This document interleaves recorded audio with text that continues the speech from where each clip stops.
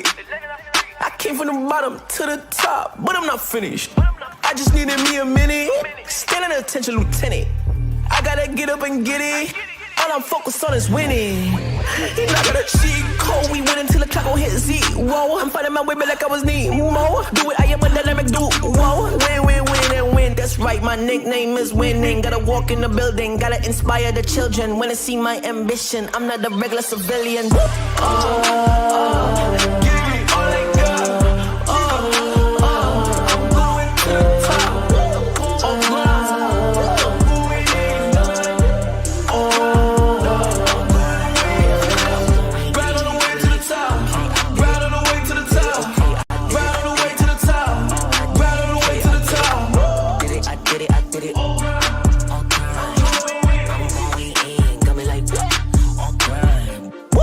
Go up to the top, won't stop. I'm gonna be the man, yeah, I gotta cut a knot. Haters really on me, tryna take my spot. But we go up, yeah, we never gon' drop.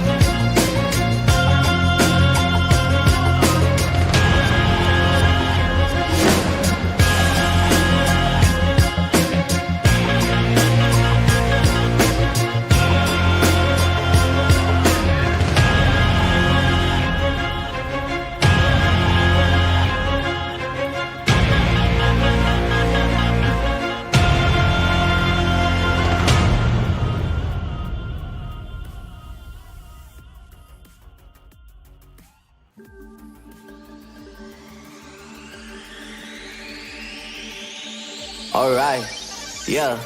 1, 2, 3, mic check, what's up? 2, 3 on my back, it's tug. Light years ahead, just call me Buzz. Hitting a shot in sync with the buzz.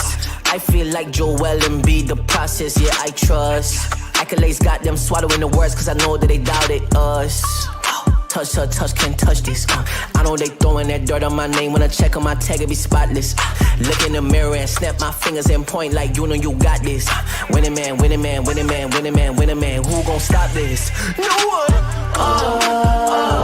Give it all I got. I'm going to the top. I'm going in. Right on the way to the top. Right on the way to the top. Right on the way to the top. Right on the way to the top. I'm going in. Live deep. The letter I stick it. I came from the bottom to the top, but I'm not finished. I just needed me a minute. Standing attention, lieutenant. I gotta get up and get it. All I'm focused on is winning. He not got a cheat code. We win until the clock gon' hit zero. I'm fighting my way back like I was Nemo. Do it, I am a dynamic duo. Win, win, win, and win. That's right, my nickname is winning. Gotta walk in the building, gotta inspire the children. When they see my ambition, I'm not a regular civilian. Give it all I got. I'm going to the top.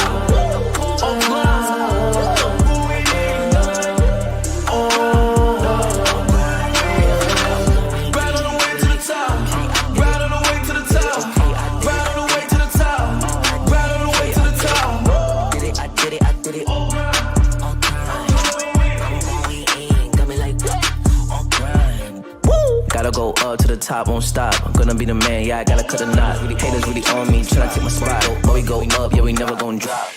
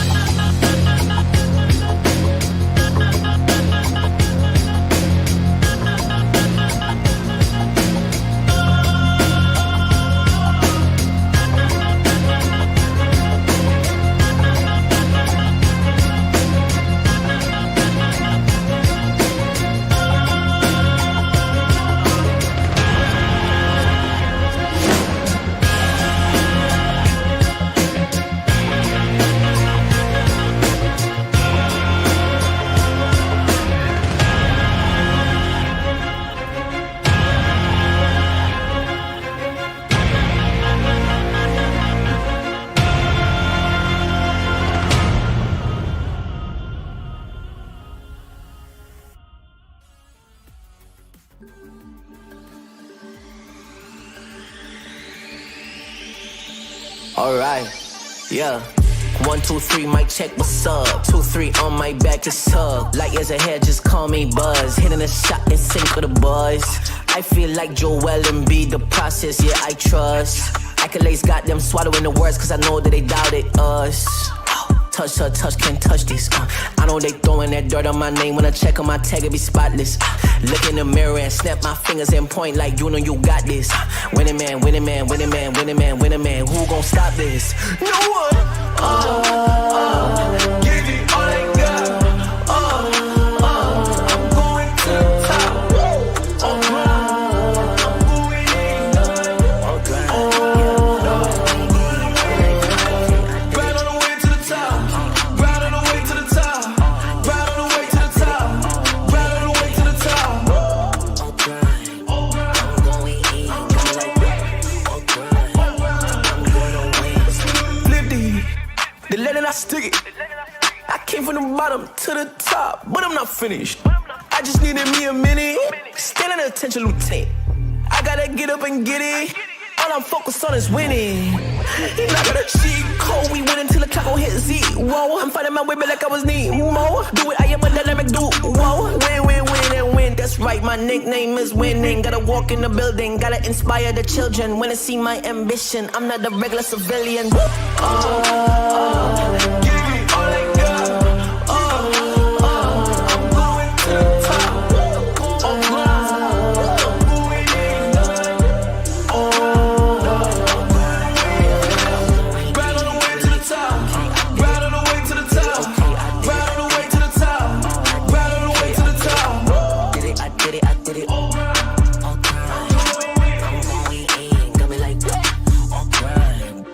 Gotta go up to the top, won't stop. I'm gonna be the man, yeah, I gotta cut a knot. Haters really on me, tryna take my spot. But we go up, yeah, we never gon' drop.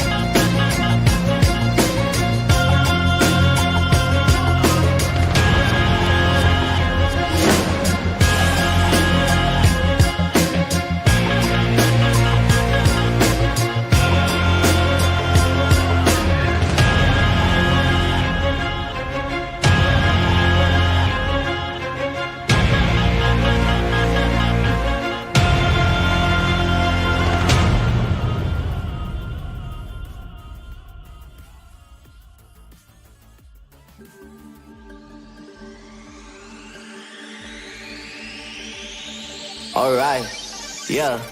1, 2, 3, mic check, what's up? 2, 3 on my back, it's tug. Light years ahead, just call me Buzz. Hitting a shot in sync with the boys. I feel like Joel Embiid, the process, yeah, I trust. Accolades got them swallowing the words, cause I know that they doubted us. Touch her, touch, can't touch this. I know they throwing that dirt on my name. When I check on my tag, it be spotless. Look in the mirror and snap my fingers and point like you know you got this. Winning man, winning man, winning man, winning man, winning man. Who gon' stop this? No one. Give it all I got.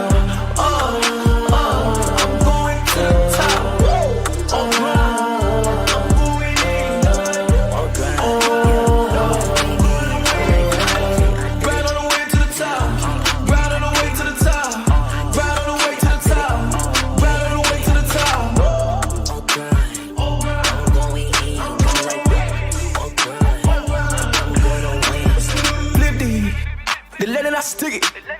I came from the bottom to the top, but I'm not finished. I just needed me a minute. Standing attention, lieutenant. I gotta get up and get it. All I'm focused on is winning. And I got a cheat code. We win until the clock gon' hit zero. I'm fighting my way back like I was Nemo. Do it, I am a dynamic duo. Win, win, win, and win. That's right, my nickname is winning. Gotta walk in the building, gotta inspire the children. Wanna see my ambition, I'm not a regular civilian. Give me all I got. I'm going to the top. I'm going in. Right on the way to the top. Right on the way to the top. Right on the way to the top. Right on the way to the top. Did it, I did it, I did it. I'm going in. Got me like, woo! Gotta go up to the top, won't stop. I'm gonna be the man, yeah, I gotta cut a knot. Really haters really on me, tryna take my spot. But we go up, yeah, we never gon' drop.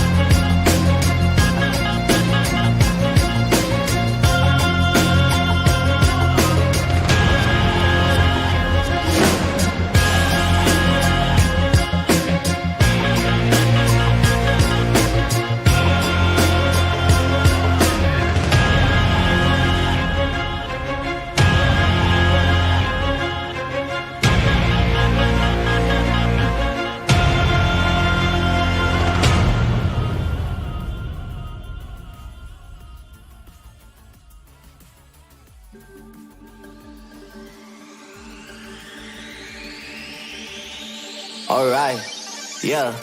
1, 2, 3, mic check, what's up? 2, 3 on my back, it's tug. Light years ahead, just call me Buzz. Hitting a shot in sync with the boys. I feel like Joel Embiid, the process, yeah, I trust. Accolades got them swallowing the words, cause I know that they doubted us. Touch her, touch, can't touch this. I know they throwing that dirt on my name. When I check on my tag, it be spotless. Look in the mirror and snap my fingers and point like you know you got this. Winning man, winning man, winning man, winning man, winning man. Who gon' stop this? No one. Give it all I got. I'm going to the top. I'm going in. Right on the way to the top. Right on the way to the top. Right on the way to the top. Right on the way to the top. Right, guys, welcome back to Legends Ascent South Asia, Week 5, Day 1. This is Kaka alongside Hades, and we will be bringing you the action for tonight. First of which, the game between the Sri Lankan team and I would say quite comfortably the second or third best team in the tournament, that is Revenants. Hades, how are we feeling? And of course, being a Sri Lankan yourself, what do you think about the chances that PNX have now to qualify? Well, I think that, well, hey everyone, glad you guys are tuned in. And Kaka, to answer your question, I think this new roster that they have cooked up, comprising of Jana and Nishastik in the bot lane, still have to prove that they can, match some of these top tier teams in this tournament. So I'm really looking forward to see how each individual member actually performs and, lives up to the expectations and the hype behind them. I have a feeling that this is definitely going to go into a 3-game series. That's the feeling that I have. I'm not sure who's going to take the win, but I would still like to support, of course, PNX Ascension in this. Let's see, because they are the underdogs, I do believe, if I'm not mistaken, at least according to you. Yeah. And some of the others as well. So what do you think? How do you think this is going to play out? What do you think, Kaka, is going to be the key factors for either of these teams to take this best of 3? Yeah. I think this is in favor of Revenants, honestly, as we look at the tournament format for now, and then get back to that topic, as 9 teams are still in the round robin league stage. I think the top 2 spots are secured, maybe the top 3 slots are secured already. One more slot remains that will enter the top 4 battle, and they will be playing in the double elimination playoffs. And of course, full fearless draft. So I think that is the icing on the cake in this tournament. And yeah, coming back to your point, I do feel like it is quite heavily favored towards the side of Revenants. They have looked really good as of now, only losing out to Kakao in a 3-game setting right there, and to SATUL, which has, they have beaten literally everyone else. So I don't think there's any shame in losing to them. Meanwhile, PNX has been struggling, as you said, did add or shift around their roster a bit, and it hasn't been for the better, I would say, as of now. Maybe they end up qualifying, maybe they end up winning the whole thing. That is yet to be seen, but it is very highly unlikely.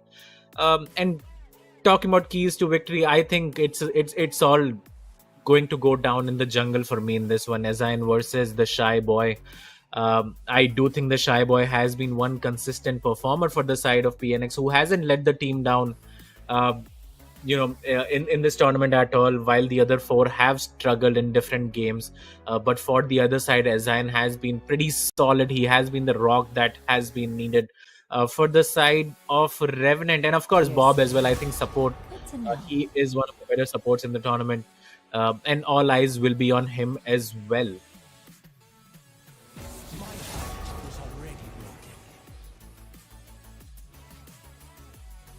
All right. Speaking about the draft for now, it seems like Akali is going to get banned. Viego going to get banned as well against SYN. Not a surprise there. Both these picks are targeted bans right now. There should be a Zyra ban, honestly, coming in from the side of the Revenants if they want to pinch out the Shy Boys. There you go. That's exactly what's going to happen. And for the other side, wouldn't be surprised if the Kane comes out, if the Dyna or the J for one of these 3 champions gets banned. Even the Tristana for Potato Monster is one of his comfort champions. The Smolder as well. If you can't first pick it, might as well ban it against him. So one of these 3-4 champions could be the second ban coming out from the side of PNX. But it looks like the Shen will come out against Sharon Reddy. Honestly, not a bad ban at all. It's a global ultimate. Shen can be everywhere, so it's a good ban coming out from them. And last ban, I think again it should be focusing the Shy Boy in the jungle. So let's see what that is going to be from the side of Revenants in this one. I think they should be pretty happy about the jungle matchup. And there you go. Another jungle pick is going to get banned from the side of Revenants right there. That is going to be the Kindred. And for PNX, I think they should be banning out the Kane or the J4 in this one. Yeah, and instead they choose to go ahead with the Cassiopeia band. It's one of Unseen Blade's favorite champions. It's quite known on that pick, notorious. And I'm back, and let's see what the priority is going to be on the side of Syndicate, what they want to pick up here on the blue side. If the priority is going to be towards the top lane, towards the jungle, maybe pick up a safe AD carry for themselves. Let's see how they want to go. Yeah, I think it will be an AD pick, and yeah, as I was saying earlier, the Tristana for Potato Monster, I think it enables him to play aggressively towards the bot side. More importantly, it opens up Bob as well towards the bot side of the map to pick up his Blitzcrank, to pick up his Rel, all these, sort of engage, dueling, bruising sort of support. So I think he'll be very happy with that. And for the other side, I think Kaisa could come in, or the Ezreal could come in early, but it looks like the Nico will be the flavor of this one, and should be paired with an ADC right here, unless they want to pick, a priority pick for the Shy Boy like the J4 or something else that maybe he wants to take to the jungle role. So as we await their second pickup, I do want to touch on the mid lane matchup as well. I think Q2 versus the Unseen Blade, I think it's going to be one of the better matchups, as well as the Caitlyn is actually going to get locked in with the Nico. So a very, a pushing lane, a very oppressive lane going to come out for the side of PNX. Yeah, and for the side of Revenants, I think they should be looking to... I don't think the Blitzcrank is a bad pick again right now if he wants to go for that route. And it looks like that's exactly what's going to happen. And this should be the Jarvan pickup. I wouldn't mind a Jarvan right about now for the side of SYN. Although he could play other champions like the Diana as well, but I'm not a big fan of that. I think the Jarvan makes the most sense, and I would love it if they picked it up here. And it's also a good denial pick from the Shy Boy as well, because he also does like to play this champion, and also does set up some important some CC. Jarvan is a champion that has very good clear speed, very good scaling, can impact the map in the early to mid stages of the game very well, and can also be, a menace to the backline, especially when there's no summoners available. Can just lock them in place with that Cataclysm. So you bring in that extra team fight while also denying it from the Shy Boy. So very good pick up there. Good call out there, Kaka. They want to go with the Wukong, yes? Yeah, that would be the answer to this. So the Wukong-Nico combination, both teams seeming to draft towards that team fight that we are looking to expect. The Blitzcrank obviously going to be helping towards getting some picks as well. Yeah, looking at the bans now, that Lissandra gets banned, so that does indicate like Q2 maybe wants to go for his infamous or famous Echo that he likes playing so much. And the Echo is going to get banned as well, so every time I call out a pick, I think it just gets banned. I think that's pretty good to watch. And for the other side, the Rise is going to get banned. They don't want to play against the Unseen Blade and his champions, but Unseen Blade does have the Syndra open as well for him if he wants to visit that one. The Silas is up as well, would be a good pick, seeing that the Nico has been picked up, so picking up that Pop Blossom ultimate for himself is going to do a lot of good things if they want to do that. I think the Yone could get banned as well right here, just focusing more on Q2 and just banning out his comfort champion, so that wouldn't be a bad call as well. But it looks like they will be banning the Silas themselves. And that does indicate to me at least heavily that the Syndra is up for consideration for the side of Unseen Blade and Revenants. And Hydra, I think he should be pretty happy picking up one of his champions here, but it looks like the Vlad is going to be a hover coming in. Could go towards the top side, could go towards the mid lane as well. So quite a flexible pick coming out here.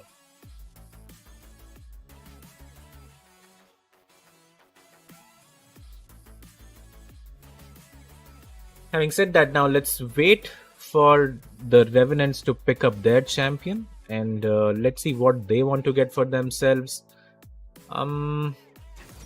Oh, the Aurelian Soul was not expected at all. I mean, against the Wukong and the Nico and the Vlad, such a dive heavy comp, I think it might be a bit of a struggle, but if he can scale into the late game or the mid game as well, getting 2-3 items for himself, then I think that is just going to be a free game for the side of Revenants as the last pickup. Could be the Mordekaiser, and there you go. It is looking like the hover for them. So the Mordekaiser is going to come in as well. And this should be a Camille pickup if they want to go for it, and that is what's going to happen as well. I mean, I can't believe that I've called out most of this draft. So, yeah, this was fun. Now, having said that, I do believe the Revenants have the better end of this one. Great scaling into the late game, great engage champions as well, and Tristana as well for the disengage. So I think they have a lot of tools to deal uh, with the bot lane of PNX, with the mid and top as well. I think Mordekaiser should be fine towards the mid to late game as well against the Camille, of course. Could struggle in the laning phase a bit, but SYN being the early game jungler on the Jarvan that he is, I think he's going to provide a lot of tools to his top laner and try to cover him towards the top side of the map so that Mordekaiser can have a good time.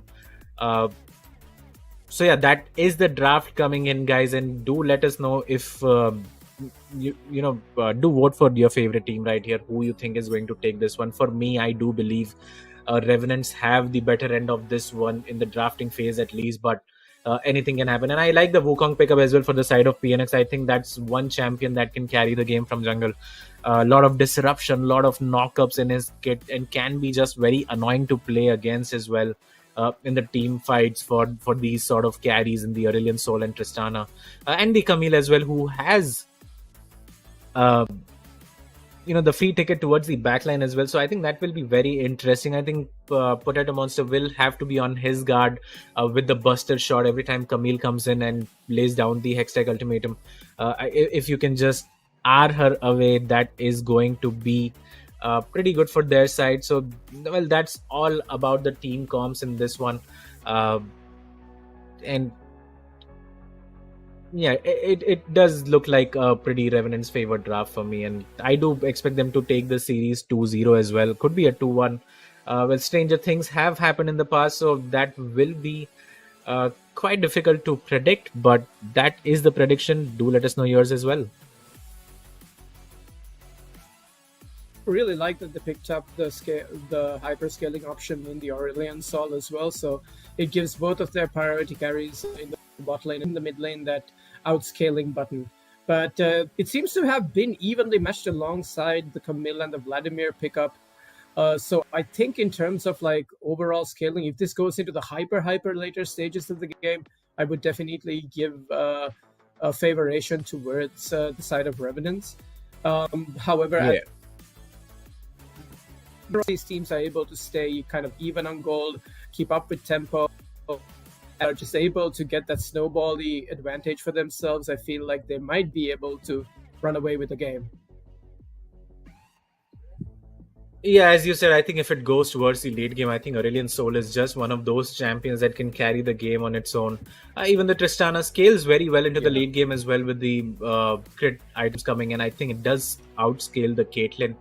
Especially so, as long as the Tristana and Blitzcrank can survive or even win the laning phase, I think that they're in for a really good game coming in. And I really like the Jarvan pickup as well. I think we have to speak about that. I think it's so underrated, that champion, and doesn't get played enough, especially in our scene where there's a lot of fighting.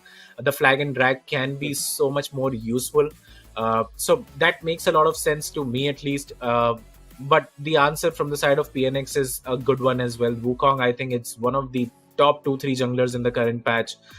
Can just create havoc in these team fights. Such a disruptive champion in nature. So the jungle matchup is the interest point for me. I think the Shy Boy has been the star performer for PNX quite comfortably as well. Even against SATUL, he had a great game on Zyra, which got banned early on. And for SYN as well, I think he has been performing to his limits in this tournament. So that is the one to watch matchup for me coming into this one. Well, would love to get your thoughts in this matchup. Honestly, you are very familiar with PNX, and we have seen Revenants play up against the lesser teams and just bash them up. So for you, who do you think takes this one? You did say 2-1 you would think for the side of PNX, or at least wish for it, but in this game one, what matchups fascinates you? I'm going to be keeping my eyes on the top lane as well, because I mean, the Camille that has been picked up by Hydra, he's demonstrated that he's actually exceptionally good on this champion. Can just single-handedly just take over a game if he's just given out that agency. Also has the ability to lock down these kind of mobile AD carries like Tristana from jumping away with the Hextech ultimatum. So it depends on how these team fights go. You did mention that Shy Boy in the jungle also has shown. They did, at least in their last series against Suvo Haters. He just showed that he can just be super influential on this champion, on the Wukong. And like you said, it's like definitely a top 3 jungler in the current meta as well. And to attest to what you said about Jarvan just being such an underrated pick, I do agree with you 100%. And it is also one of those team fight champions that can... It was a denial pick for sure, because Shy Boy, even in his series, the last series against Suvo Haters, he did play the Jarvan, he did play the Wukong. So taking that off the board in the very first game is also going to be super helpful. But we are going to head into the Rift, ladies and gentlemen. If you just tuned in, this is Legends Ascend South Asia. We are on week 5, game 1, if I'm not mistaken. And let's see if there's going to be level 1 shenanigans. Yeah, well, speaking of shenanigans, whenever you have a Blitzcrank, I think that's quite expected that something of that sort is going to happen. Just looking at the summoner spells for now before we get into the action, Ghost by Q2, so he's not going to run the TP. He wants the Ghost for himself, and he's going to choose that option. Everything else quite, I would say, meta standard, so I don't think that's going to be a problem at all, as Hydra seems to be lagging. That's why the pause has come in. Early game wise, again, Jarvan, the better champion, especially at level 2 and 3, can have that sort of ganking power. But in the bot lane, though, Nico is one of those champions that, again, is getting quite popular, especially in these international events. It gets quite picked quite a lot. I mean, even yesterday, if you got the BLGAL matchup on, getting that 5-man ultimate was just glorious to watch as well. Although it did not work out for them, but just seeing such sort of engagements coming in, I think it's just fun to watch a lot of times. So we'll be hoping more of the same from the side of PNX in this one, but let's see what happens. And it looks like Hades has disconnected, and you guys have to see my beautiful face from now. But it does look like a good matchup, and we will be jumping into the game back very shortly in this one. And the game has started, and I really can't wait for the action to resume. Do let us know who you think wins.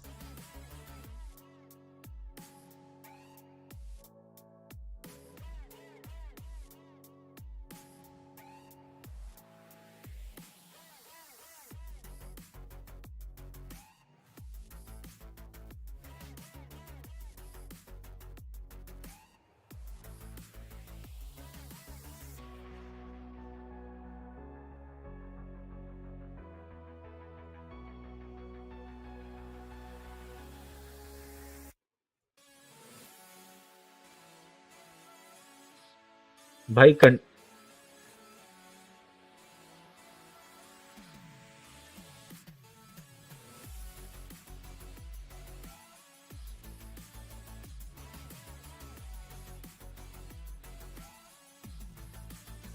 Right, guys, we will be taking a short break and coming back again very shortly. And when we are back, game 1 will resume.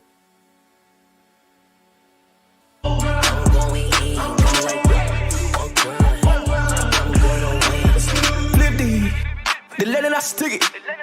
I came from the bottom to the top, but I'm not finished. I just needed me a minute. Standing attention, lieutenant. I gotta get up and get it. All I'm focused on is winning. Not gonna cheat code. We win until the clock gon' hit zero. I'm fighting my way back like I was Nemo. Do it, I am a dynamic duo. Win, win, win, and win. That's right, my nickname is winning. Gotta walk in the building, gotta inspire the children. Wanna see my ambition. I'm not a regular civilian.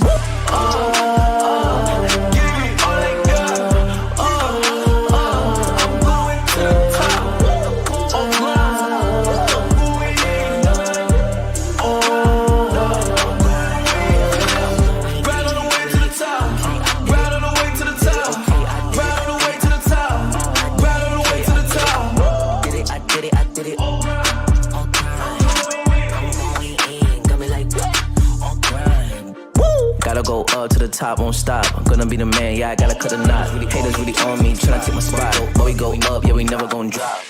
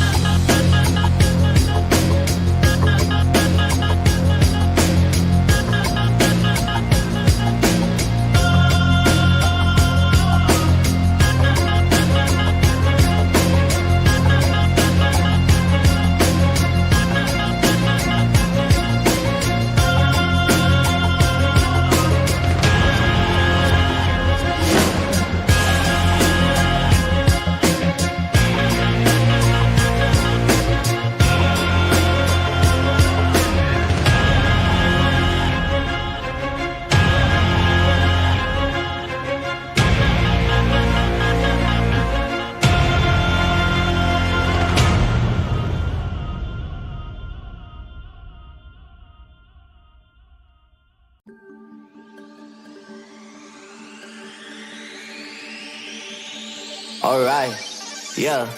1, 2, 3, mic check, what's up? 2, 3 on my back, it's tug. Light years ahead, just call me Buzz. Hitting a shot in sync with the boys. I feel like Joel Embiid, the process, yeah, I trust. Accolades got them swallowing the words, cause I know that they doubted us.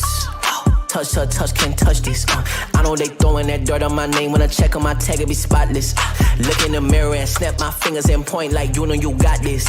Winning man, winning man, winning man, winning man, winning man. Who gon' stop this? No one. Give it all they got. I'm going to the top. On grind. I'm moving in. On grind. Grind on the way to the top. Grind on the way to the top. Grind on the way to the top. Grind on the way to the top. On grind. I'm going in. I'm like that. On grind. I'm gonna win. Flip these. The letter I stick it. I came from the bottom to the top, but I'm not finished. I just needed me a minute. Right, guys, sorry for that minor disruption, but we are back and we will be jumping into the game very shortly.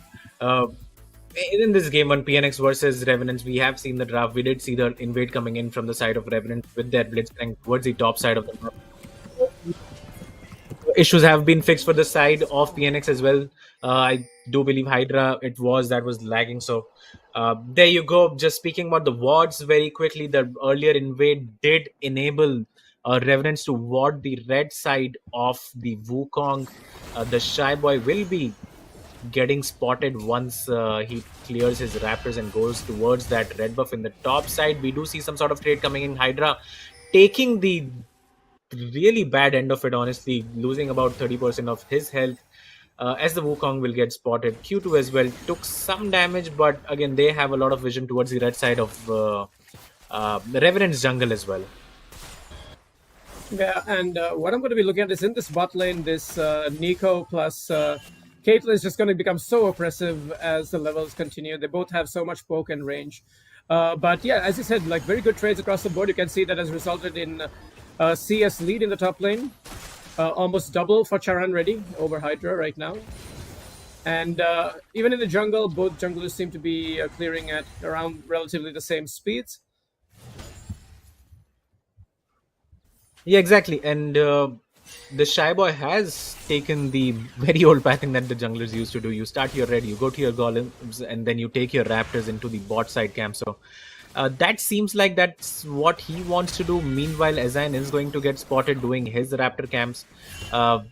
And then moving towards the red buff, there you go. He does get wing drag there. Both the junglers have taken 3 camps each for now.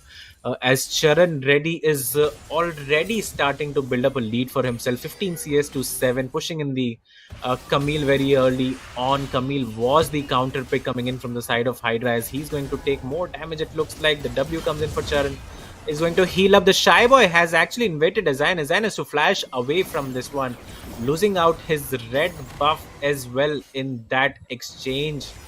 A good invade from the side of Shy Boy, using his champion to its limit for now, as towards the top side Hydra almost ends up going down. The hook is going to come in. No, the Nico is going to flash away. The heal is burned as well, and she's going to take a lot of damage right there. Yeah, and I would say that this is basically the Revenants team coming online in the early game. They seem to be having a winning top lane for sure, because Hydra is playing Camille, one of those champions that does need a couple of items before she can, come online. So trying to trade aggressively into a Mordekaiser that has push, probably not the best, and Q2 gets also chunked down, but he's a Vladimir. He should be okay. Has picked up about a 10 CS lead, 9 CS lead in the mid lane for himself. Able to continue to apply pressure, and as you can see, Potato Monster jump in, and he goes for Janna, takes a very good trade, has his jump reset if he wants to. Just maybe back away, but instead just opts to take the HP trade instead. You can see a hover also in the mid lane, but Jarvan going to be recalling, I think. Yeah, I want Unseen Blade to take this wave and get out of this lane for now. Go back, pick up your tier if you want to make that item or something else, as Zion seems to be disconnected. Maybe he's reconnected back already. Yeah, he has. So the game is not going to get paused, but we were talking about this oppressive bot lane. We can see that in terms of the CS difference coming in. 10 CS already at 4 minutes for the side of Caitlyn. It's only going to become more annoying for Potato Monster to find some sort of takeaway in this lane in terms of CS or damage as well. The hook did land earlier, so Nishastic of course cannot afford to step up too far, but except for that, there is no saving grace for the side of Revenants towards this bot side of the map. The TP does come back in for the side of Unseen Blade. He's going to use that towards the mid side. The jungler Shy Boy is going to get spotted doing his Raptor, so not a lot of action to begin this game. 5 minutes and no first blood, a slower paced. It's all about farming. Top is winning for the side of Revenants. The Shy Boy doing a good job on this Wukong for now. Mid seems to be quite even, and bot again, I think Janna is going to pick up a few more CS for himself and then find that lead for himself as well. Yeah, and you can see it's already started itemizing now towards that Utah's Wild Arrows. And I do expect Charan Reddy to continuously have an early game favor in this matchup going into the Camille, as Camille does. Probably once she maybe hits her first item, once she gets her Trifle, she'll be having some better dual potential. But you can see that in the Sumo Hater series, there was a lot of topside attention actually given towards Hydra, trying to get him ahead. So we'll see if there's going to be any jungle proximity maybe coming in the side of the solo laners. Right now, it seems to be kind of a handshake. Everyone just going to, just farm up, not do anything a bit too risky. But as soon as the grubbies do spawn on the map is when I expect some action. But hold that thought, because Charan Reddy does have ultimate and is looking to trade aggressively. Yeah, the dragon is up as well, and it looks like the Nico is going to start that one, but Janna's in trouble, uses his flash, still might end up going down. Potato Monster may have overextended right there, uses the flash and is able to get away for now. The Shy Boy not able to follow up and exchange. Actually, the Tristana does go down, so I think that was a bit aggressive from the side of Potato Monster. Could have just saved his summoner spells right there. Janna had used his own in that exchange and maybe looked for a kill later on. I'm not sure if that was worth at all. He's going to lose out on a lot of farm as well. He's already 20 CS behind and a level behind as well. And it looks like the Shy Boy is going to start that dragon now that the bot lane has that sort of an advantage, and the pushing lane coming and doing a lot of work for the side of PNX so far. Yeah, it also gives Q2, because he has push, also can just join this fight if he wants to. You can see Jarvan is hovering around, maybe trying to look to get a steal Pool has been used, so let's see if they try to maybe turn on the Vladimir instead, but no. Instead, it's going to be a Dragon picked up as a result of that bot dive. Not really going the way that Revenants really wanted it to. Like you said, Potato Monster maybe greeting a little bit on the kill over there, has to use his summoners as well, and this is a Tristana that's already behind, has a call picked up alongside components to all the pickaxe and the other item. But hold that thought because he's going aggressively once again into this level 6 gate, and the hook is going to miss from Bob. And this means that Nishastic potentially has an angle here to lock somebody down. Let's see if it's going to come out. Not going to be the case.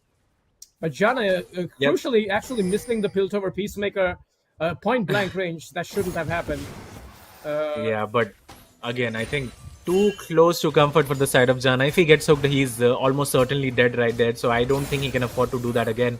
Does have some leeway now that Blitzcrank does not have his flash available. But Q2 looks like he's having a great time towards this mid side of the map. Just pushing this Aurelian Soul in as much as he can. And again, A-Soul was picked up after the Vlad.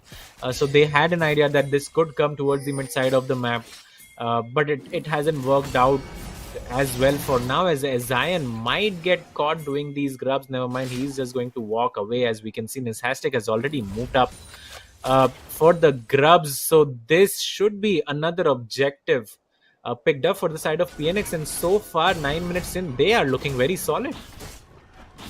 Yeah, indeed. And it just goes to show those small kind of like, early game decision making. A little bit of overextension from the side, over eagerness, so maybe from the side of Revenants, resulting in this. And now Grubby is going to go uncontested as well. But now Jana is going to get hooked here, and he's probably going to die.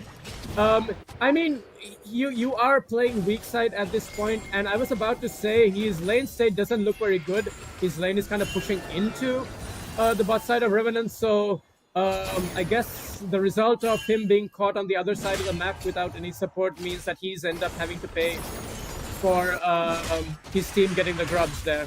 But well played there, very good hook by Bob, very patient with it, was able to secure the kill and get his ADC. Yet another kill now, Tristana is 2-1, but now the Hextech ultimatum has been thrown down and the Death Realm has come in to play. Hydra versus Sharon ready, but Hydra does not win those. Has to use his slingshot to try to get away, but now the Shy Boy is kind of caught between two members here. The fray is joined.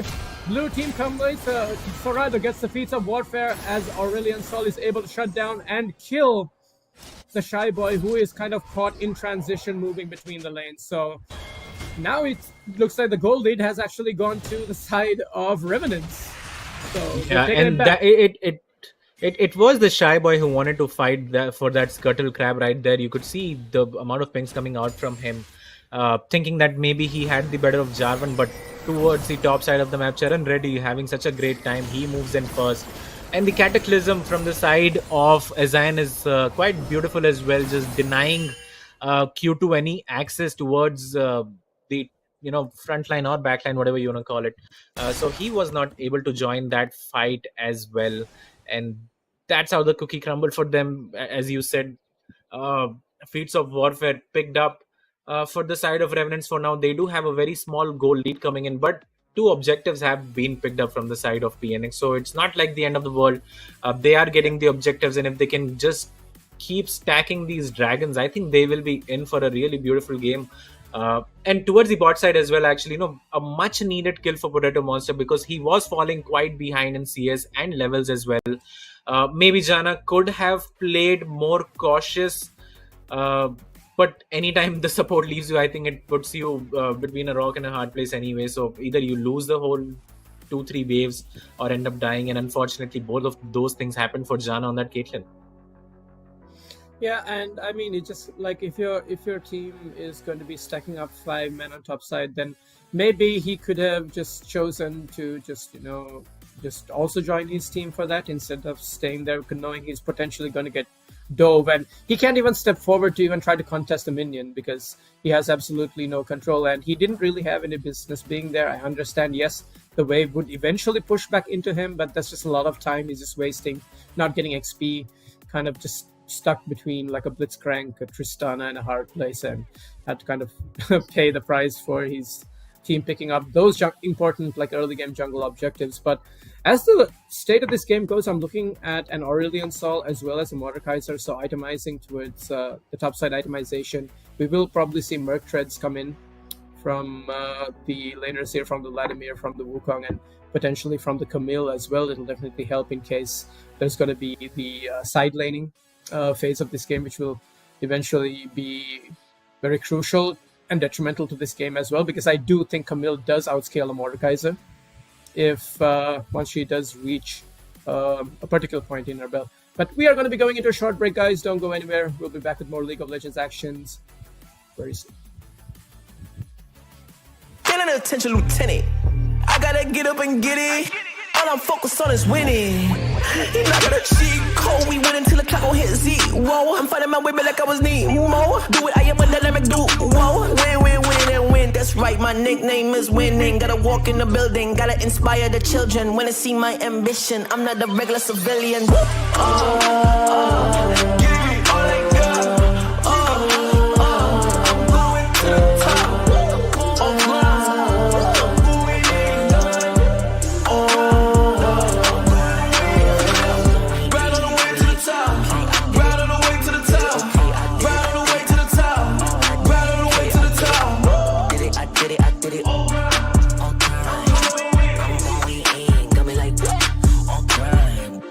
Gotta go up to the top, won't stop. I'm gonna be the man, yeah, I gotta cut a knot. Haters really on me, tryna take my spot. But we go up, yeah, we never gonna drop.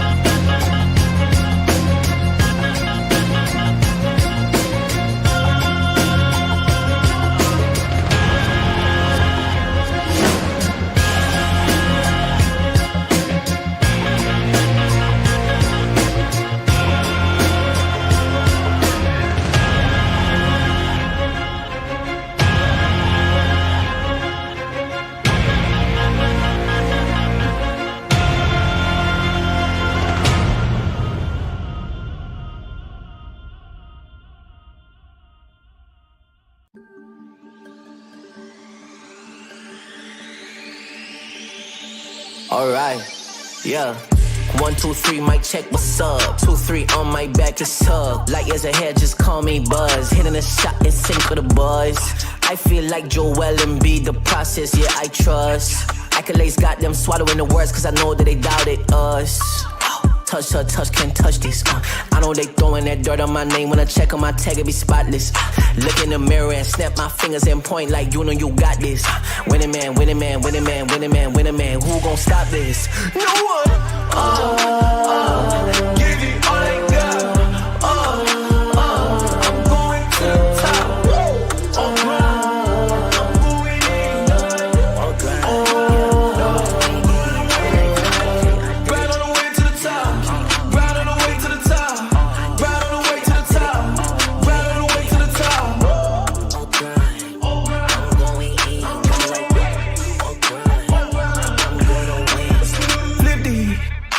I stick it. I came from the bottom to the top, but I'm not finished. I just needed me a minute. Standing attention, Lieutenant. I gotta get up and get it. All I'm focused on is winning. He not gonna cheat code. We win until the clock gon' hit zero. I'm fighting my way back like I was Nemo. Do it, I am a dynamic duo. Win, win, win, and win. That's that's right, my nickname is winning. Gotta walk in the building, gotta inspire the children. When they see my ambition, I'm not a regular civilian. Give me all I got. I'm going to the top. Right on the way to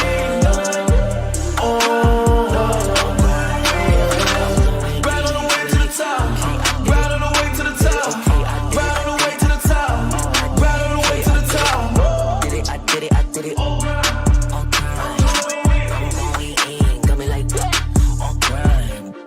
Gotta go up to the top, won't stop. I'm gonna be the man, yeah, I gotta cut a knot. Haters really on me, tryna take my spot. But we go up, yeah, we never gon' drop.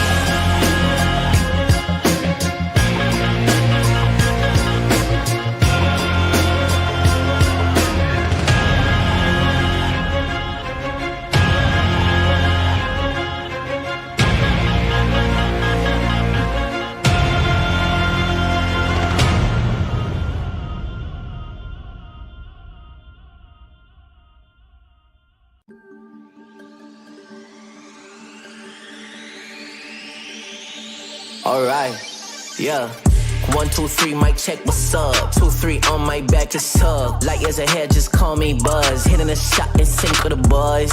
I feel like Joel Embiid, the process, yeah, I trust. Accolades got them swallowing the words, cause I know that they doubted us. Touch her, touch, can't touch this. I know they throwing that dirt on my name. When I check on my tag, it be spotless. Look in the mirror and snap my fingers and point like you know you got this. Winning man, winning man, winning man, winning man, winning man. Who gon' stop this? No one. Give me all I got. I'm going to the top. I'm going in. Right on the way to the top. Right on the way to the top. Right on the way to the top. Right on the way to the top. I'm going in. Flip the letter, I stick it. I came from the bottom to the top, but I'm not finished. I just needed me a minute. Standing attention, lieutenant. I gotta get up and get it. All I'm focused on is winning. You're not gonna cheat code. We win until the clock gon' hit zero. I'm fighting my way back like I was Nemo. Do it, I am a dynamic duo. Win, win, win, and win. That's right, my nickname is winning. Gotta walk in the building, gotta inspire the children. When they see my ambition, I'm not a regular civilian. Give me all I got. I'm going to the top.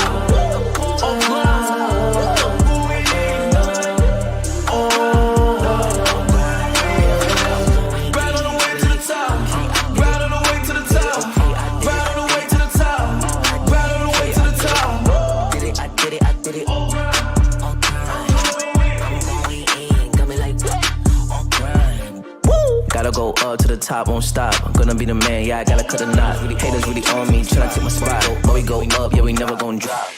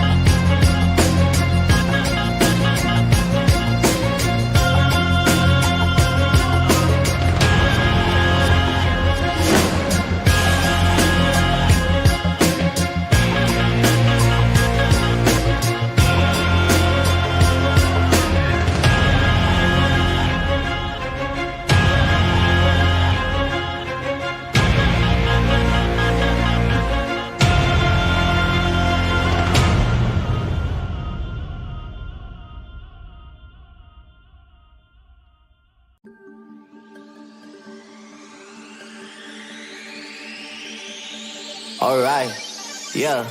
1, 2, 3, mic check, what's up? 2, 3 on my back, it's tug. Light years ahead, just call me Buzz. Hitting a shot in sync with the boys. I feel like Joel Embiid, the process, yeah, I trust. Accolades got them swallowing the words, cause I know that they doubted us. Touch her, touch, can't touch this. I know they throwing that dirt on my name. When I check on my tag, it be spotless. Look in the mirror and snap my fingers and point like you know you got this. Winning man, winning man, winning man, winning man, winning man. Who gon' stop this? No one. Give it all I got. I'm going to the top. I'm going in. Right on the way to the top. Right on the way to the top. Right on the way to the top. Right on the way to the top. I'm going in. Flip the letter I stick it. I came from the bottom to the top, but I'm not finished. I just needed me a minute.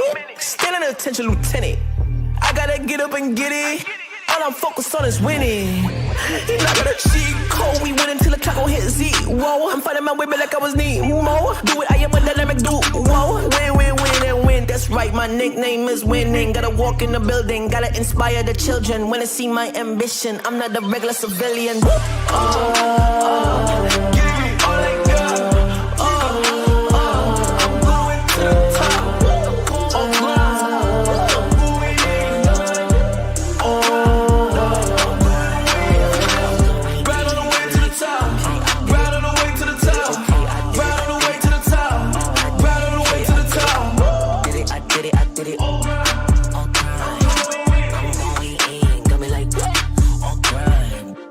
Gotta go up to the top, won't stop. I'm gonna be the man, yeah, I gotta cut a knot. Haters really on me, tryna take my spot. But we go up, yeah, we never gon' drop.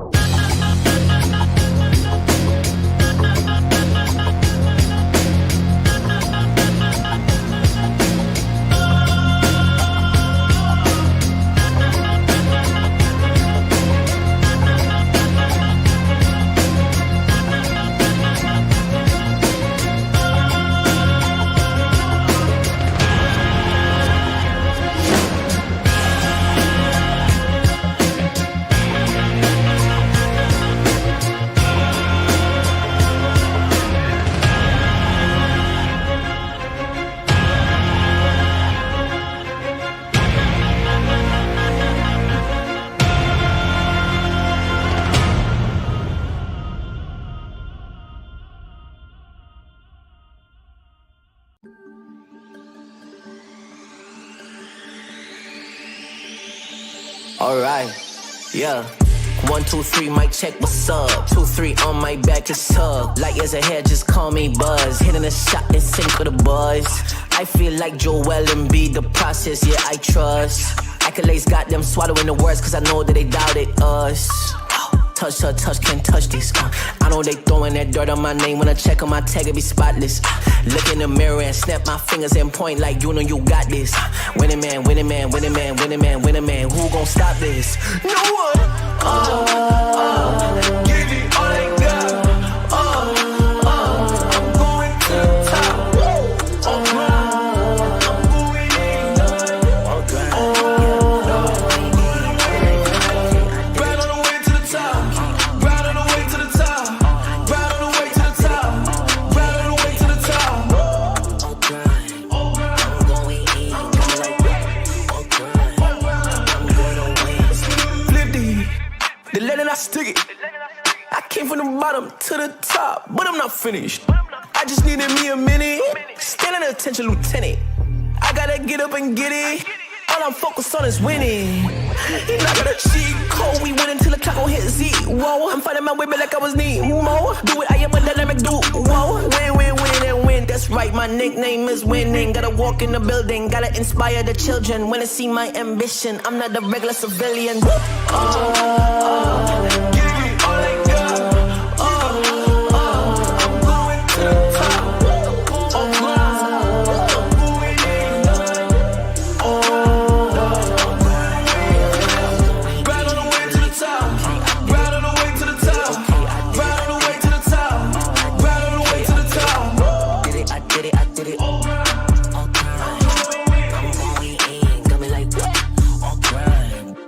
Gotta go up to the top, won't stop. I'm gonna be the man, yeah, I gotta cut a knot. Haters really on me, tryna take my spot. But we go up, yeah, we never gon' drop.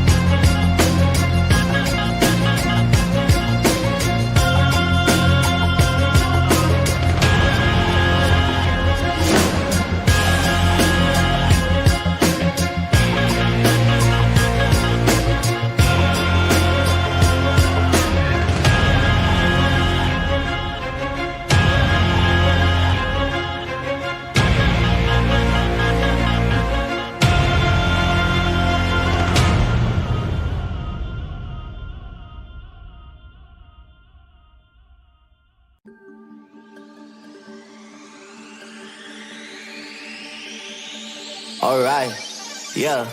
1, 2, 3, mic check, what's up? 2, 3 on my back, it's tug. Light years ahead, just call me Buzz. Hitting a shot in sync with the buzz. I feel like Joel Embiid, the process, yeah, I trust. Accolades got them swallowing the words, cause I know that they doubted us. Touch her, touch, can't touch this. I know they throwing that dirt on my name. When I check on my tag, it be spotless. Look in the mirror and snap my fingers and point like you know you got this. Winning man, winning man, winning man, winning man, winning man. Who gon' stop this? No one. Give it all I got. I'm going to the top.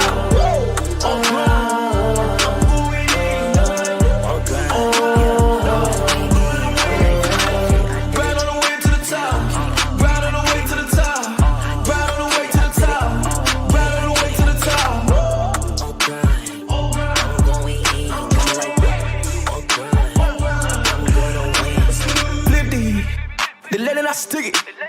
I came from the bottom to the top, but I'm not finished. I just needed me a minute. Standing attention, lieutenant. I gotta get up and get it.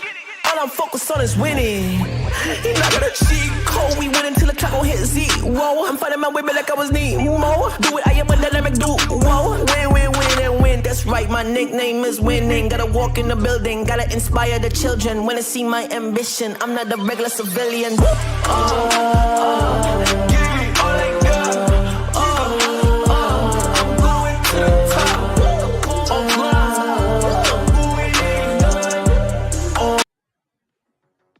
Alright guys, welcome back after what seemed like an endless pause, but we were facing some difficulties, and fortunately that has been resolved and we will be jumping back into the action very soon. Again, it was quite a long pause timer, so we will have to see where we were in the game, and there you go, 7-3.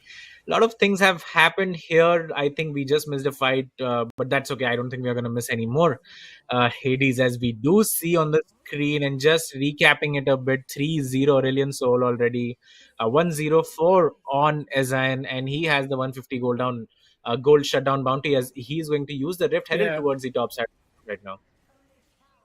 Yeah, they look to try to maybe secure this, but Camille is just bullying him a little bit, takes some of his HP bar. That should be first tower secured. The Nico does seem to be coming in, but Flag and drags away, so they secure the objective for themselves. They pick up the first start of the game. Herald is maybe, I was going to say maybe not go for the second charge there, but we do see another pause in the game. Very unfortunate to see. And yeah, I'm very really sorry, guys. That was a long pause for me. Personally, that was the equivalent of a Morgana binding. Everybody understands that if you're a League of Legends player, that's how long a Morgana bind does last for. And we do hope that this one would be more of a Lux bind, or maybe something even a little bit shorter than that. But Kaka, looking at this game set now, the first start has been picked up there by Revenants, so puts them in a comfortable position to kind of snowball this early game as well, open up the top side of the map, allowing them to maybe even look to make some rotation plays on the Herald that will be spawning on that side of the map. So what do you think the answer is going to be now? So I think it's now PNX's turn to try to do something. Yeah, I mean, it looks like Revenants have picked up the feats of strength as well, with that first turret, with the feats of warfare as well secured already, as we had seen earlier.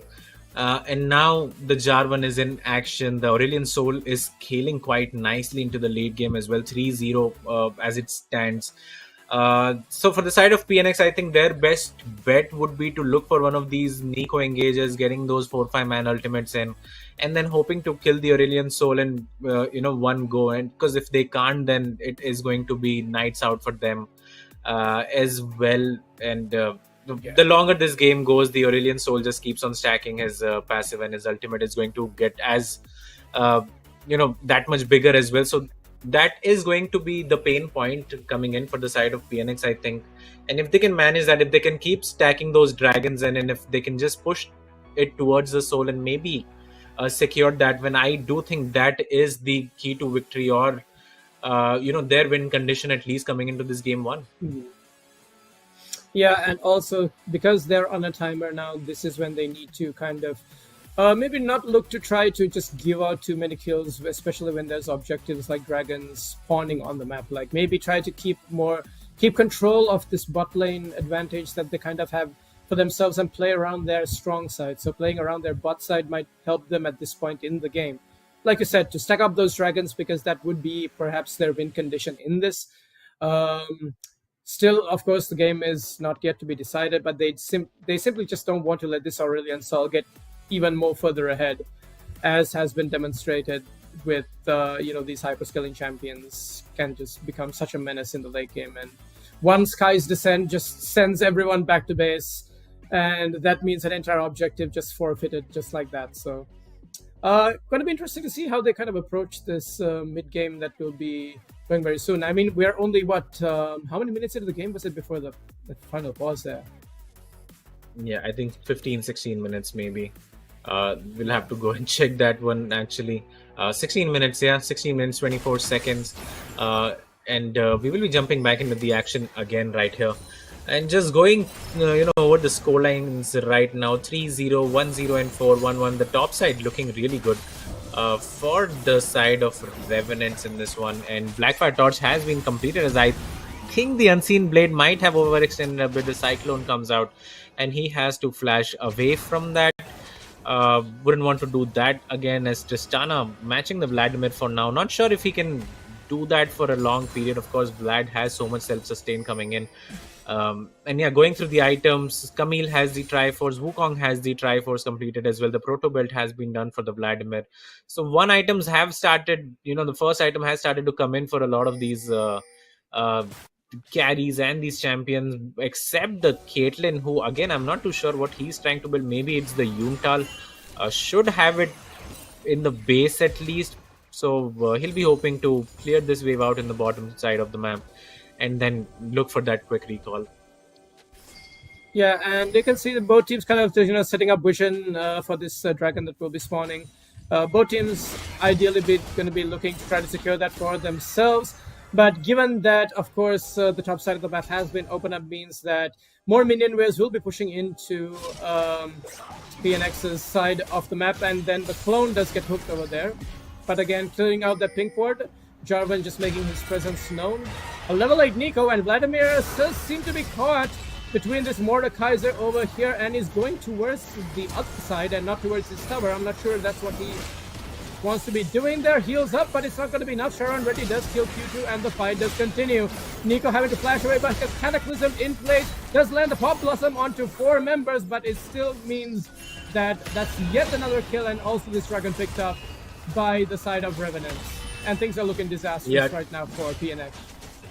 100%. I think Q2 with a horror pathing right there, running into the Mordekaiser, gets ulted, then uses the ghost to run away, but does not really, dodge any damage whatsoever. So he's going to go down. That opens up the opportunity for the side of Revenants to push up further, as the Nico flash was burned. ASCENSION uses his Cataclysm, secures that kill, and the objective will now go towards the side of Revenants as well. So we were talking about how PNX needs to focus on these dragons, stack them up, and then hope that they can reach the soul point. But now even that avenue does not look too bright for them, as Asol does not have the flash, actually might end up going down. Camille is tanking the turret for now. The TP will coming from the side of Charan, who does not have the flash available to him, so I don't think he can do much there. The flash was burned from Hydra in that exchange, but I think that's very worth it, getting the shutdown onto the Camille. Yeah, that was very worth it. I think the Shy Boy had already taken aggro, so I'm not sure if Camille had to burn her flash there. I think a little bit of panic flash maybe? But hold the topics now. Vladimir does still have the pool, should be okay. Defensive Nico ultimate to try to keep this Vladimir alive, who now goes into his pool, uses his rocket belt, but is not going to be able to survive. Potato Monster claiming kill credit on that, and the pressure just continues to mount as Thornborn Atakan has spawned on the top side of the map. 20 minutes into the game, we're looking at 34,000 to only 31,000 gold here, so 3,000 gold lead, and now the Shy Boy being caught in the death realm by the Mordekaiser. He's going to use his warrior trickster to try to get away, but it's not going to be enough. He slashes away, but still dies for the tick damage. And now Camille tries to join the play, maybe try to get a kill on this Mordekaiser, is able to pick it up.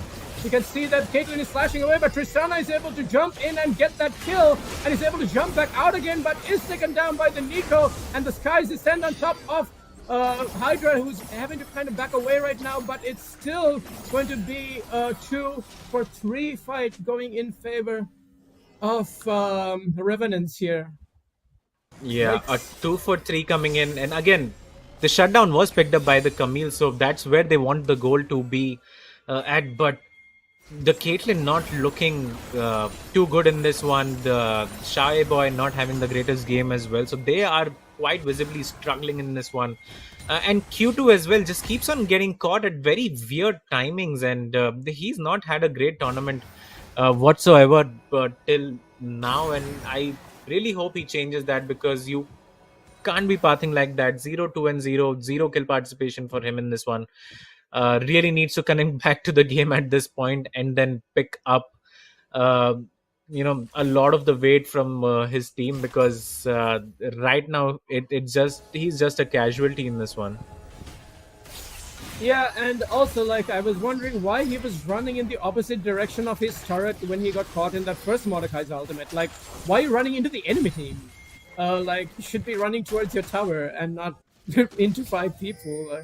Not sure what the thought process was behind that, but now this means that they have conceded full topside control. Look at the vision line that Revenants have set up for themselves on that quadrant of the jungle. Now this means that this level 9 Nico needs to kind of, face check into a Blitzcrank who could be behind any one of these bushes. Now you can see him sweep, but he's going to get hooked. Oh, the clone is able to come out as the hook does go wide by just a bit, but Atakan has been started by this Revenant squad, who are quite happy to try to take this, knowing that they have a sizable advantage in items and gold for themselves. Yeah. Camille is keeping Aurelion Sol kind of at bay, but both teleports could be invested here if need be, but I don't think there's going to be a contest. I don't think the PNX boys are going to try to go for a miracle steal here. Wukong is able to come in, but he's picked up. Steady hands there by Jarvan, able to secure the Otacon, and now come the teleports and low Blitzcrank, but that's not going to do any good because the Tristana is still alive, full HP. The kill is picked up by the Jarvan there on that Caitlyn, who is at this point literally just like not even dealing any damage whatsoever. Vladimir just goes into his death, and that would signal the nail in the coffin. It's just 23 minutes into the game, Kaka, and PNX have already conceded just too much to be able to try to come back in this game, I feel, at this point. Yeah, and let's get a replay of that if we can. I think that's just a very one-sided affair. The team fight as well. The Articans was started from the side of Revenants, and they were very happy to take one of those 50-50s, just trusting their jungler to do it, and that's exactly what happened. Jarvan able to secure the objective for themselves, and on top of that, get the ace, only losing out the Blitzcrank, I believe it was. So they will not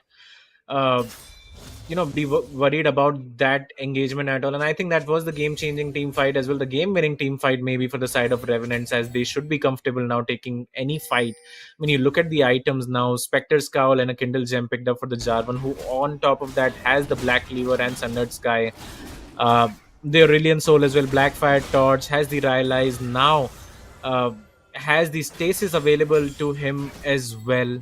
The Tristana has 2 items picked up. The Mordekaiser, looking so solid, has 2 items as well. So I just think for the side of PNX now, they lack the damage to kill out these frontline champions from the side of Revenants.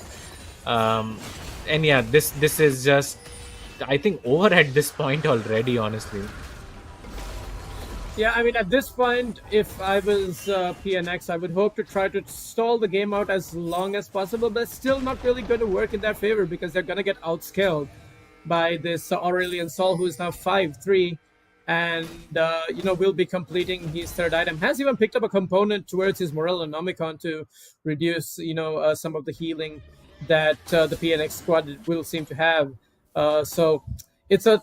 I really don't know how, unless we do see a throw, maybe. But hold that thought, because Nico just gets caught up and blown up here. Like, you are alone, Nishastic. There's no one to back you up, even to try to contest Vision at this point. So, stepping a bit too far forward is punished for his mistake over there.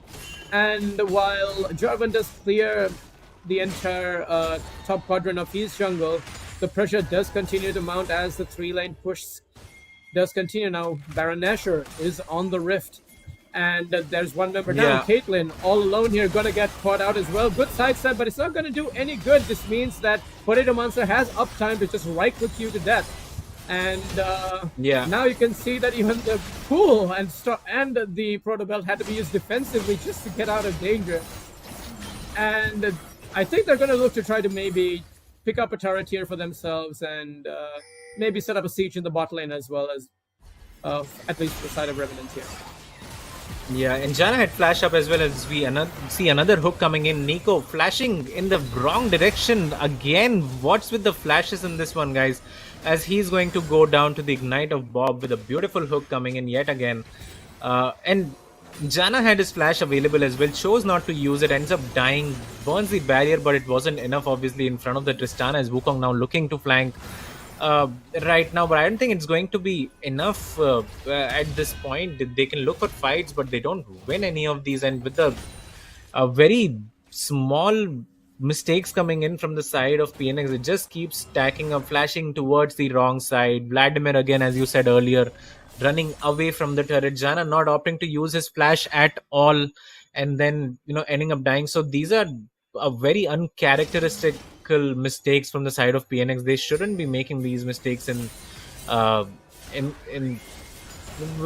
such a game. And obviously the team that they are, as Blitzcrank again goes fishing, is going to get rooted right there, so stops him on his tracks right there. But again, that second turret is there for the taking for the side of Revenants if they want to do so. Looks like they'll be invading the red buff right now and getting the vision around Baron, as another flag is going to spot out the Vladimir and Wukong as well in the Raptor brush right there. The Baron should be there for the taking now. They have a lot of vision coming in. More important, they have the damage to burn this one very fast as well. And that Yep. is one of the ways you can maybe pull out PNX to fight 5v5 and, outside their turrets. And also they have the Blitzcrank as well, which means that they'll have to face check just to try to get some vision down. And right now they're so far behind on gold. 3 items on the Tristana will be able to melt this Baron down pretty quickly. Not to forget their Aurelion stall just breathing on top of it. So they have so much Baron damage as well as the Blitzcrank to just kind of zone away some of these key members. The only miracle here is perhaps a steal. Let's see if the Shy Boy has what it takes for a Gyro to go come out. He does go into the Wire Twister, but it's picked up instead by Aurelion Stall. And Wukong does go down, and this would mean that the entire PNX team just need to run for the hills.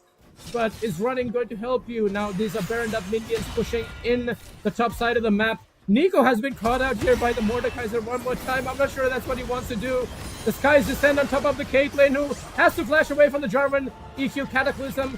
And right now, this Nico's gonna die. And I think we're gonna see an inhibitor being taken in the mid side as well. If this Caitlyn wants to even stick around, I'm not sure she wants to do that. Or the Vladimir for that. Yeah, and that was Baron for the side of Revenants. I think the Shy Boy could have stolen that one, actually was picked up by the Aurelion Soul as Nico is running towards the enemy territory right now, gets executed, wastes some time, but the Charan Reddy, I don't think he's going to care too much about it as they have picked up the mid inhibitor as well right now. Just going to go back, maybe get the soul for themselves if they want to pick that up as well. It's going to be the Mountain Soul. So again, adding that much more resistance and the shields as well to what already is a very tanky front line coming out from the side of Revenant. So this will be the final nail in the coffin as well. I don't think there's any way back for the side of PNX now, especially with how behind all the carries are, except for Hydra, but I don't think he can do too much anymore in this matchup as well. As the soul will be secured, they'll be looking towards that bot side of the map and will be hoping to secure the tier 2 and tier 3 turret and maybe the inhibitor as well. Yeah, they're definitely going to make maximum use of this Baron buff. They're already sitting at an almost 9,000 gold lead at this point, 8,000 to be precise. And that's 2 Baroned up cannon minions. That tower is going to fall.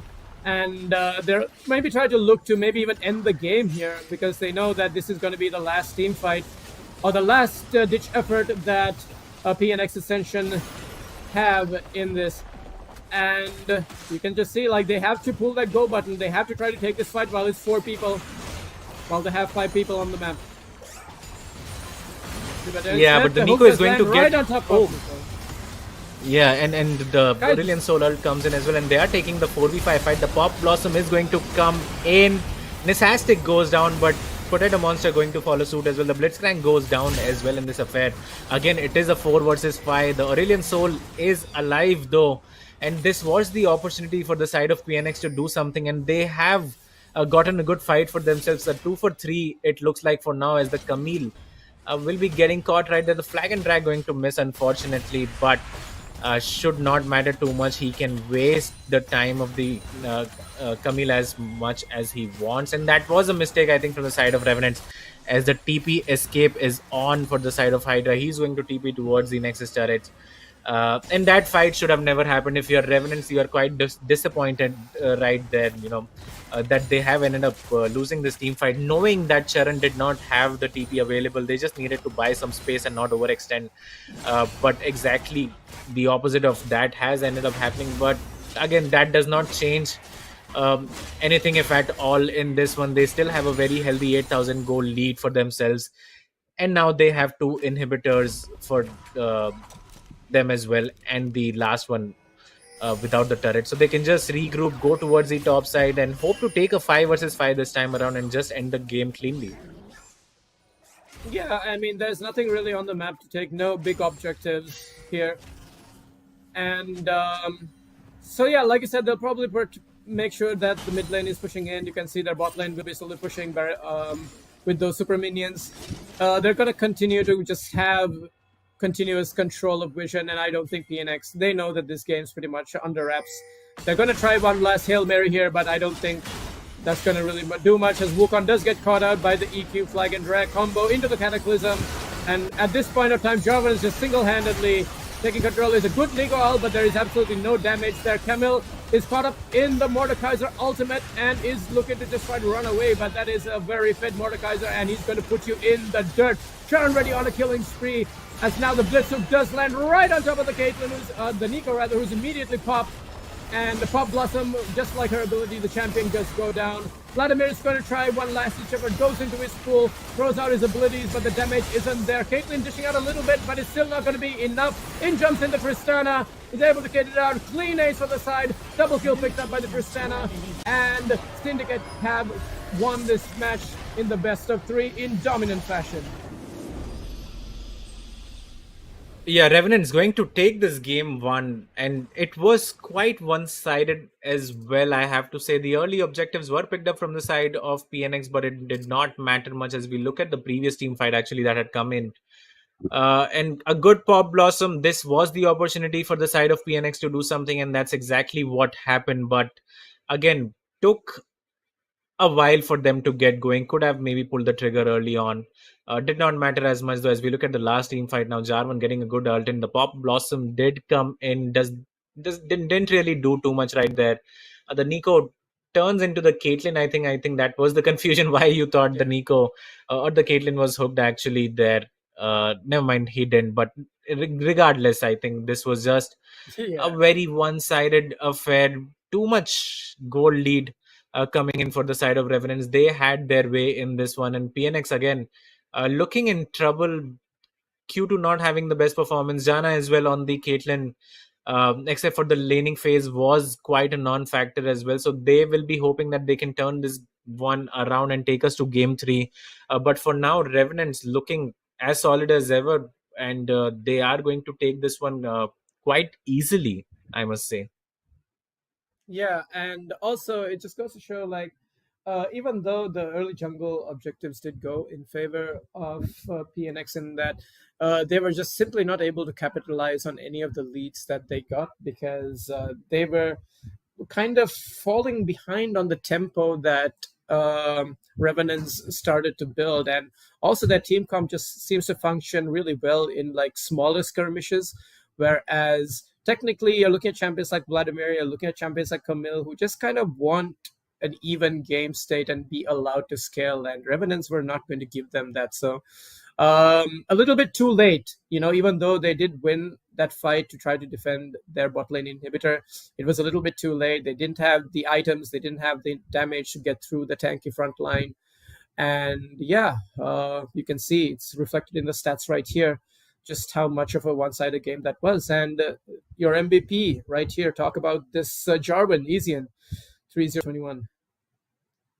Yeah, 3-0-21. I think he had the highest skill participation as well. The damage per minute and everything does not really matter. He was there when his team needed.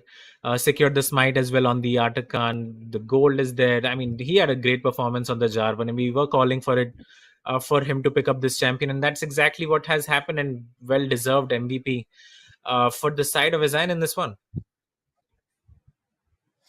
Yeah, and right now, if I was PNX Ascension, I'd probably look to go back to the drawing board. I mean, they did have like other picks open, like why the Vladimir? Like, the Victor was available, could have been picked up. Annie's pretty strong on this current patch, could have been picked up. They could have gone for a little bit more of a, I feel like, a slightly better draft, but instead they chose to, pick Comfort. But then again, it looked like they were kind of waking up. It kind of looked like they hadn't even practiced before they even played this match. And this is also a PNX roster with a slightly adjusted lineup. They don't have Booyah and the others, but let's see if they can bounce back. We're going to be going into a short break right after this.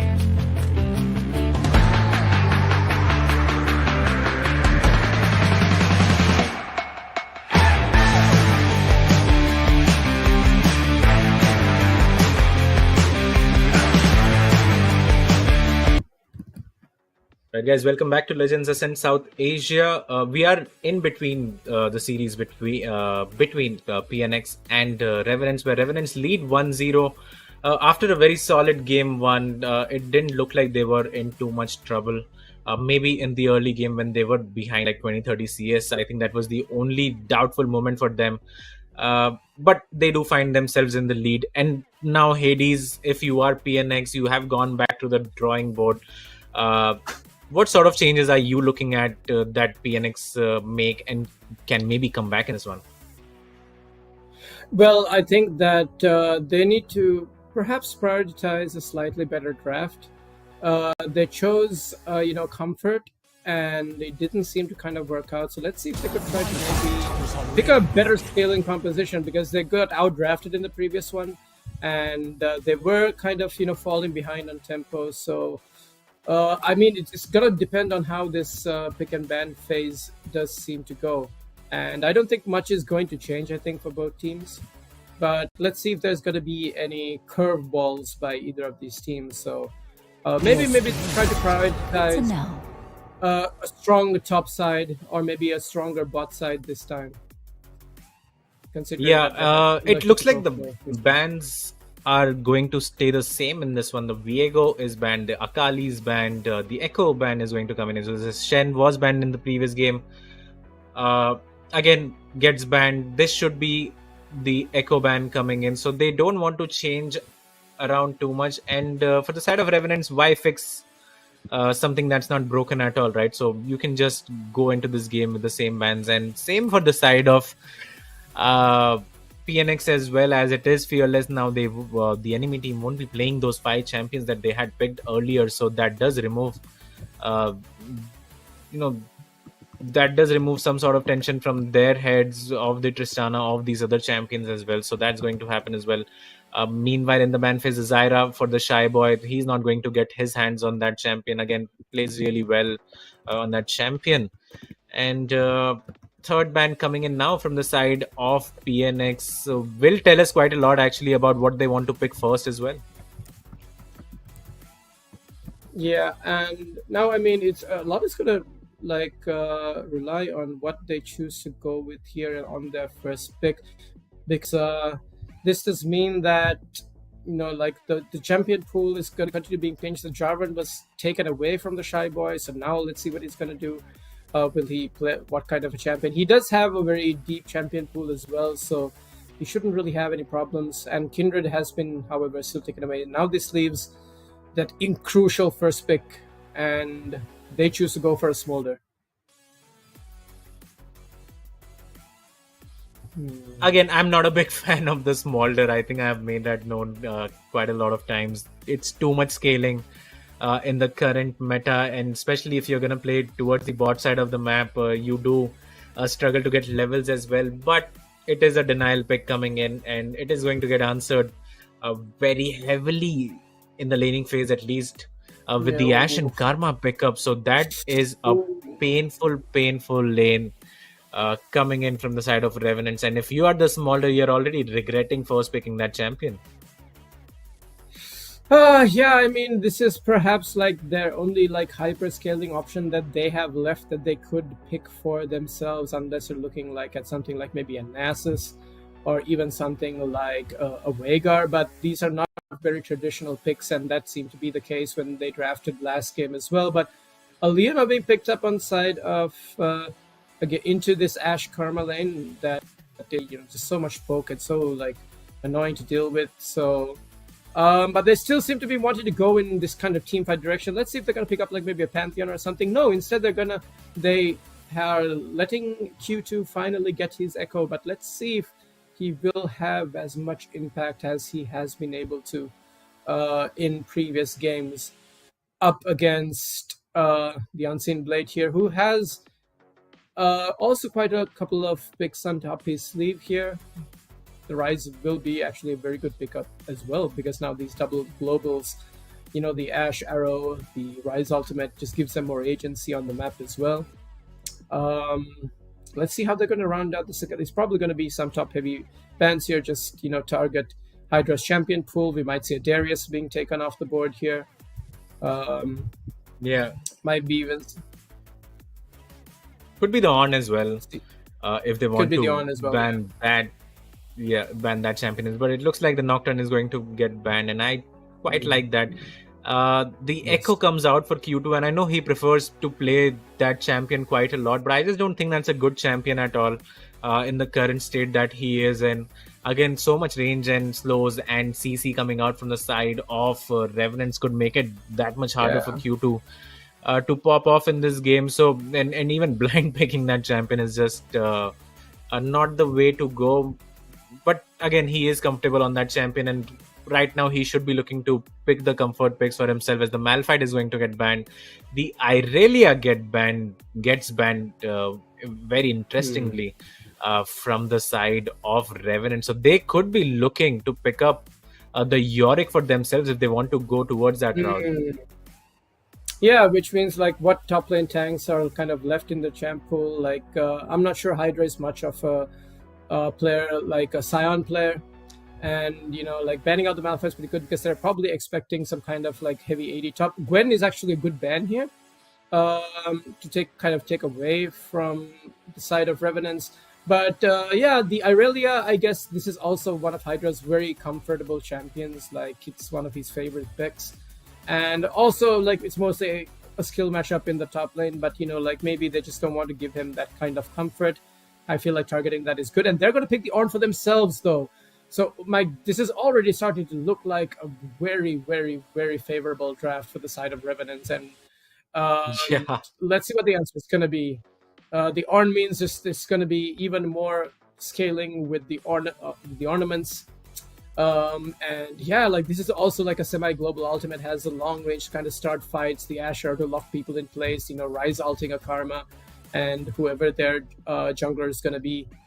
We might probably something like a Scanner even. Oh my god, that would just be so disgusting. A brand has been picked up. Is this going to be the jungle brand? The jungle Shy brand. Boy?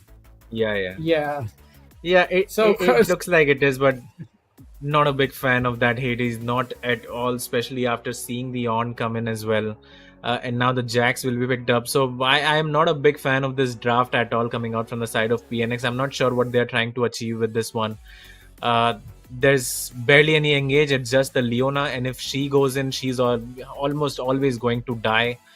The brand does not really have too many to play with because you have a hyper scaling ADC in the bot lane. Q2 on the Echo does not really provide any sustainable CC to lock down the Rise as well, who will of course be running the phase rush, and towards the top side as well, with his Bellow Breath can escape these sort of gangs. So it is quite hard to play out the draft coming in from the side of PNX. It's just too hard to play. And when you look at the opposite side, very basic champions, honestly. The Rise, you know exactly what he does. The Enchanted Crystal Arrow can be the sort of engagement they are looking for as well from the bot side. Top on very basic champion, and Kane could be new to some people, but ASCENSION is a one or two trick player, and he especially favors the Kane quite a lot as well, and it makes a lot of sense that the Kane has come in. You see these juicy targets in terms of the small dirt, the brand as well in the jungle.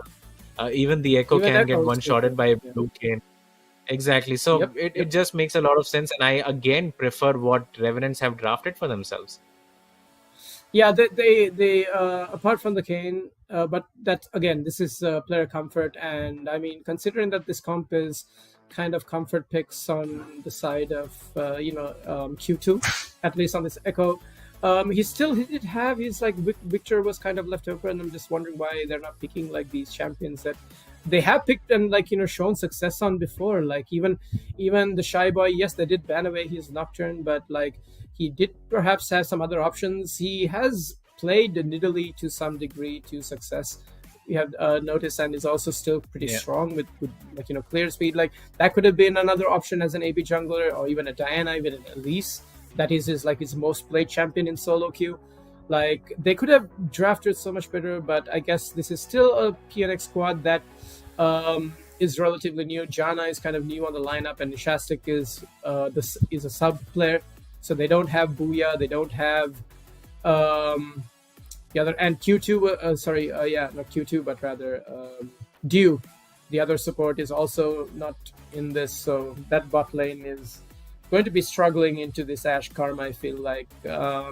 And yeah, if early game fights don't go in favor of PNX in this draft, I don't see them being able to really contest much, especially with the comp that Revenants has. Just if they start taking a tempo advantage, if they just get a few kills and a few objectives, their snowball's going to be way more deadly and so much more harder to deal with.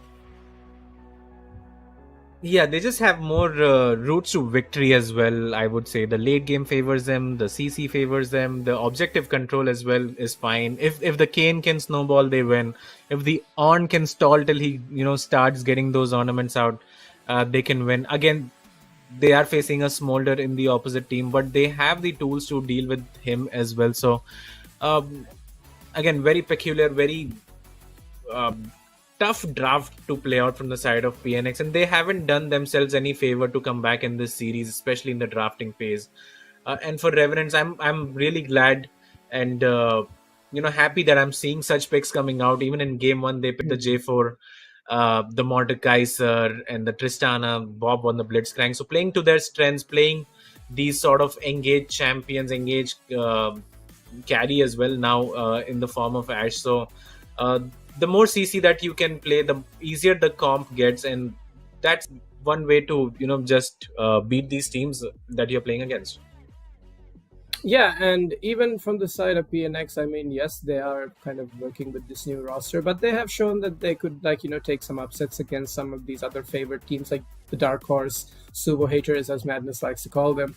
But over here, you can just see some very good meta reads from coming out from Revenants here. They know what's strong in the meta, and even though the Kayn doesn't really fit, I mean, into the traditional competitive arena, it is still a very good champion, and Blue Kayn would just one-shot these squishies. Yeah. Like an Echo without an ultimate is a squishy, doesn't have mobility, and a Smolder without sums is still a Smolder, no matter how many stacks. Even if they're able to even get to 225 stacks, how are they going to try to approach these team fights against these globals that Revenants seem to have? So if they play the game, if Revenants play proactively and have, they have a scaling draft, so do, well, I mean, I don't know what to really make of the composition that PNX kind of have. They have side push with Hydra on the Jax. They have some pretty good team fighting with the Brand, but it's probably going to get itemized against, and there is no peel for this Smolder. It's like a kind of all-in weird team comp that provides no peel for this hyper scaling AD carry that you have drafted for yourself. So I would have much rather seen something like a Braum, something that could just at least try to keep this Smolder safe, and or maybe even something like a Janna, or an Enchantress support, a Lulu, even a Taric, something other than for what they have picked, but not going to be the case. So it's Revenant's game to lose, I think, in this second match in this best of 3. 100%. I agree with you. Even the Kayn pick seems weird, but SYN plays it a lot, and it makes a lot of sense. Even if you're going to pick up your pocket picks, they have to make sense, and the Echo does not make sense to me in this one, honestly. You are putting yourself against it. You have to snowball. You have to get those 5, 6, 7 kills towards the mid and early game to be effective and to be one-shotting these sort of champions, especially with the Karma shields coming out. The Rise will get tankier as well. You're never going to kill the On and the Kayn as well if he decides to go for the red Kayn route. It just has to make sense, and the Echo pickup does not make sense even if it comes out blind. It would if it was going towards the jungle as well, and then you're trying to flex it around and then maybe pick up a counter pick. But with the Brand, I think that's just too much AP for my taste, and it just makes it easier for the side of Revenants to itemize against that. Yeah, and also the synergy. Brand is really good at early game objective control. Definitely has insane clear speeds, and can impact these lanes in the early stages. So a lot is going to be on the Shy Boy's shoulders also, if he wants to try to maybe try to potentially like pull an upset here. But it's their game to win, and it's Revenant's game to lose, ladies and gentlemen. We hit the rift. There's probably not going to be any kind of shenanigans in the early game. All members is moving to defensive positions, scout out for any early ward placements. And I mean, I do definitely think that the avenue that PNX Ascension have is with this kind of brand having a better early game, but now SYN being chased out of that bush there by Hydra. Okay. Just saying hello. He's in with okay. Yeah. They are looking to get some vision around there, but the two sweepers actually have been picked up for Revenant, so they don't want to give any information away. Maybe ASCENSION wants to take out his revenge of that game 1 where the Shy Boy did invade the Jarvan and got his flash out. But except for that, I don't think it's going to matter too much right here, as the minions have spawned. The jungle camps will spawn very shortly, and towards the bot side, Predator Monster and Bob having the control in that brush, so the Mantra Q from the Karma will be doing a lot of damage at level 1 as Q2 takes a good trade with the Hail of Blades, and we're just waiting if Nishastic is going to check that brush. He does not, but still takes around 20% of his health and damage. Towards the top side, the Counter-Strike will come in. The lethal tempo actually picked up for the Jax. I would have liked to see the Grasp come in. I just think that's a better rune on these melee champions. The sweep comes in. They're going to take out the ward as well. So, yeah, some sort of advantage towards the bot side is keeping the pressure for themselves. Yeah, and again, lethal tempo is like a very odd rune choice. Like even like fleet footwork would have been kind of better to sustain, but you're up against an Ornn who's gonna also be scaling into the late game. So Grasp of the Ignite would have been the perfect rune. So maybe Hydra has some build that he has in mind that might favor this matchup in the early game. But yeah, looking across the board, it does seem like the CS does seem to be even. Nothing really fancy happening right now, but let's see if the pathing is going to mean that there's going to be any kind of contest. It doesn't look like it because both junglers are playing on the opposite sides. Good trade there by Hydra, who's now really good winning trade. This trade here, and it's the first blood actually. It beats him to death with no flash even being blown there. I'm not sure why Sharan didn't flash early. He could have perhaps saved himself from dying if he just flashed a little sooner. Yeah, it's the lethal tempo. Actually, I don't think he was expecting the Jax to get so much attack speed right there. And good job on Hydra. He gets the counter pick. He's able to make Charan pay. Again, uses the counter strike really well to dodge out on the auto attack after the Bellow Breath stacks. The Grasp will be proc. Charan should be able to pick up these minions right there. But again, a big death coming in for him. And that's the sort of start that PNX needed in this one, I feel like, and they've gotten it now. Hydra showing why he is one of the better top laners in this tournament. Of course, hasn't looked like himself for quite a while, but getting that first blood now, setting himself up quite well in this laning phase. Yeah, and over there you can see that, like, you know, this Leona pick just not like serving its purpose. You already saw the Karma being picked, and you pick a Leona into that. It's just, yeah, from the right, like the only saving grace being, you know, Hydra actually picking up a kill on this Jax in the early game. I mean, it's definitely going to help him, and yeah, I think that would put him in a comfortable position to kind of just have a chokehold on this lane now. Let's hope he doesn't overextend and throw that away. And this is still a brand who is still, you know, relatively very good in the early, but hold it up as the Shaktik has gone into Bob, who has to flash away, but the Ignite is sticking and he's taken down. Shaktik able to flash forward, land the Q. He's cleansed away by Potato Monster, but now he's probably going to have to flash as well. But Janna is taking a lot of damage from these minions. Yeah, and I think Janna might end up going down here as Potato Monster is trying to fight it out, but the Flash W will come in. That will be Feats of Warfare already picked up for the side of PNX. So they have come out swinging in this one, winning the bot 2v2 that we did not expect that they could do. Q2 here looking for a gank. ASCENSION is here as well to protect his mid lane, and the Flash comes out from the Rise as he has to get out of that situation. ASCENSION now running for his life, as well as Q2 looking to kill the Kayn, but the flash comes out from the Kane and he's going to survive as well. Yeah, a lot of aggression here by like PNX in this early game. Like they know that they're back against the wall. They're playing at that same playstyle that they played against Sumo Haters. Just a chaotic kind of throw everything at the other thing. And as you say, that Cyber just coming to the top gang and will pick up the kill on this Orange. Flash is away, but Flash will be able to secure it. I mean, he didn't really have to Flash to get a chase and hit him with a W. But now Nishastic moving to cover Echo's recall, doesn't have the teleport ready. And now Jana was a Potato Monster. I'm not sure if Potato Monster wants to really take this. Oh wait, but the minions. Oh, push.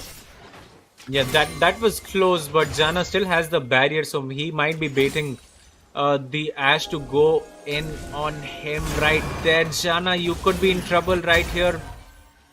W is going to connect. The bind comes in. Bob, unfortunately, unable to secure that kill onto the little dragon right there. Yeah, but he's able to get the barrier. He's able to get the barrier at least. Yeah, but it's a great start for the side of PNX. Exactly what they were hoping for is the Shy Boy now looking towards the bot side of the map. The Kane is there as well. It could be a 3 versus 2 right here if the Kane wants to join that fight, but the thinks better of it and not going to engage. Yeah, hold that. But now Sharon Reddy is level 6 is being pushed away by a level 5 Jax. But Jax goes right back in again with a leaf strike and able to dish out some damage. But this matchup is gonna get a lot easier for Sharon Reddy because of his, grasp of the Undying and also the itemization, just being able to reduce some of the healing that Hydra is gonna be having.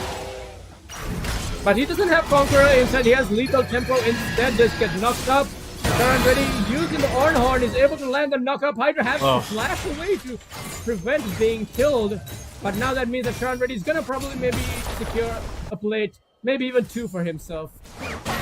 Yeah, and look at the amount of minions that could be denied as well from the side of Hydra. Charan 0-2-0, but still doing quite a lot of work in isolation in this lane. Almost killed the Jax, burnt his flash down. Jax is ultimate. Again, having a good laning phase, but Hydra could secure a solo kill yet again here. Yeah. Yep. And here comes Asian though. He's gonna pick up this kill for sure. That will give him his first kill of the game. But Hydra is just trying to buy as much time as he can. Lead strike back onto a minion or onto a minion. Probably not gonna have it. Gets ultimate, but hit by the kill and shut down. He's able to buy some time though. And now you can see the Shy Boy is they kind of have a feeling that they know where he is, so they pinged him on the Grump there, suspecting that would be his pathing. But now Q2, now just taking turns of inventory. Rise seems to be even on CS with this Echo now, who they're sitting on 0-0-0, and this Hail of Blades Echo can still be able to, if you catch a squishy target in a CC chain, can still blow them up. So a lot of damage, early game damage and mid game damage being invested in this draft, which I only see working if PNX can get ahead. And right now they do have 5 kills to 2 and are sitting on about a 1,000 gold lead at just 8 minutes into the game. Yeah, and Sharan visibly struggling right now. 2 solo kills. I don't think I've seen him die that many times against anyone, as the Unseen Blade now does not have flash. It's going to come up in a few seconds. Is able to escape another gang. The Shy Boy doing his bit in the early game. Bob going to connect the Mantra Q right there. So that's going to deal a sort of a chunk onto the Shy Boy and his Hastic as well. The Dragon has been started. Design going to try to pick that one up, but I do think PNX are going to contest for this. Never mind. Shy Boy just thinks better of it, going to pick up his red buff instead. Nisastic is lurking around. I'm not sure why. Don't think they want to contest this one at all, as the Enchanted Crystal Arrow comes in. The Leona has the flash, can get away. Potato Monster going to use his flash, as well as the Mom is going to come in. Huge ultimate from the Shy Boy, and Potato Monster ends up going down, and I think that was just way too aggressive yet again. Yes, you get the kill onto the Leona, but you lose your life doing it. I'm not sure that's worth it at all. Yeah, and you're giving a Smolder yet another kill. It's fine. I mean, it was traded back, which would mean that both these ADCs are kind of like even in terms of gold now. Just one extra death on Potato Monster there. But yeah, I mean, they got the dragon. I'm not sure if they wanted to really go for that afterwards. But hold it, because now Jenna is probably going to pick up another kill over here. One more attack should do it, but no. Karma is actually able to get away, and Janna is now trying to fight this Kane, who He's has dead. Conqueror stacked up. Uses barrier, he's gonna die. Bob Yeah. is able to survive. I Nothing that can be done. I don't think he needed to use the barrier there. I think he was always going to end up dying there, as Zion did have the second rotation of his spells coming in as well. So uh, these are the sort of kills that I don't think PNX should be giving away, especially to the Kane, who now has his first item completed as well. So he will be looking to one-shot these carries, as Potato Monster again in a very peculiar situation right here. The Shy Boy going to He's use dead. his flash to stun up the Ash. Q2 picks up that kill for himself. So a good giveaway. But I'm not sure what Potato Monster was doing right there yet again in a very weird position. He's not having a good series as of now. Charan No, no, but looking now towards the you can top side. The Kane is going to come in as Hydra. well there. Hades and Hydra might be in trouble. Does have the counter strike available if he wants to use Oh, that. good dodge, good Able dodge. But to do so. And a good flash away from Zion. Sharon ready with Bellows Breath is going to pick up that kill, but hold on. Q2 is here. Zion can go into the wall. The Q going to completely miss, but the flash comes in, going to stun up the Kane, and he is going to take the return kill on his beloved Echo. Nishastic is Fantastic. going to stop the recall here. Just try to waste a little bit more That time because they're kind of like rotating now. They're maybe trying to, but I'm not sure. There's no objectives up if Nishastic is leaving the Smolder alone right now, and Enchanter Crystal Arrow might be coming in. Mum is called down on top of Bob, but Bob is able to kind of just run away. But hold it up because Nishastic once again is now getting baited in by this Ornn, and he's just gonna die. Perhaps if he takes one more turret hit, and he's dead. The rise is coming. Yep. But he Miss- ignites the Unseen Blade. He's able to kind of stun him and lock him up in place, and Hydra is not close enough to try to back up his support. And Nishastic, that was not sure that's what he wanted to be doing there, but he you stop the recall, take the small win, don't try to overextend and just forfeit your life. Don't give a Rise a free kill. So now yeah, we're looking at I think he was just trolling right then, trying to cancel out the recall so many times, ends up dying for it. That's just the reportable behavior, honestly, not to be rude. But I don't think you should be doing that at all. I think that was just. Yeah, I'm at loss of words for that. I'm not sure what he was trying to do there.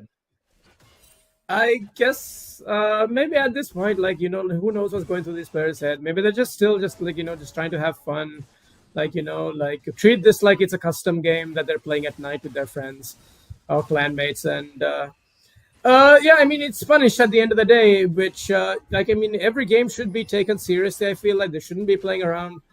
Their backs are against the wall in this, and now there's the gold lead is basically almost non-existent at this point, just about 500 to their favor.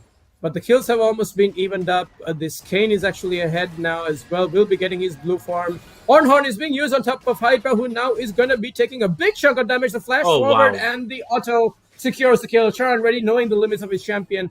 And like I said, he was going to get more comfortable as the game progresses. And that's exactly what has happened. And now you can see where this lethal tempo is not really going to be helping much on this Jax now. Yeah, that was just beautiful from Charan. 0-3 on the on. Now he's 2-3.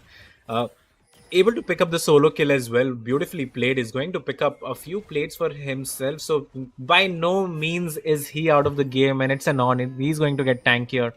Maybe pick up his Sunfire cape right now. And once the ornaments start coming in the team fight, he's going to be so hard to deal with as well for the side of PNX, who might end up lacking the damage to kill that champion, as Bob is going to look for a route, uses a mantra Q as well for Pope. The dragon has spawned, and it looks like all the priority is in the side of Revenants, as Q2 went in to try to take out the ward. Right there again does so well. He's just playing with fire right there. Of course, has the ultimate available, but you don't want to burn that one just to take the pink ward. Now the dragon will be started from the side of Revenants, as Nishastic going to take a lot of damage in return. Um, just places his ward right there. The Ash has the priority, it looks like, in the bot side of the map, picking up the CS. He can move, has the arrow available. And it looks like we are going to be trading actually. The Revenants have decided to give up the dragon in favor of the Rift Herald. Yeah, and also the top threat was secured by the side by Sharon Reddy over there as well. So he's just kind of going to push out his lead a little bit further in this isolated matchup. But the Jack's actually joining the team there. The arrow goes wide. Jana is going to flap away. Perhaps he should be fine here. Flashes, but he's going to get rooted in place. Has to even cast his bomb. I'm not sure. I think he was okay there. He didn't have to do that. But wait, Q2 is actually going to try to steal this. Ooh, but a beautiful Rise ultimate gets them a deja wooed and just leaves the heads of PNX spinning. But they are going to deny this eye, though, which means that it was only that gold and the objective that it just looks good on paper, but they don't really get much out of it. So not bad, actually, by PNX to actually prevent them from getting the eye there. But now, my buddy Jana, you need to get away from under that turret now. You are in a diveable position. Yeah, Jana is just playing this lane 1 versus 2 for quite a while as well, as this hashtag has been roaming around a lot. Sharan going to get stunned by the counter strike, uses the on horn. SYN is here, so is the Shy Boy. The TP comes in from the Rise. They want to fight this one out. The flash auto is going to slow Hydra down. The Shy Boy again has the flash. Maybe wants to use that. Never mind. In the bot lane as well, it's a disaster. Top lane Q2 not able to secure the kill onto Charan. He might end up going down. The flash comes out. For now, he is out. And look at this state of the bot lane right now. Hades, Potato Monster, and Bob finishing up the kill onto Jana, going to pick up the turret as well. So all in all, it's a 3-for-0 trade coming out for the side of Revenants and a turret pickup. And now look at the goal lead, 3,000 in favor of the Indian side. Yeah, indeed. And this is like a Revenants that, like, I mean, they demonstrated even in their previous games that if you give them a small lead or tempo advantage, they are going to run away with the game. They will snowball things out of control. And given the agency that, and this team composition, once they start getting online, the only, Hail Mary that PNX Ascension had was to try to make this a very messy back and forth kind of fight where they're coming out on top. But it doesn't look to seem to be the case now.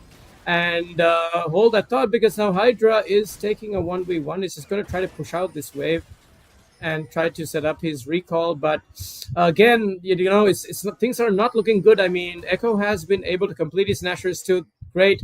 But now you're looking at a fully stacked tier as well as a Rod of Ages that was just completed 1 minute ago by this Rise. Sitting in the bot lane quite comfortably. Should be okay against this Echo now. Because he does have those extra tanky stats as well. So I think both players should be fine with just wave clearing, but I wouldn't let this team comp that Revenants have get too comfortable at this point. I mean, now hold the thought, because Hydra is going to use his ultimate and go in on Sharan Reddy, but he doesn't have the grasp of the Undying. Oh no, he's able to actually walk around it.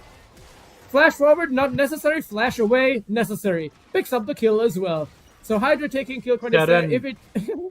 Yeah. Completely missed the ultimate right there. Pre-timed his headbutt onto the on horn, and that was a huge misplay. Going to end up costing him his life as well. But in the mid lane, they do pick up the tier 1 turret. I think some sort of answer coming in, but that was just a terrible mistake for a player of his caliber, especially playing his on that he has shown quite a lot of times before. But let's look at the items for now. Hades, Leandries for the brand. Looks like he'll be making the Rylai's Crystal Scepter next.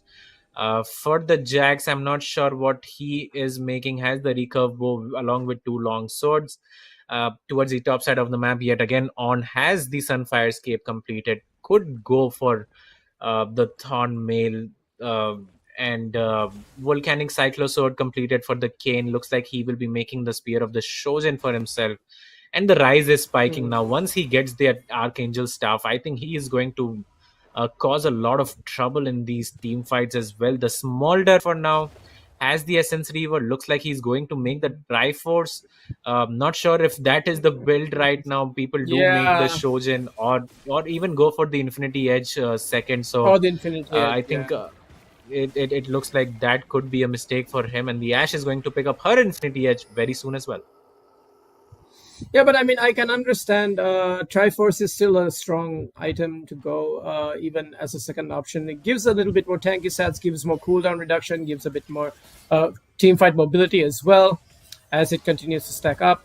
So not really the end of the world, but again, this is like, this is a game of inches, because I feel like I see there is a lot of damage on this PNX roster. Like if they just pick out one person and burst them down, they might be able to get a numbers advantage, and I feel like that is the type of style it goes. But Nishastic does go in. He's going to land a Solar Flare right on top of the Karma. Locks her down. She flashes, but is going to die. Q2 uses his ultimate to disengage. But now that means that the fight is going to continue. Ornhorn comes down as the teleport. Beautiful on ultimate. Yeah, and the fight does continue. Oh, the knockup doesn't land. Q2's with a sliver of HP running away. Nishastic is probably going to die here. Flash forward by Potato Monster, who uses his cleanse as well there. But now I feel like this dragon is just going to be taken down, but Smolder is able to pick up a kill here. Janna? Oh my goodness. Any CC would mean that this is going to be a dead Smolder, but oh wait, now there's another teleport coming in. Yeah, and that is going to be Dragon as well, secured for the side of PNX as they somehow navigate this team fight and win it out. Again, Potato Monster flashing for the Leona and then using the cleanse. Not worth at all, buddy. I think you could have saved that one, as Janna actually is going to go down to the Karma. And while everything was happening, Hydra was still just farming it out towards the top lane. Sharon came in, landed a beautiful ultimate, but not enough follow-up from his side. And that is going to be Artakan and the Dragon secured for the side of PNX. Artakan and Dragon, and now they are stacking these infernal dragons, which their team would love to have. Now that's 9 stacks on this Dark Seal, on this Echo, who is 4-0 and has just purchased 2 needlessly large rods. Will be looking to go for a death cap. So even though this composition that Revenants have drafted does have a very good cap when they do have 3 items on all of their carries, I think that the amount of damage and single target burst that the team comp that PNX have might actually give them a little bit of an advantage if they're able to catch out key members like this Ashe, maybe like the Rise, or even people like the Ashe. If you make a pick, they would be able to overwhelm Revenants with numbers, which seems to be, I think, their win condition back into this game now. Yeah, and this is still anyone's game at 23 minutes. Look at the goal lead. Barely any difference, if at all, like a couple of $100 for the side of Revenants right now. Could change hands very soon. The death cap is going to come in for Q2 as well, who has been having one of his better games of the tournament so far. Both the mid laners actually deathless so far. Once the Rise picks up his Archangel, I think he's going to be more effective in these team fights. 2 items again done for the Kane. There are no objectives currently on the map, so we are still fighting for that deep vision and priority. But it has slowed down a bit, and it enables us to catch a breath as well, since it has been quite a bloodbath. 23 minutes and 25 kills in total. And for now, talk to me, Hades. How do you proceed if you are PNX to secure this one and get this one in the bag and take us to game 3? Now, I feel like they should perhaps try to use this kind of mid-game power that they have. We have a Leandries and a Rylai's completed on this brand. I mean, one good R will be able to just absolutely decimate, the team composition that Revenants seem to have drafted. I feel like they need to move in numbers, try to, secure vision for themselves, and try to make picks. Like when they have a numbers advantage. I feel like that is how they're going to try to, apply more pressure and try to crawl back in this game. I mean, this is a must-win game, but hold that thought now. Potato Monster is going to go in on Jana, who doesn't really have anything. He's just going to use Mom and die. He had no business being so far forward in the map alone without any backup. Yeah, and this could be perfect timing as well. As you look at the timer right now, the Baron is going to spawn. The Shy Boy ends up going down as well. Nishastic, unfortunately, looks like his fate will be the same as well. Uses the ultimate, but it is not going to do anything. And that was a huge mistake from Jana. And then his teammates right there dying 15-20 seconds before the Baron had spawned. And now looks like Revenants have the priority, have this one under their control, as they are going to secure that objective and look to siege the turrets and the gold from the side of PNX. Oh, that was such a huge turning point and a huge mistake from the side of PNX. Yeah, and it all was just because the ADC stepped a little bit too far forward. He didn't have anyone to kind of back him up. And also, you need to respect that a Rise ultimate can literally just land on top of your head, followed by an Ash arrow. Like, you need to respect the globals that they have. And now Hydris actually might even get picked off here. Unseen Blade is going to use these embers to kind of speed himself up. In comes the arrow. He's going to land. Yeah, I'm not sure he's going to live or survive this one. He's going to try to maybe buy a little bit more time. Oh, he flashes out also. But now the Karma-empowered E is going to give up this entire team movement speed, and everyone's on top of Hydra. 4 people in the bot lane, which means they're going to turn their attention into the mid lane. Potato Monster actually able to pick up a kill here. A teleport being used by Sharan Reddy, but look at the base. Echo is in your base. He's taking your turrets in the top side, and even though they might get this kill on Jana, they're perhaps going to lose an inhibitor for this. So this Baron play, I'm not sure.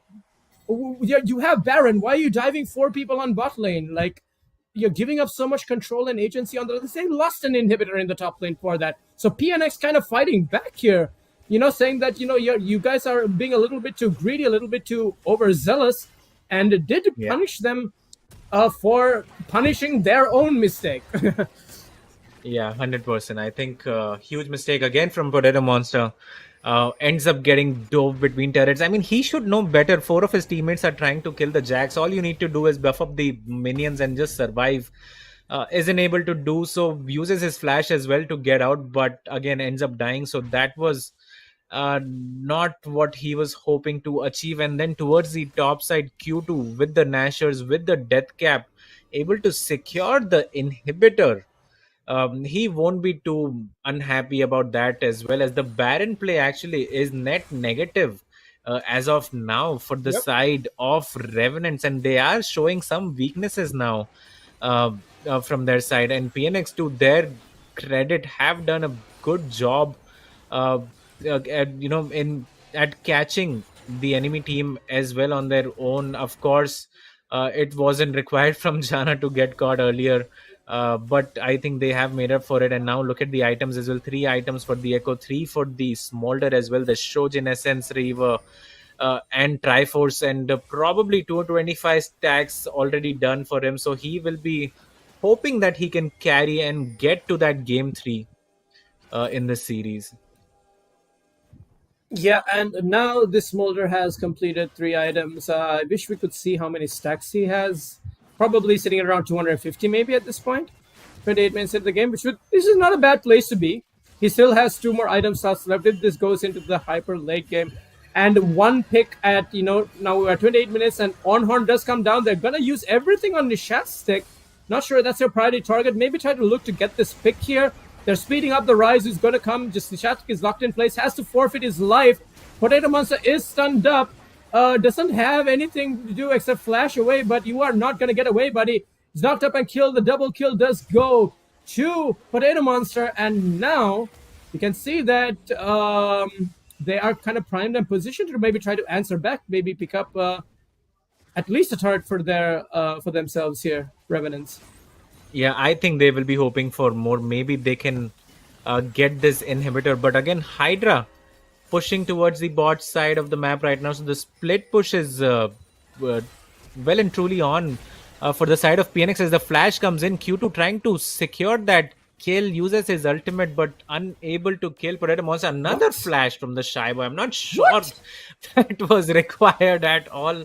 Yeah, I mean, same reaction from me as well. What the hell was that from... Somebody I'm not sure what call I'm watching PNX's anymore. lawyer. Somebody call PNX's lawyer. That flash is illegal. Why are you flashing a mantra Q? Come on, man. Keep it together. You got this. You got this, bro. Chill. Breathe. Please call a lawyer. That was, yeah. That was not legal. Like, you cannot legally do that. I think there's a clause that says you're not supposed to be burning your flash at 30 minutes into the game in such a close game 2 where you guys are on the underdogs coming into this series. PNX, you guys need to keep it together, man. Like, they do have the agency. They still do have ways that they can win this game. And I think that is by stacking up these dragons for themselves. Now you can see the true damage online, the execution online. Jana on the 3 items gets caught yet again. But, oh, hold that thought. Potato Monster is in trouble. Gonna get immediately shut down. The damage from this Echo absolutely bonkers now with his Void Staff, Death Cap, and 10 stacks on the Dark Seal. Oh no, things are not looking really good. I mean, Scooby, I don't feel so good. Yeah, this game, I'm not sure who's gonna take this one, honestly, as of now. Still a 1,000 goal lead for the side of Revenants, but Potato Monster dies for the 6th time in this one, and Q2 able to secure that one for himself toward the top side. Now Charan going to pick up the cannon right there, has 3 items completed. The dragon is going to come in, so it is a soul point for either of these teams, and the Baron will be spawning as well, I think, pretty soon. Maybe it already has, as we do see a lot of pings coming out from the side of PNX right there. They are going to start that one up. Q2 does have the TP in case it's needed. The Hawkshot going to spot that it has been started, so they are giving up He's gonna die. on that one. Q2 using his TP right there to escape. That it's He just wouldn't have so survived. questionable, some of these plays. Yeah, I mean, yes, he got the wave all the way under the turret, but like the numbers, the entire team was on the other side of the map. Like, I mean, running to the jungle at least. Yes, he was getting collapsed on. He maybe knew that he was gonna die, but he shouldn't have burned his teleport. Like, take the fact that you overextended, you are going to die. Save that summoner, but hold on, Hydra's gonna probably take this turret, the inhibitor. Yeah, he's gonna take it, but he might end up. Yeah. Might end up dying for it. At least Nishastic for sure will. Yeah, and the Rise has the ultimate as well if they want to chase. I think it's a good trade. You lose the support. Yeah, it's a good trade. You lose the support, you get the inhib back. Revenants again looking quite puzzled right now. I'm not sure what they are trying to achieve. Of course, it doesn't help when your AD carry has died 6 times now. Bob taking a lot of damage right there. SYN looking to land some poke as well, but it just not able to do so. Hydra again still sticking towards the top side of the map. I think you should be looking towards the bot side now. Q2 going to go in, might end up dying actually. No, barely going to survive. The TP comes in from the Rise, and now again that enables Hydra to keep pushing towards that top side. SYN is still here in the vicinity. If he wants to maybe hold the wave right there, but PNX putting up a lot of pressure against Revenants in this one.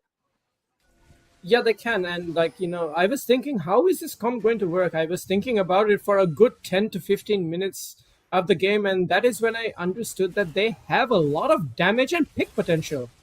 Even though this is not a traditional draft, they do have they have the go button. They have we lock someone in place and assassinate them. Good use of the stopwatch there by Shy Boy. Able to buy some time, but Kane is deep inside. Unseen Blade is on a rampage as he takes the kill. But now the fight is not going to look like it go in favor of PNX as they're having to run away now. Boys, I think this just might be game. Oh no, Jana flashes in. Yeah.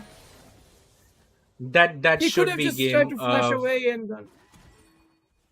Yeah, That that should be sadly game for does the look side like of it might be Revenants. And game. what an anticlimactic end as well. But look at the Leona actually.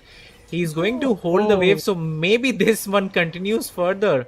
Uh, Nishastic being the annoying Leona that he's just going to hold the wave, and it could have been game, but Revenants wow, again Nish. should be escorting the wave out. Yeah, I mean, Leona just saved the game there. She saved Jax in the top lane. I'm sure. I guess what happened. I would like to see a replay of that fight to see exactly what went down and how. I think the it was Potato Monster who called the engage. I think maybe with the Ash ultimate catching someone out of place, out of position there. Maybe that might have been the case. But more importantly, this does mean that in just the last 10 minutes of this match, and all those stacks are gone, but he has a Lich Bane, which means that these turrets, at some point, once he does get that blue pot, he's just going to be able to annihilate the base of Revenants right now. And this is 3 dragons that, Soul will be spawning shortly. So, I mean, oh, this game is so close, man. I have no idea at this point. Like you said, even I'm also just, it's going to depend on these players to kind of step up, kind of handle this pressure, not get caught out, not die. And I think that they need a PNX. They need to make a pick, or at least they need to use this brand ultimate, chunk down some HP bars, and force Revenants away from this objective. Try to use some of their damage and burst to try to get a fight that will work in their favor. They don't have any vision control on the bot side of this map, and now Nishatik is face checking. Maybe try to get some of that vision back. Hydra just permanently split pushing in the top side of the map, and looks like he's going for a Randuin's.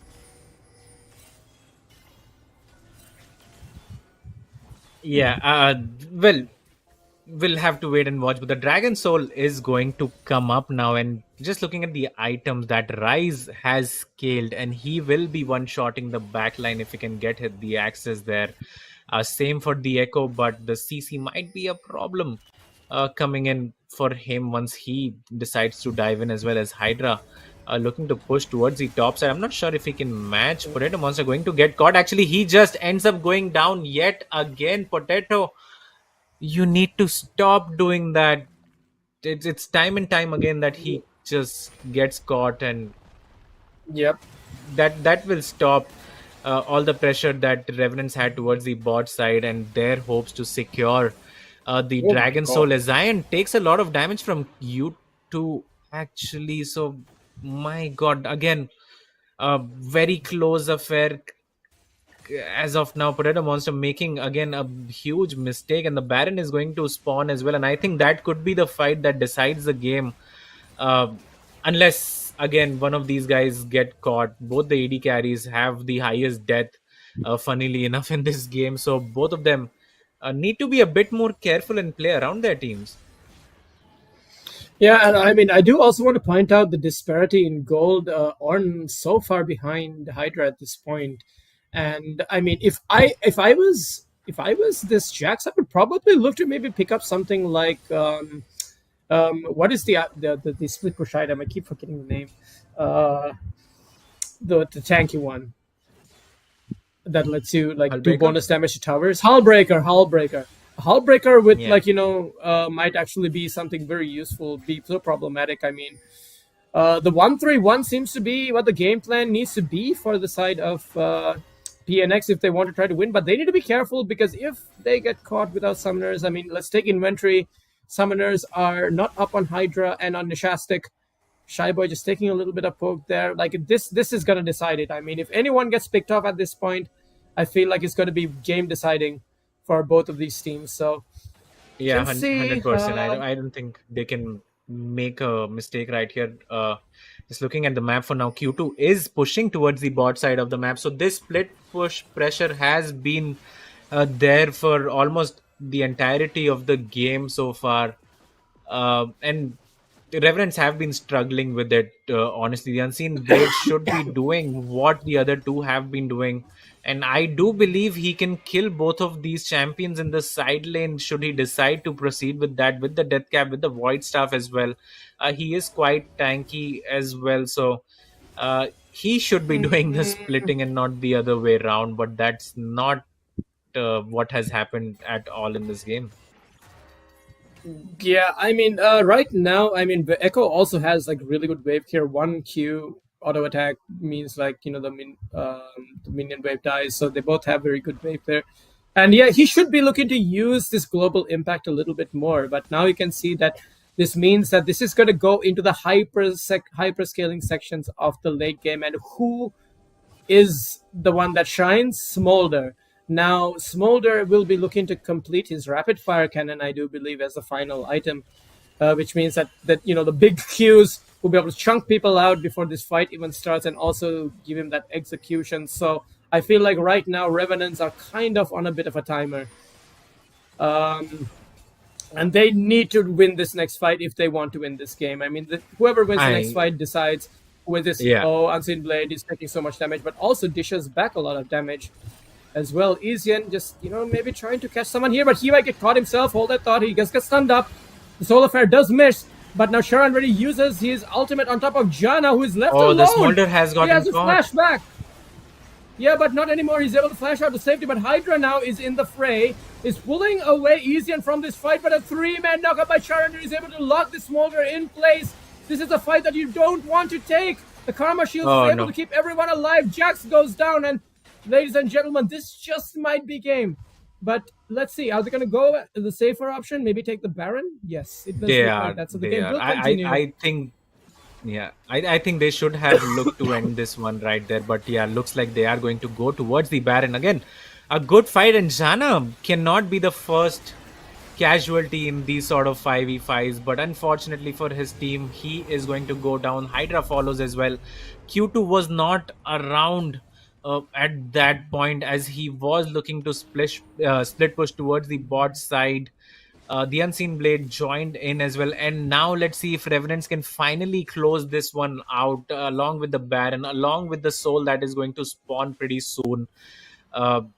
It is all down to them and how they execute the rest of the map right now. I think Q2 will be looking to go towards the top side. Actually, Hydra might do that. He has the TP available to him. But still on a knife's edge, there isn't a lot to... separate these two sides right now. The items have come in for almost all of these champions, 4-5 items on each of them, and I think it all comes down yet again to another team fight. But more importantly, Jana does not have flash or barrier. The Shy Boy does not have flash. Q2 does not have flash as well. For the side of PNX, as Hydra looks for a counter strike, a huge stun is going to come in. The Shy Boy actually is going to get the first kill of this fight against Bob. The Karma is going to go down. Ash picks up the Leona. Q2 gets the double kill right there, but again, it's not looking good at all for the side of PNX, as Potato Monster is still alive and is able to disengage. Q2 going to pick up the on, and that will be the last kill of this team fight right there. And that will be Dragon Soul as well for the side of Revenants. A very close fight. Yeah, and I mean, now this means that they have the tools to win this game. They were able to secure this Infernal Soul for themselves. So Revenants coming out on top in that fight at the end of it. At first, it looked a little bit bad. It looked like Bob was kind of caught out, but then they were able to kind of, turn it around. I'm not sure that Jax was actually expecting to die to Unseen Blade over there. That seemed to be the case of what happened, because the unexpected burst from this, full AP Rise. Well, I wouldn't really say full AP. He has, purchased the AP shield item. Again, the name eludes my mind. But yeah, this game is still a game of no, not the Hullbreaker, the Kraken, kinetic something that Sharon already has in his inventory. Rise has the same thing. Yes, Kenny that one. Krukan. Yeah. Yeah, it's a Kenny good Krukan. pickup this game, honestly, for the Rise as well. Just not, uh, you know, being able to get one shot against the Echo and Brand. I think you're going to be fine. So it's a good pickup coming in for Yeah. both of these champions, as they are now finally looking to chase and hopefully close this one out from the side of Revenants. They have the Dragon Soul as well available, but again, it's in the split push. You see towards the top side of the map, Hydra again pressuring that side of the map. So they are still caught in, uh, in this decision whether to answer that push, because Jax can very well end the game if you don't keep him in check. But it looks like bot Whoa. lane tier 2 will be the priority for the side of Revenant's. Rise should be able to clear the top wave coming in, so the pressure has been relieved from that front. And again, On needs to stick with the Ash right now. He needs to be there for his carry and try to peel the Echo off, the Leona off. And Yeah. again, I think Revenants are not able to end this one. They're not finding it very easy. They are not able to close this one out as they would want to. Yeah, that's because Hydra is just being such a threat, and now he's gonna get collapsed on. Gonna probably try to use his ward jump, has to use his counter strike, flash forward by Unseen Blade, able to locking up in place, secures the That's kill. a big pickup. That's a Actually, big pickup. yep, that's just gonna reward them, which means that now they're gonna have more pressure on the map for the next 1 minute. Let's see what they do with it. There are no big objectives, but does this mean that they will get, vision on the top on the blue side of PNX's jungle, and will be looking to secure this tier 2 for themselves. They should be able to get uncontested now. With one member down, their backs against the wall. This is the final stand, I feel like, for PNX. Let's see if they're able to hold it, and if Revenants are going to actually look to pressure and try to pick up an inhibitor here. Revenants they're very gun shy right now. They should be looking to get that inhibitor. Just getting one tier 2 turret off what was a very big pick is not enough at this point in the game. At 46 minutes and the dead timers are so long, you have the ultimates available on the Ash as well, so why not look for more? They're just playing it so cautiously right now, and that being afraid to make a mistake is what might be holding them back right now. Yeah, I think they are waiting for PNX to make a mistake, because I feel like the team that has in this series proven to make the more mistakes is this PNX squad. But now they're also one of these teams who simply need one pick, and Nishastic is gonna get caught out here again. Yes, he does have his team to back him up, but wait, hold that thought, because Potato Monster is goes able down to as survive. well. And Shy Boy now is also going to be just caught up and locked in place, and that is another kill falling. And this is mean that they don't even need the Baron at this point. They can march down and try to end this game. But Hydra is recalling. He's gonna stop out this split push. Oh my god, the game's still not gonna. Oh, it's 47 minutes in, ladies and gentlemen. We are essentially 57 kills at 47 minutes.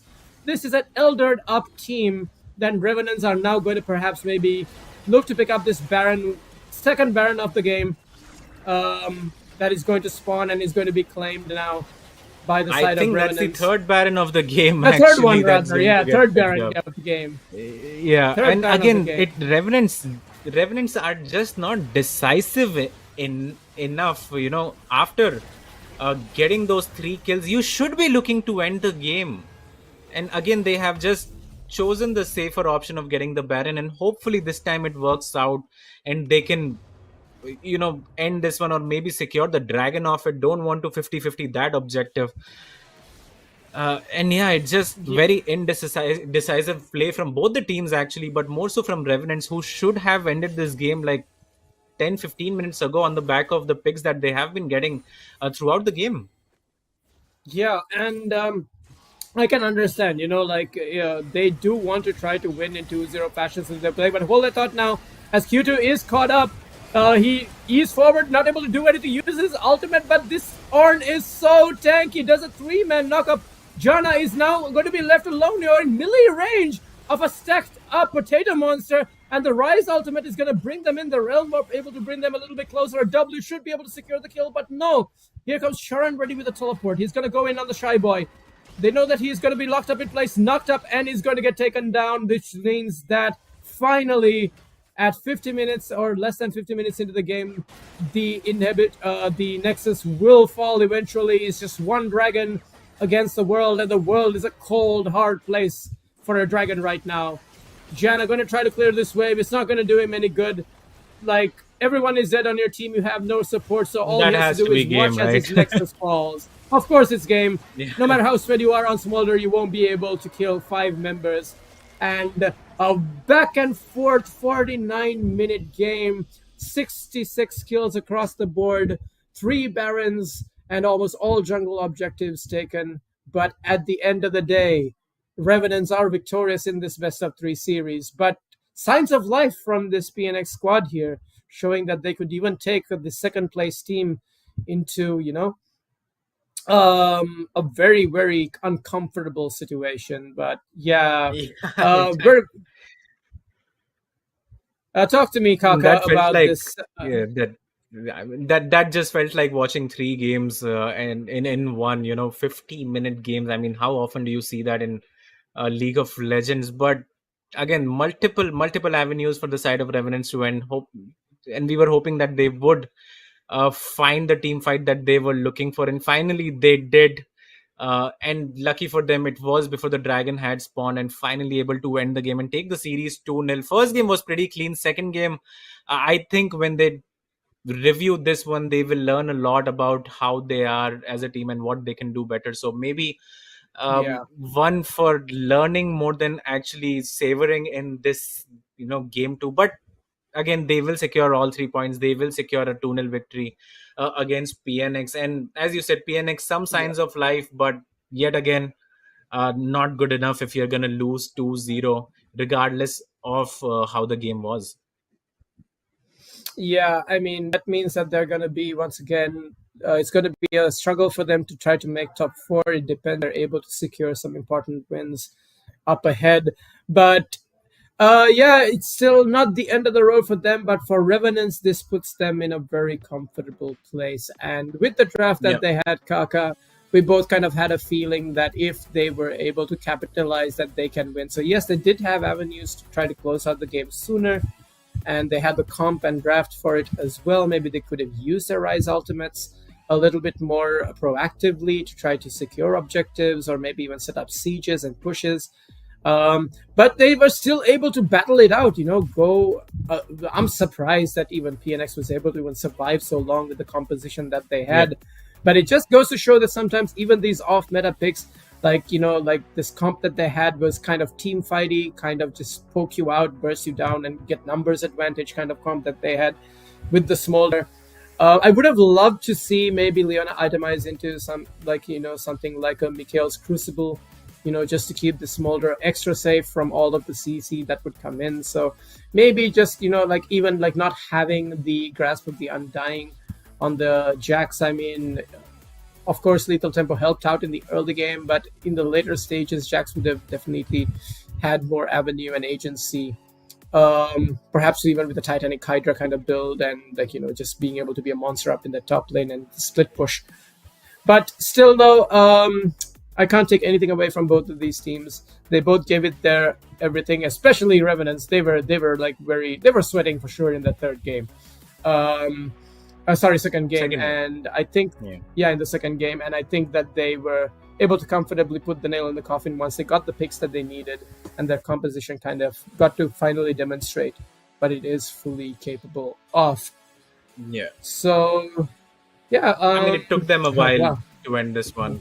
It took them a while, and credit to PNX as well. I think they had the Smolder 50 minutes in, stacking up his passive right there. Unfortunately lost the game that you don't really see if the Smolder usually scales that far into the late game. It's usually on the victorious side, so they won't be happy with that, especially game 1 as well. Not the performance in game 2. Q2 had a really good game, but again could not be the defining factor in game 2 as well. So they will be a bit disappointed, and now they will be hoping that they can win out the rest of the games that they have coming up, because if they lose one or two more, I don't think they will be able to qualify at all for the playoffs. So that has to be in the back of their heads if they want to qualify. And this was still a good performance in game 2, so there are some positive points for them as well. But for the side of Revenants, I think this game almost certainly secures qualification for them. Well, not numerically, but in terms of the sort of oppositions that they will be facing from now on. Having already played Kakao, having already played SATUL, now PNX as well, they will be looking quite comfortable, and they in the back of their heads know that they have almost certainly qualified with that third spot coming in. So a great job to them. It was quite an exhausting game for both the sides, but able to keep your mental, especially in such high stake games, and the later the game goes, the less you want to be the guy who makes the mistake for either side. So props to them in winning that game too. It was getting quite hot in the end for sure. I could see the members on that team just sweating. They're like, guys, this smolder is like, if I was on their team, I'd be like, guys, this smolder is a problem now. But like, if I would press tab and look at the items, okay, no Mikhails, no Mercurials, no real peel for the smolder. I'm surprised. I mean, if they had drafted a better composition, maybe if they had something like a Victor, who also scales really well into the late game, and then maybe something like a utility support in the bot lane to keep the smolder alive, could have turned out to be a different case. But at the end of the day, 98,000 gold, 7,000, 9-7, almost identical in dragons as well. An Elder Dragon was not needed, but 4 Baron Nashers.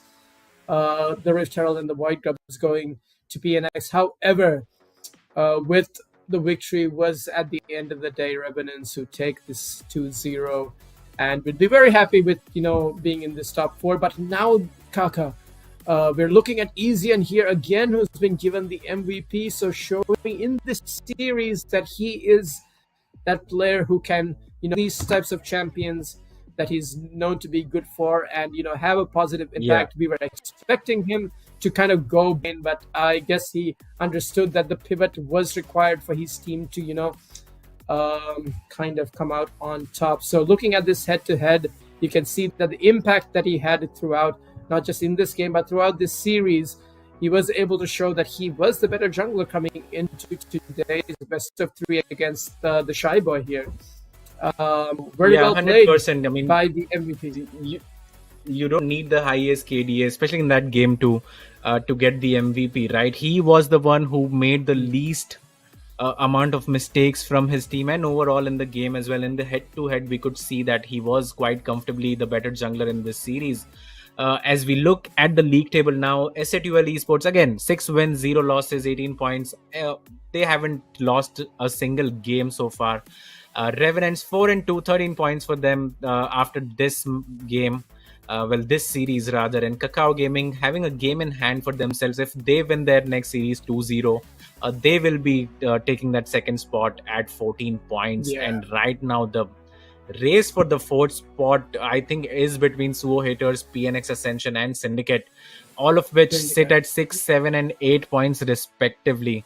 While Syndicate does have 2 more games in hand compared to Suvo Haters, and towards the bottom, Poro Patrol, RPG and Jetfire's Dojo sit at 1 win and 4 losses each. Yeah, like the battle for 4th place. This is where I see now, if Syndicate can actually win like in 2-0 fashion, this would prime them up in position to take that 4th slot. But again, every game matters, and things like draft, things like thinking about itemization, rune choices. I understand that these players are comfortable with their own playstyle, but little things can make such huge difference. And I still think that PNX Ascension can maybe look to try to secure that. But we are going to go into a short break. We will be back with more League of Legends actions very soon, guys. Don't go anywhere.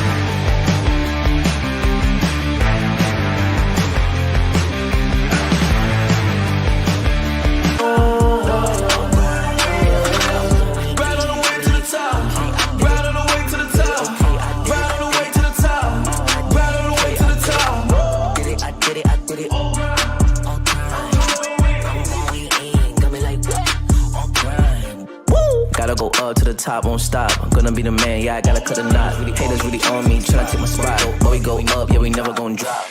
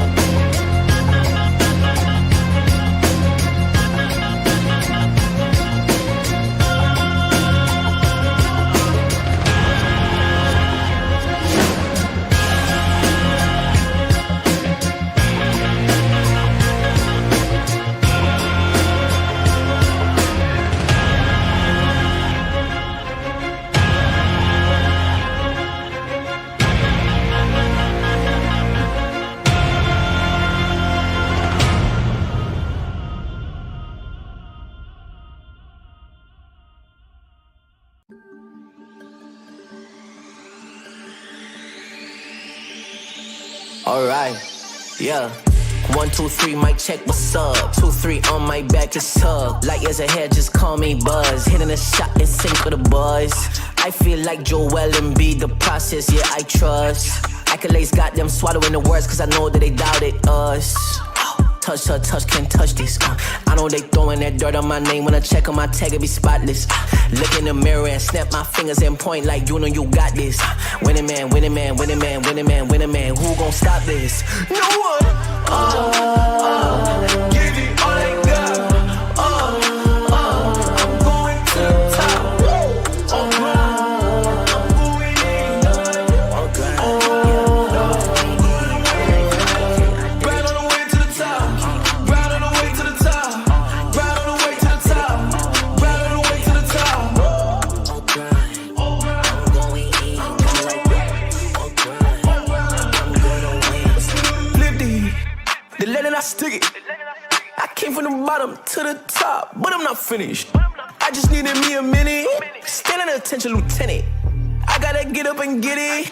All I'm focused on is winning. You not gonna cheat code. We win until the clock gon' hit zero. I'm fighting my way back like I was Nemo. Do it, I am a dynamic duo. Win, and win. That's right, my nickname is winning. Gotta walk in the building, gotta inspire the children. Wanna see my ambition, I'm not a regular civilian. Give me all I got. I'm going to the top.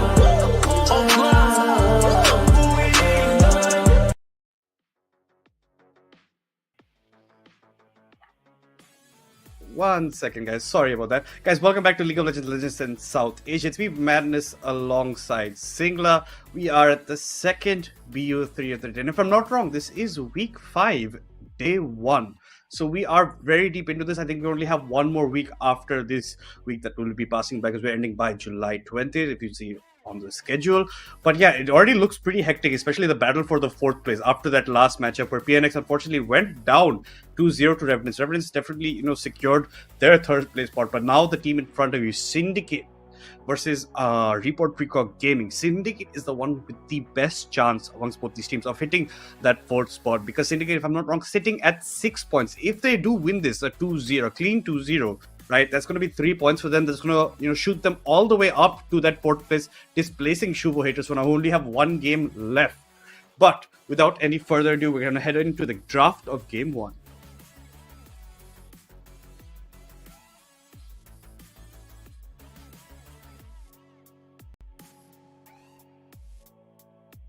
It seems that Singla not with us as of now, not saying anything.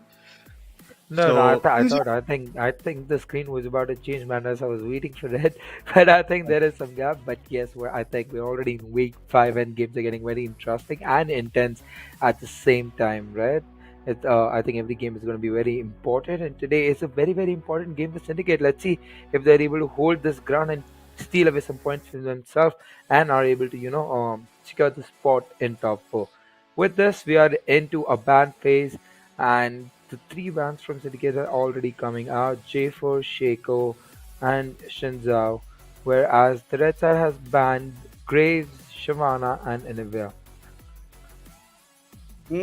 to make good sense, Olivia ban against Clownshot does make complete sense. Shivana ban against Precognition. We've seen this man at least twice, at least alone in this competition, carry the teammates on his back with the Shivana pick for themselves. But no, it's going to be Nocturne locked in as the first pick for RPG. So Precognition is going to be piloting the Nocturne. I also like the bans coming out from their side. They think that maybe Joshi or Shekan, as you might know him, is going to be piloting Shaco, so that's why they ban it out against it. Even the Xinjiao and the Jarvan could bans out for the jungle side. So 3 jungle bans getting completely focused by the side of RPG. At the same time, it still leaves open things like Wukong, which are very good in these team fights. Let's see how they adjust and where Shekan would be actually playing for Syndicate in today's matchup, because I don't think they have the traditional support. So maybe that role, or maybe Deadeyes goes support, he goes jungle. Let's see how they want to go for it. But the Kaisa gets locked in for McNugget in the bot side. Let's see how well he pilots that. I think the confusion is with RPG also regarding the same. Yeah, that's why if you see the bans are 3 towards jungle, which is J4, Shinzao, and Shaco. So 2 being for Deadeye and 1 being for Shaikan. So let's see who is playing what role. I think that is something we'll get to know once we are on the rift. But with that, RPG locks in Tristana as an answer to Kaisa. Let's see where they pick up here for the support. Will it be something in the support, or if they blind pick something in the something for the mid lane, or here for plan shot for himself? Exactly. Let's see how it goes down. Ghostnap will be going with the Rel bot side, but we have also seen them change it up from time to time again about who is playing where, given that Black Venom, their main ADC, has not showed up for most of this tournament. So they have done a couple of experimentation in the role swap. Clownshot and Killer 9 BD will also swap top and mid sometimes. So it's going to be interesting to see how RPG want to go for this. But Tristana locked in. Potato also definitely spelling from the previous series as well with this champ pick up. A Morgana getting hovered right now for Syndicate side. The Cho'Gath, oh my god, I have no doubt in my mind that Cho'Gath is going to be going in Shekan's hand. It's one of his favorite champions, especially after that Shaco. And it's yet to see where this Cho'Gath's going to be going, because he pretty much plays it in every single role and does very well. No, I'm with you, Madness. But the thing is, I think the confusion here is, will Shekan play jungle or support? And with Cho'Gath getting locked in, is it's a champion that we normally see in the top lane on the mid lane. So I am not sure what is gonna happen here, who's playing what role. But yeah, I think I'm with you that Cho'Gath will be picked for Shekan here because it's a very comfort pick for them. With that, they also banned Syndra against against the mid laner of RPG. And I think the bans right now, the Morgana that was Howard has been banned against the Rel. Rel doesn't want any kind of a black shield, doesn't want the CC to be stolen away from him. And as an answer, they banned Gwen in the top lane against Killer 9 BD. Yeah, I think more than the Gwen, they should have maybe banned out his Yorick, because that's the thing that he seems most comfortable sustaining in lane, as I've seen him throughout this competition. Maybe he has something that he's just not pulled out as of yet. But for the mid lane of Syndicate, no Victor as well. So that's two mid lane bans, 1 support and 1 top. In the second phase of banning, Gwen can be flex jungle as well. But both junglers have been picked up for their teams, and let's see how it continues on in the draft. Aurora has been picked. That is gonna go mid for team. Now there's gonna be a blind pick that is gonna come in, but I think no, there'll be no blind pick until unless that Cho'Gath is gonna play support, because that's gonna be surprising. I don't know if it works in Rel or not, but as a support main in my whole life, I've never seen Cho'Gath playing in the support role. But let's see what does that a Syndicate have in mind, because it's a very, very important game for Syndicate today, and Syndicate is a team that we have seen always preferring comfort champions over a draft to cook. That has been working out for them, and we have seen them coming back in the tournament very strong. So hoping for them to have a great matchup today. With that, Mundo being locked up in the top, a safe pick, scaling pick, the tank who can run around, great pick at the same time, and has locked in Malzahar in the mid. I think with that they have a lot of CC that they've locked in for themselves, Oh yeah. madness. So they're gonna look to pick people, lock them down, and kill them. Let's see what is the last pick that comes out from Syndicate side, so that the confusion of who's playing what also goes away for us. Yeah, that's definitely what should be happening. Cue the music because we have a Mundo on the drift. It's going to be answered by an Orn in the top side. So this is pretty much that Cho'Gath going into the bot lane as a support, as we were talking about. The Kaiser will be piloted by Harambe Avenger. I think the mid stays the same, the top stays the same. On that side, like you said, a lot of heavy CC coming in from the side of RPG. The Mundo is going to scale very well. Tristana is going to be doing good in late games, going to pop a lot of these tanks if he keeps her distance. Durrell is going to be providing that feel that needed. If Clownshot can find certain picks before the fight pick off, Nocturne can just come in with the follow-up. Rel can come in as well. It's a lot like just picking out one target before fights and then, executing your team fights around objectives before you can go in, because there's a huge amount of, ultimates coming in from the side of Syndicate. You have the Ornhorn, you have the Cyclone from the Wukong, you have the Aurora ultimate. So that is multiple, CC, multiple AoE damage coming out. So the team fighting on the side of Syndicate is good, but the pick off on the side of RPG is as equal. Right. I mean, what you said makes a lot of sense, with Nocturne also being picked up by the side of RPG, with the Malzahar, with the Rel, they're going to look for picks, right? Tristan has the burst power that she can, catch one person, put the bomb on the head, kill the person, and just jump out again. So they're going to look for these picks. They're going to play aggressive around the map, looking for the pick, but at the same time, the all-in that comes from Syndicate is going to be very strong. With Orn alt, with Chug, with Aurora alt, Kaisa globally coming in, and even Wukong. But my another, I mean, we've seen so much on Rift in these exciting games. Where I think just few days ago, I think last week when we saw Lulu playing mid and she did fabulously well. So I'm actually a bit confused. Is that Cho'Gath going jungle right now? Because as per the pick order, that's jungle, or that Cho'Gath is going to play support and Wukong is going to be jungle. But I think it's going to be a Cho'Gath support, and I think I'll get to know only once we are in the game. Yeah, most likely it's that. I don't think they have to sit in order anymore. I think that rule has been discarded by the organizers and the tournament hosters. Understood. So that is how it goes around. Tristana going to go into Ghost Knight, who traditionally was their support player on the side of RPG, but just because Blackman is not there, he's going to be filling in as ADC in this matchup. And Tristana is not something we have seen Ghost Knight play that much. We've seen a lot of, his MF, the combos going out would have been good with the Rel, but there's so many knockups and interruptions from the side of Syndicate, so I think it's advised not to go for that. Gonna have a good eye on Killer 9BD. Did play pretty well last time he was leading, and he did a good job that side. And Precog, unfortunately, I don't think they're in a spot they can get many points. Maybe if I'm not wrong, but we have to see the leaderboard later on. Maybe they still have a chance of making top 4 if they win a 2-0, but it's going to be a tough hill battle against a team like Syndicate. Until now, they've only picked up points here and there from dropping games in series, but never, I don't think only have maybe one series in total, maybe even not that. So RPG have had a rough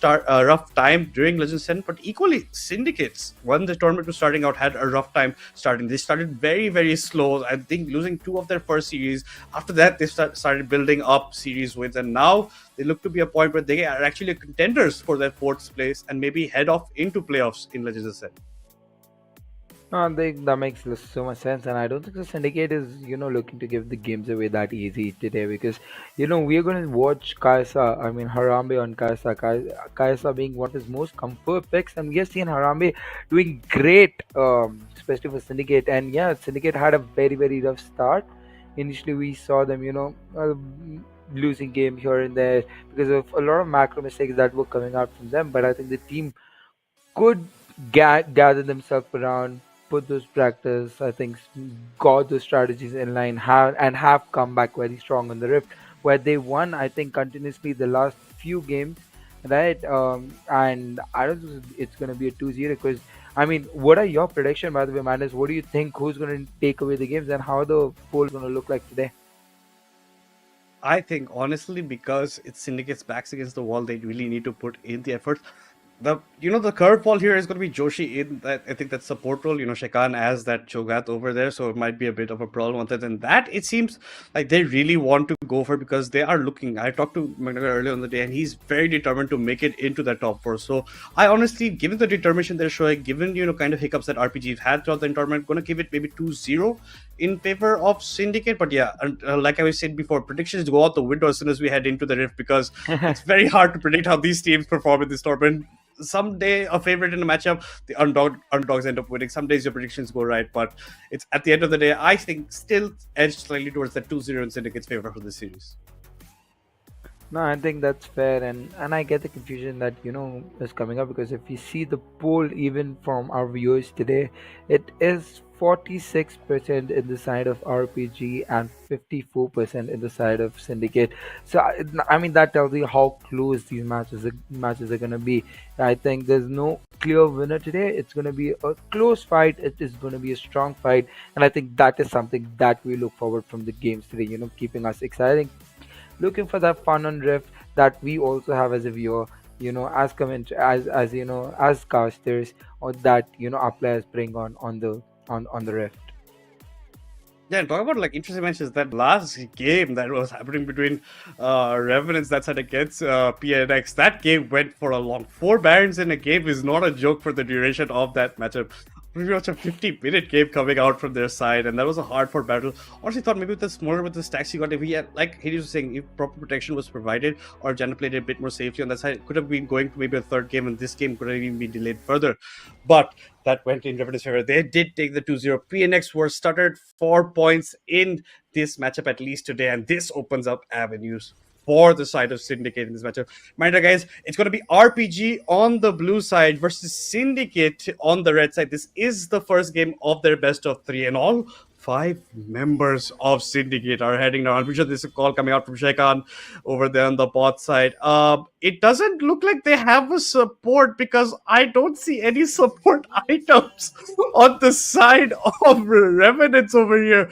They don't, sorry, on the side of Syndicates, they don't seem to have anything of that, but they get spotted out. Half-Blood's going to walk it back. Tristan doesn't get caught out. No summoners burnt as of yet. Crown's going to have to soon back off. I would like to see some deep wards coming in from RPG side, but any thoughts on no support items, Sigla? I think I think it's a mistake made by Shaq, and he did not realize he was so excited about the invade that he did not see the recommended item that were to be bought and just bought whatever popped up on the top. So I think I mean, if they're able to secure an early kill in the bottom, can work in the favor. Otherwise, I think it's gonna be already a big setback for Cho'Gath. No, Oh yeah, it's gonna be a big setback for the Cho'Gath, because he's gonna start running behind on the goal. But let's see what he does because he's gonna have an gold advantage. Has the Q for the CC? Does he land it onto the Tristana? He does, but the Kaiser is not able to take out enough damage. Rel jumps onto the Cho'Gath. Cho'Gath lands another Q, and the exchanges are just being blown. There is not much lost or won out of that trade, other than the fact that Rel took some gold doing those trades and Cho'Gath was not able to. I think Cho'Gath is just going to look for that early gold, going to share some gold with Kaisa maybe, and has to back up and buy his support item because there's no other way to survive this game. Yeah, he's not going to be getting any goal. I think maybe just get that early back, get the early push in over here. That's a lot of damage. If that voicing head connected, that's going to be Tristana pretty much at just that 1 HP bar mark. It's now being forced to pop his own health pot like Harambe had before. The cookies will come in. I think this is the time you should have been taking a back here as a Cho'Gath to pick up the super rim. Or maybe this is a strategy they've come in with. It doesn't make a whole lot of sense at the end of the day, but let's see what Shaikan has in the bag. Both junglers had started topside. Wukong with the slight edge of the tempo. We're going to be heading bot over there. A nice knockup coming in from Shaikan that was buffered by the W. It still had connected. The slow was still applied at the end of the day. Harambe looks to be going. If you time your knockup as a Cho'Gath pretty nicely, you can even interrupt the rocket jump from Tristana. That's what you should be looking for. Killer 9BT against Crown in the top side. Very historically, Mundo not having the best of laning phases as a champion. Has to be a bit careful of that until the Warmocks can't even start trading that heavily. Let's see over here. Bot side, you have the wave pretty much pushed in. They really want to maybe just get this first blood before Cho'Gath actually goes for the back. Nocturne's going to be bot side very soon. He's picking up crowds before red buff, so he'll have a bit more delayed in tempo. Wukong's already at his own Grom, so he'll be there first, maybe as a shadow as well. Even picks up the scuttle for him. Half-Blood's just trying to deny any pressure that can come on Tristan. Another knockup lands from Sheikhan. The W, unfortunately, does not. Gets blocked by Half-Bloods at the end of the day. But yeah, honestly, Cho'Gath maybe have to get this support item very early on because you're not going to get that goal. A tower dive setup might be coming in over here. Ghost Knife has to be a bit careful about this. The wave's about to come in. Dead Eyes has his eyes dead set onto this Tristana. He's going to be coming in, making his move. Half-Bloods ready with the stun. He stuns up the Wukong. The start fight has started by Sheikhan. He takes a lot of turret shots, but it's a clean dive at the end of the day. Dead Eyes eats a lot of damage at the end, but still, all members survive. First blood going over to Dead Eyes into the side of Team Syndicate. I think maybe it was just a strategy by Cho'Gath. Let's not call it a mistake. Let's call it a strategy because I haven't seen that Cho'Gath missed even one Q. I mean, we have seen this strategy, used by a lot of support players in LCK and LPL also, where they buy a more aggressive AP item early to get that pressure, get that damage advantage as a support and put the pressure on the ADC and denying them farm, and that somehow worked in the favor of Shaikan because Tristana is about 20 CS down, right? Catching up a wave, but was about 20 CS down the Kaisa, and they were also able to secure the first blood. So I think in the end it works out, and he goes back and buys the support item that we have been talking about. He does buy the support item. He's sold with the Doran's ring. So maybe the mistake still ends up with his team with a good dive. Deadeyes with a nice. I mean, he's going to be coming here into this. Nocturnes from behind. Precognition might be coming in with the Q. It's not enough. The flash was too late by the Moon Dot. The Doctor ends up becoming a patient himself. He ends up seeing the risky. Precognition looked like he had a good flank coming in, but unfortunately, good hover and good shadowing by the side of Deadeyes prevents anything of that sort. Rel's going to be jumping in onto Haramir when she's being isolated from Shekhar, but a good W comes in. The rocket jump was not interrupted, but that's a Tristana and a bit of no man's land. Harambe ends up picking up the feats of warfare for his team. The knockup not coming in from the Cho'Gath right now onto the Rel. Rel gets the stun into the Kaiser. He's trying to run for his life. He has the 5 stacks. Just one more auto would have been enough, but no, he does buffer it nicely. Jumps away to safety. There's not much they can do, but they still pick up the kill on the Tristana. Tristana had jumped in when still the barrier was still available to the Kaiser and just mistimed or calculated his amount of damage that he can do over there. And Harambe will take that any day of the week. Oh yeah, I think that makes sense. I mean, Tristana thought she can just jump in, get the kill on Kaisa, but Cho'Gath had his ult available. As soon as the Tristana jumps in, he silences the Tristana, press the W. Kaisa sees an opportunity and gets a free kill for himself. That was well played by both of them. The Rel decides to go in for some reason, even though he was less than half HP and gets punished for the same.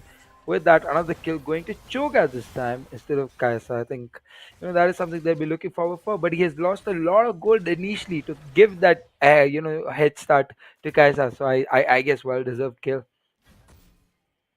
It is a good, well-deserved kill. That's Kaisa with more stacks on the Gull, looking to be building the Kraken Slayer as well. So he's doing a fantastic job of surviving. Station unfortunately only has the slingshot and a long sword trying to run in. Crown doing heavy blows with Killer 9 BT. Crown has a slight CS advantage of 6. In the middle lane, it's a 10 CS advantage in favor of Kagura against Clown Shot. Jungle-wise, Precognition with the further up. He's also hit his level 6 mark. The Drake might get starting up. Deadeyes might get caught out. He's going to get locked up after he clones away and gets to safety, but that's not enough to stop the Monkey King. He's going to end up surviving. Aurora has to back away. She was trying to maybe come in for a flank around the side. Drake is up, and that's what these teams are definitely fighting for over here. Especially the Scuttle before it gives you vision, gives you that movement boost. You get the flash forward by the Aurora. The ultimate pops only catches out onto the Rel.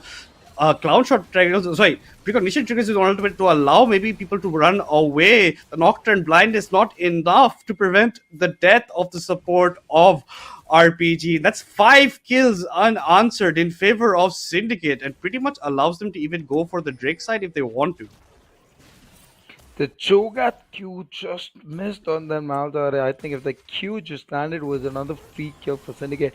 I think Syndicate has had a very, very strong pick, and somehow, the Cho'Gath again worked. This game has never stopped to amaze me. That Shai Khan has made it possible even with the Cho'Gath support and showed that, yes, it is possible and it is useful. Maybe a new Mhm. counter to Rel that we're going to start seeing in the Rift. But I think well played. He's doing the job of Cho'Gath, and again he proved, what kind of a comfort pick it is for him Oh and yeah. how well players can do on champions that they know the limits for. And with that, I think that is something that you rightly mentioned, Madness. All the lanes are running behind on the CS. Right now, every member of Syndicate is Hmm. winning in the lane and also on the CS lead for themselves, which has already given them a lead of about 2,000 for them. 2000 plus those 5 kills, like that's a lot to be ahead at this point at 8 minutes, 9 minutes. But Grubs look to be going over to the side, completely to the side of RPG. All three Grubs picked out for without an answer. Zuko came to check what's happening, saw it was too much for him, backed away from it, eats a suitcase to the face from Mundo at the end of the day. But yeah, that allows Mundo to maybe catch up into some of the CS numbers against Crown. Like you can see in the numbers, he's 3 CS now ahead. But yeah, other lanes definitely losing out. Now it's a 20 CS lead for Kagura, 20 CS lead for the Kaiser or for Harambe in the bot side. Half-Bloods might be walking into a bit of a trap. This is definitely being called by Shaikan over here. Shaikan, with the help of Kagura, definitely pick up a kill onto Half-Blood. That's his third death of the game in 9 minutes, and this might be a dive happening onto Ghost Snipe on the bot side. Ghost Snipe has to be careful how he wants to rocket jump. He rocket jumps into 3 members over that side, but the TP is coming in.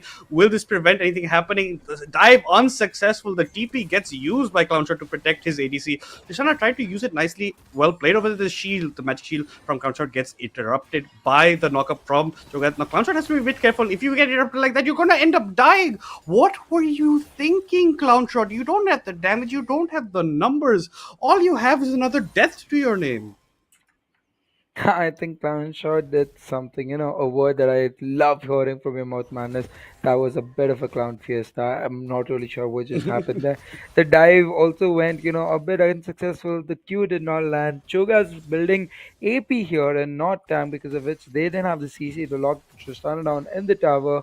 They decide that they can't kill. They go back because the Malza are TPs in.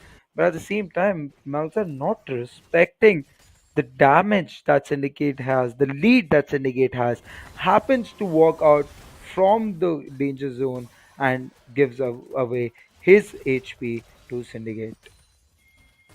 He does end up giving his HP over to Syndicate. Now 7 kills unanswered in favor of Syndicate. 2 of those kills going to be on the Kaiser, 2 on the Wukong, 2 on that Cho'Gath pick as well, who has transformed his support item even after buying it up. So like mind you, Shekan had started the laning phase with a Doran's ring in 2 health pots. Maybe an error might be a class of master stroke genius. We don't know. We'll have to ask him at the end of the day about what was going on in his mind with this. But it did work out. His lane is doing fantastic. Ghost Nip and Red have to be careful. Ghost Nip has been dived twice under his turret. Once successful, once not. So it's a 50% success rate dive-wise for the side of Syndicate bot over here. And they might be even looking for yet another one. With the Rel by their side, I don't think he's going to be worried that much. Jedi is still trying to look for a pick. He's going to be walking over ward. So the side of RPG surely do know about this.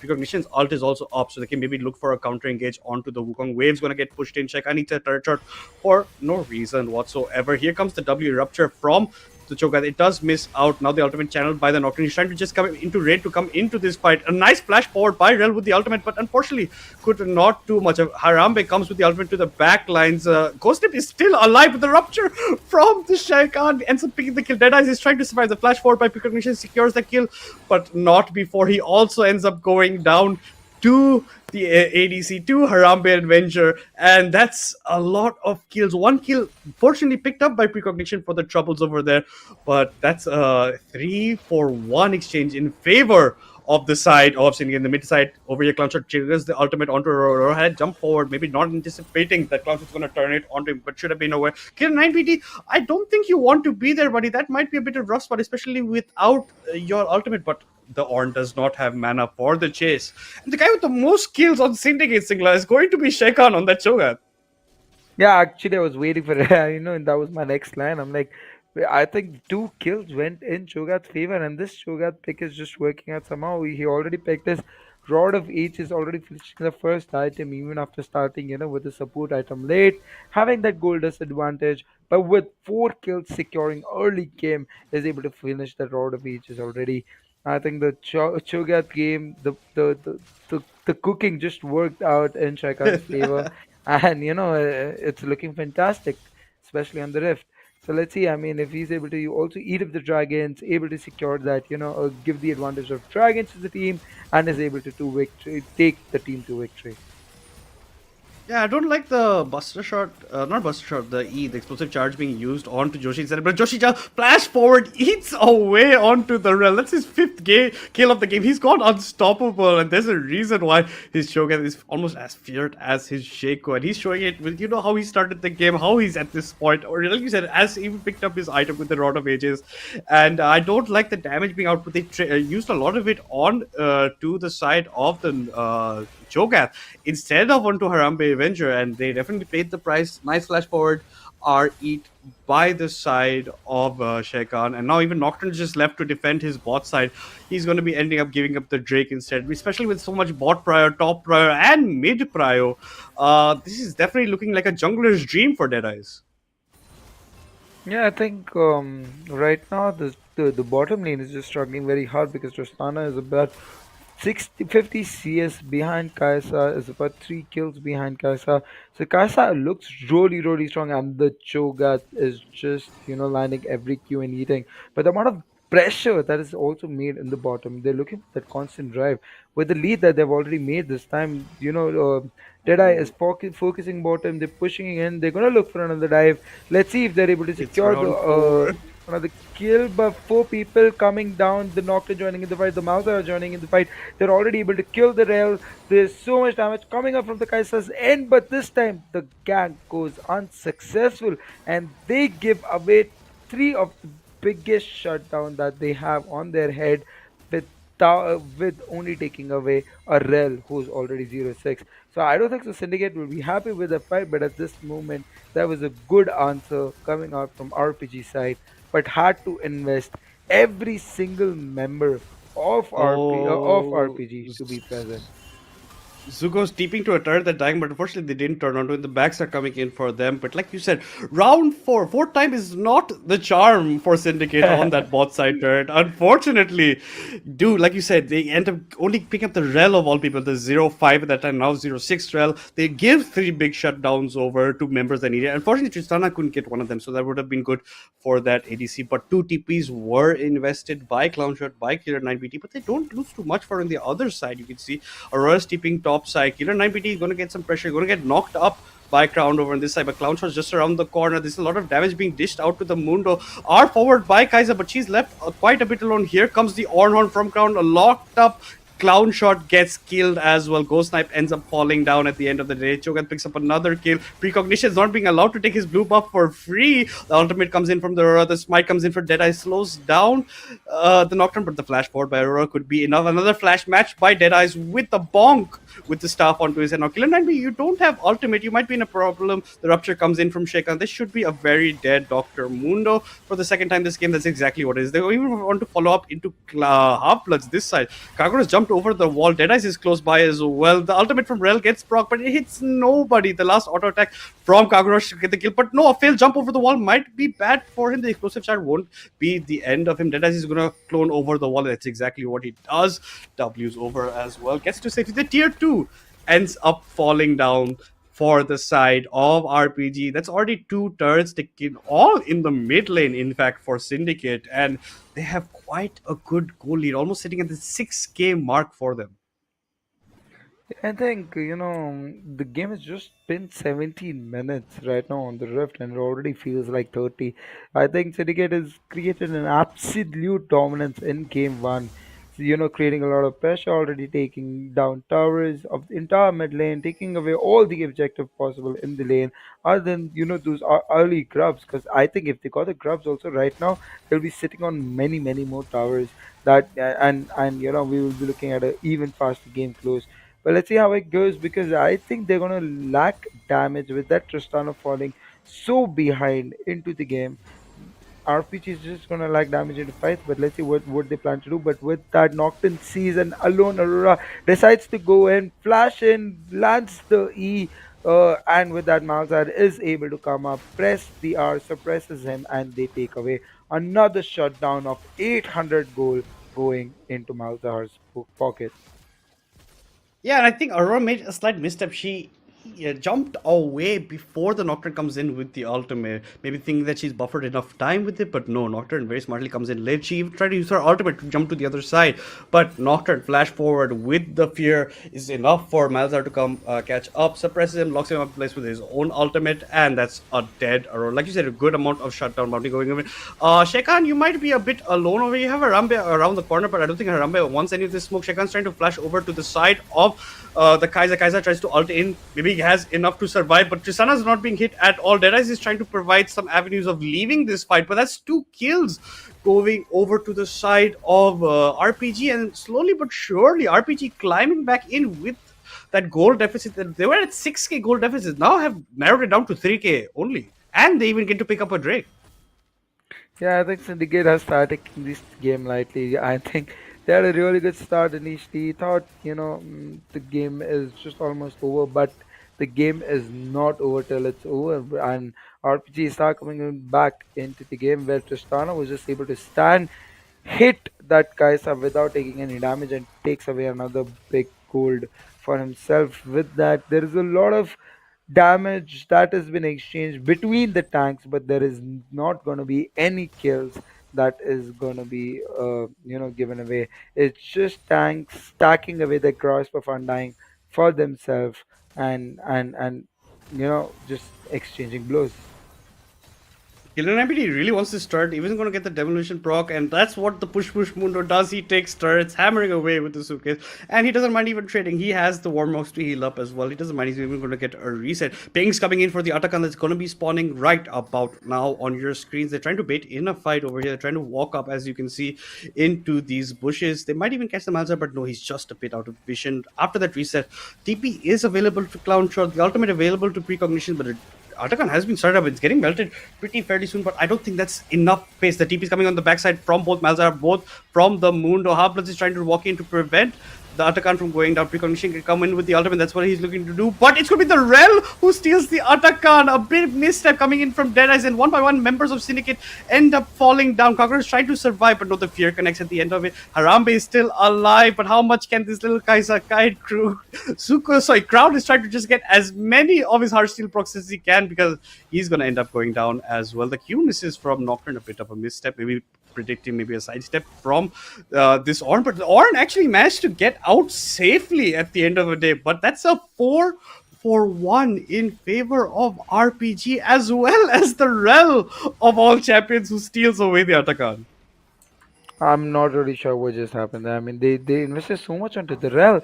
Rel just lands in 5-man alt, keeping everyone together, and also takes away the Atakan, which was a major, major loss for the team. But that's not it. They lose almost every member of Syndicate, one by one, not able to take out the damage and kill the team of RPG.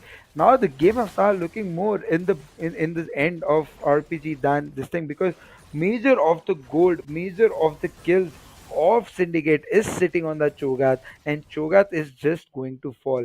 I mean, if those kills were on on that Kaisa, if Kaisa was about 10 kills right now, the damage would look very different. But no, that Tristana suddenly has started doing the damage that this cannot. But Nocturne gets picked out again, but is able to walk out, gets ulted into the ult. The Wukong is very low, gets picked up and loses his HP. Cho'Gath yet again picks up another kill for himself. Mundo picks up Cho'Gath, shutting him down, and Kaisa gets a free kill onto Mundo. That's a 3-for-2 in favor of Syndicate, but that just looks so bad from the side of Deadice. He just about almost got the kill of Precognition, but no, Malzahar comes in. The distance was a bit too much with the spacing. Wukong had even used his flash to try and get that kill, and Precognition didn't because his flash was down. But no, the lockup, the suppression from Cloudshot comes in. You lock in that kill, but you do lose more members in that fight. Harambe just about surviving by the skin of his teeth at the end of the day over there, but you can see the goal lead for a second. It was in favor of RPG, but now once again in favor of Syndicate. But it's not by as much as it was at one point. It was around the 6K, 7K. Now it's only at the 1.5K mark for them. That's only after they won this last fight. So this is a bit of Syndicate slipping it up in certain fights. They gave away a lot of bounties early on as well. The Tristana is still fairly behind. Looks to be making the Collector instead of the Infinity Edge right now. But the Kaiser has 3 complete items: the Cracker, the Ginchus, the Nashers, and that's a very, very strong Kaisa at the end. The Rupture misses from Shaikan over here. He might be ending up get caught out. You have the Kaisa close by if she wants to join this fight, but Nocturne with the ultimate will be coming in. They have to leave the Cho'Gath all alone. The Kaisa tries to E away, but the stun comes in from the Rel that allows Clownshot to pick up the kill on to Rambe Venture, and the goal lead just keeps on getting narrower. This turret looks free for the taking. Drake is also coming up, and yet another misstep coming in from the side of Syndicate. Yeah, I think that's the second time the Shagan has got caught, and for some reason Harambe also follows up on. I think he doesn't like his support just dying without any anyone being there for him. He goes in after the Shaikan dies and also ends up giving up his life. With that, they also gave away two towers that had the goal lead, making up for them in the middle, and now RPG is in the goal lead. That's a massive throw of 7,000 goal lead from the side of Syndicate, and now RPG is leading the chain. But yes, at the same time, I think what you say makes a lot of sense. The Kai'Sa is already on 3 item, which means she has all her evolves ready and should be a monster. Should be able to take out a lot of damage now if given the fact if she gets the right peel for herself, because her support has just gone AP. Oh So yeah, I don't know definitely. who's gonna give her that peel. Mundo's trying to might get caught out. If here comes the Ornhorn, you're going to knock up the Mundo, get the passive away, but you end up getting the kill just before Drake. But they aren't done. They're trying to maybe even chase Half-Bloods away from the Drake. So this has been miraculously for Precognition. They might even give it up because this is just Soul Point and not Soul. And it's a 5v4 in favor of Syndicate side. Clownshot comes in, maybe tries to steal it. Miraculously can be. The Rel's done it already once this game. I don't think it's going to happen this time. This time, Shekan will be feasting away on Dragon Meat, picks that up for his team. That picks his team on Infernal Soul Point as well. So they are one step away from maybe locking up the game. But like you said, goal lead is pretty much almost bang even. Maybe just 300 goal. Essentially nothing at this point in favor of the side of Syndicate. Like you said, from a 7K goal lead to this doesn't make that much of sense. Shekan might be getting caught out once again. Now being very careful about how he's putting. Just walk away. Half-Blood's clearing up some vision. Going to be puts him down at the Baron Pit as well as he's walking away. He does have one more to put, and that's exactly what he will be doing. Actually has all 4. So he puts 2 down over there. Shekan also doing some defensive wards for his side. Everyone's just going to be picking up their resets. Tristana has finally completed her collection. Even picked up another Cloak of Agility, and we have to see how these fights can actually materialize, because without any QSS, if Kai'Sa gets picked up by the Malzahar, this could be detrimental for the side of Syndicate. No, for sure. But at this moment, Casa got her first upgrade from the Orn, and now has an upgraded item, and she did so much damage to that Mundo, melting him down so quickly. So I think all my eyes are going to be on Harambe. If Harambe gets the right feel, I think the game is still not lost. But let's see how it happens, because the next target is going to be very, very crucial for Syndicate. If they get that Infernal Soul, the amount of damage that they'll have in their pocket will be massively good. But yes, let's see if RPG gives away that free Dragontism or not, or it's going to be a challenge. But as Ooh. right now, we see a lot of action happening on the top. They spot out Rel standing alone onto the blue. Rel decides to go in alone, and there Harambe is just killing through, melting down the Nocturne, the Rel. They goes down. Harambe goes in, ults in, melts down Tristana, melts down the Malzahar. With that, picking all the members one by one, the Mundo is fighting, trying to take out the damage, taking down some members of Syndicate, trying, keeping that game in favor of RPG. But no, all of them fall down. With a Fed Kaisa, they're going to look to secure this Baron and the game one. Baron does get secured. The lone survivor who's left to tell the tales of his fallen foes will be that Tristana. She ends up making it back to base. Like you said, Glenemy did some good hard strikes towards the end, but he can't actually do much in that spot. He's even making his Titanic Hydra over here. Another feast for Shekan. A Baron this time for his team. And yes, that was a 4-for-1 in favor of Syndicate. Now, firmly have a bit of a good goal lead, almost at 3k margins over here. No cancels on the Baron backs. They get a complete reset for themselves. You can see that Infernal Soul that they want to be aiming for will be coming up in 2 minutes time. That's what they should be getting. Now maybe do a 4-1 split formation, get these Baron pushes and get waves so deep it's harder for the side of RPG to answer when Drake comes up. Tristan unfortunately is very still behind. She's making the IE right now, but Void Staff already completed for Kaiser. That's 4 item Kaiser gets a 2.5 item Tristana in these team fights. So that just tells you how much damage that Harambe will be dishing out. The Cho'Gath and the Ornn, huge meat shields in the front lines. The Ornn also has 440 stacks on Heartsteel, so should be looking to be very healthy as well. The Ornn, as you keep on going, more ornaments come in for it. In the later it goes on, it could be even harder for the side of RPG to come back with the answers. That fight definitely was a game changer in the scene of how these things are going, and it's all about that Infernal Soul Drake that's going to be coming up before these teams fight again. Yeah, I mean, they already have the Baron. They have those needed buffs for themselves, the damage. In the last fight, Garza was able to get a whole item, gets that voice staff for himself so that he can melt through the realm, he can melt through the Mundo, and right now is an absolute beast. And with that, Aurora also got in an upgrade. The Ornn is becoming tanker and tanker with time, picking up those takes. Zuko becoming more of a monster and gets ulted right now. And there is a pause, I think there has been some disruption, but the pause goes away. There is a lot of investment onto the Horn that gets eaten up with. With that, they exchange one member each. But the Kaisa is doing absolutely great amount of damage, just melts away the On, who's the tankiest member. With that, the whole team decides to take a step back because that Kaisa is an absolute monster. And now they are gonna go back and secure that Infernal Soul for themselves. And with that, they are gonna look to end the game. Yeah, I think they just wasted so much on Crown over it. He doesn't mind being that meat shield at the end, and that's a lot getting wasted. Rail goes in the backside, the isolated fights come out. Killer 9BD gets slightly minion blocked on his way out of the fight. That ends up being his death. Now it's a 4 against 3 bot side at the turret. They cannot fight this. They actually have to give up the turret from the side of RPG. It's going to be free taking for the side of Syndicate. Ultimate available to Shaken if he wants to go for Feast. Probably wants to use that at that Infernal Soul for themselves. Half Blood is up. Killer 9VD has the TP, but doesn't look like much of a contest will be coming in for the members of RPG. I think they have, elected to leave this Drake. They know it's going to go up, but no, TP's coming in the mid side. 2 TPs that the Mundo and the Malzahar, but this Drake goes down fairly fast, and you have a feast from Shekan. It's going to be very hard to steal over here. I don't think you can do much. That's going to be the Drake getting picked up, and 2 TPs getting used by the side of RPG. I think they were mixed calls. They believed in the Rel to steal the Drake again. Maybe the Rel was standing there, tried to hit the cube, but he was just out of range. I think that's why he couldn't secure the dragon again.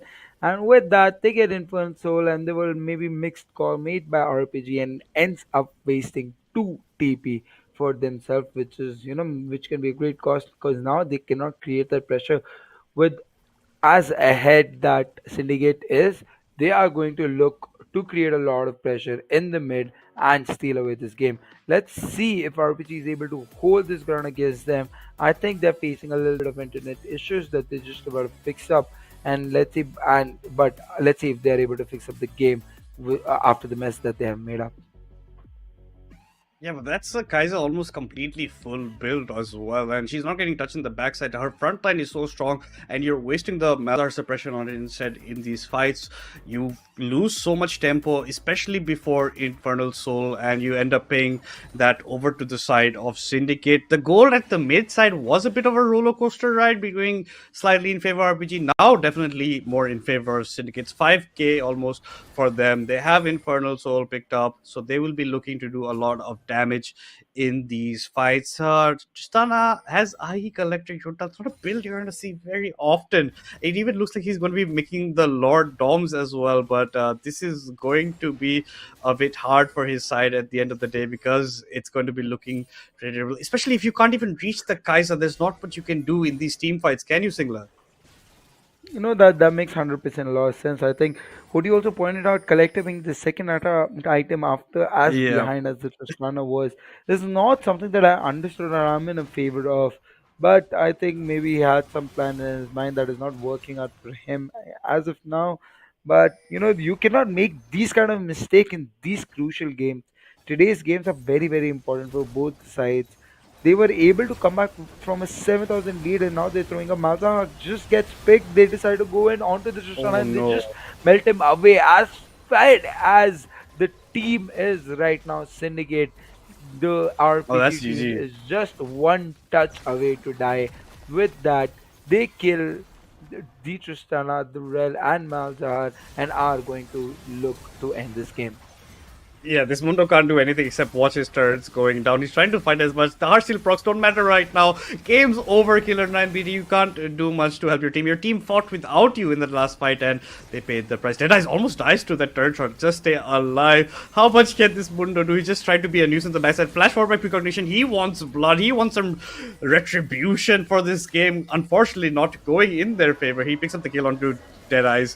And that's going to be game one of this best of three series going in favor of Syndicate.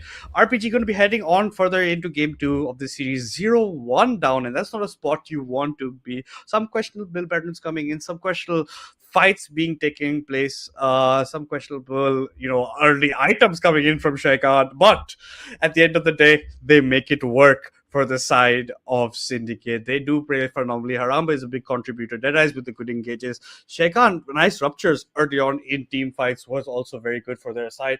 And I just think you can't get caught out like this. A lot of dives happened both sides. Out of the 4 times, only once could RPG actually answer back up. The Tristana is never playing a safe distance. She was so far behind, especially with this kind of will pattern. You're not going to be doing much damage in these team fights. Precognition was trying his best to carry the team yet again on his shoulders, but unfortunately, with the Nocturne with such a huge front line, you're barely ever going to get to the targets you want, especially someone as tricky and mobile as a Kaiser who goes invisible, dashes out. And remember, this is a Kaiser who at 24 minutes was fully evolved, had all 3 items that she needed for that. And this acceleration of the Kaiser definitely proved to be the downfall of the side of RPG.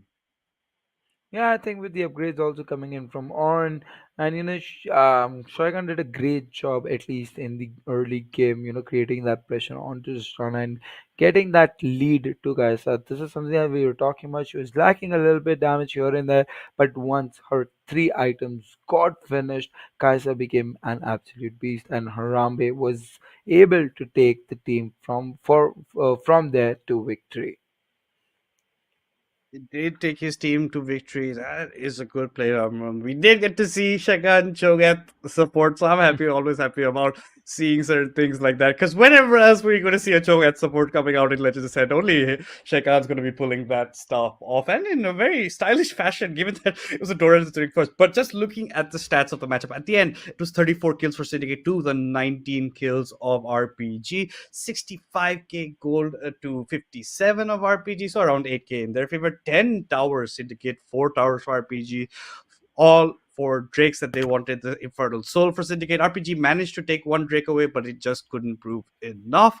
Baron picked up by Syndicate, Herald picked up by Syndicate, all 3 first grubs, or actually only 3 grubs picked up by RPG, and that Atakan by RPG from a miraculous steal from Rel of all champions in that. But at the end of the day, it's going to be Harambe Avenger, going to be your MVP for game one in this best of three series. 12-4-14, the kiting was there, the spacing was there, the damage definitely was there, especially after getting accelerated like that. A couple of times he did get the shutdown over. We're going to forgive him for that, just given what he has done else in this matchup. 1487 damage per minute coming in for him, 6.9 CS. We can exclude that just given how bloody the fights were. 16.3k gold for himself, and that's going to be your MVP Arambe on the Kaiser. And I must say, the man played phenomenally. No, 100%. I think every member did their job very well in the game one. The Wukong created that pressure into the bottom as he saw there is a lead, right? Making sure that Kaisa has enough lead. There are a lot of, good things that we got to see in the bottom. I mean, Cho'Gath's support was not enough, but also started without a support item and started with the Dawn and Ring. With that extra damage, was able to create even more pressure onto the Tristana and somehow worked out for his team. Right, there were a good amount of exchanges that were blown on the top. There were a good amount of damage that was done by the Aurora, and with all of this, they were able to create a good impact. I think in the mid game we saw them, making certain mistakes where they gave away almost a lead of Mm-hmm. 7,000, right? But they were Mm. in the end, they were able to secure it and win the game. With this, we'll take a short break and we'll be back very soon.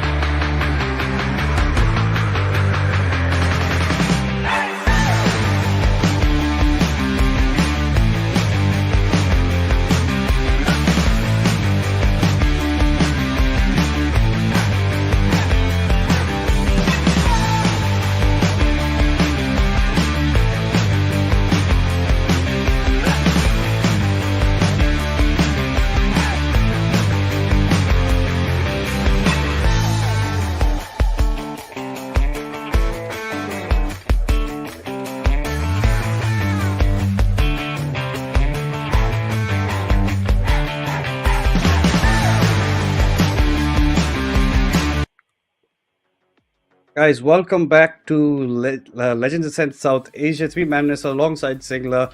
After a bit of a topsy-turvy mid-game, game one, it is definitely Syndicate taking that away from RPG's side. We've had a day of, comebacks here and there, depending on how the fights are going. But yeah, couple of missteps coming in. We got to see what do you call Cho'Gath's support. So very interesting games coming out. Harambe was your MVP of game one, if you guys did miss out on that. And going into game two, RPG have to rethink it, especially if they're going to target Precog so much, who is one of their star players, right? Precognition. If they target a lot of his bans, he's not going to be able to do that much in fights, especially the Nocturne. He did try to come in as many times as he could, but if you can't signal out fights, if they group as 5 men, it's going to be very hard for the Nocturne to actually achieve anything.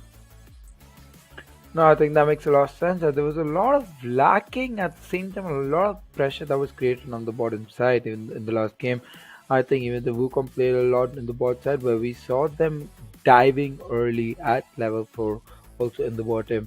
Right in the late game, we saw the team falling up, giving that, taking away that pressure from the team, and they were able to secure about 3 kills from themselves again and again, which helped them getting back into the goal lead. But this game, let's see if they're gonna play around the stream strategy or the strategies are gonna change, or this game will the bottom be able to come back and create an impact for RPG side, giving the comfort for game. With that, we start with the ban. I think the standard bans have started, and if we are against RPG, J4 ancients are taken away from Deadeye. There is a craze ban coming out from sort of Syndicate, and Syndra being banned in against the mid laner. They've left out the Shyvana for precognition. Unless they're going to be first picking up that for themselves, I don't think that's a smart move. I maybe like to have seen that getting banned out against precog side, but no, it's going to be the Lucian that gets first picked up for Syndicates. That Lucian is something that Harambe loves to play. The Lucian Ezreal, definitely the champions that he likes to show off with on the Rift, and he had a phenomenal performance with Kai'Sa game one. Let's see what the side of RPG have in store for us as they tick on the clock about what their first 2 picks are going to be over on here. Kagura does get his I think Victor they're gonna banned out look to again, so lock other than that, Shyvana. it's going to be the Deadeyes. The Shyvana should be honestly getting locked, but it's going to be the Caitlyn getting picked up as an answer. Does Precognition have some other jungler in mind that he really wants to play over here?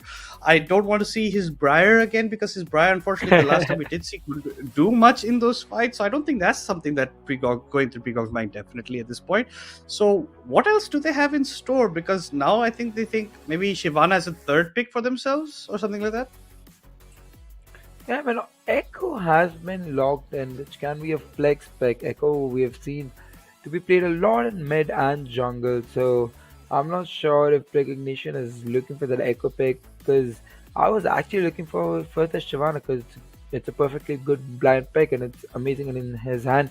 Well, let's see what is being picked from the side of Syndicate. They lock in Nafiri, they lock in Nami or Milio, or is it gonna be Shaco coming in this side this time? Since Tristan, I mean, this Cho'Gath already paid well. Will they pick up Shaco here, or are they gonna pick a Milio Uh, for themselves? And it's a Milio.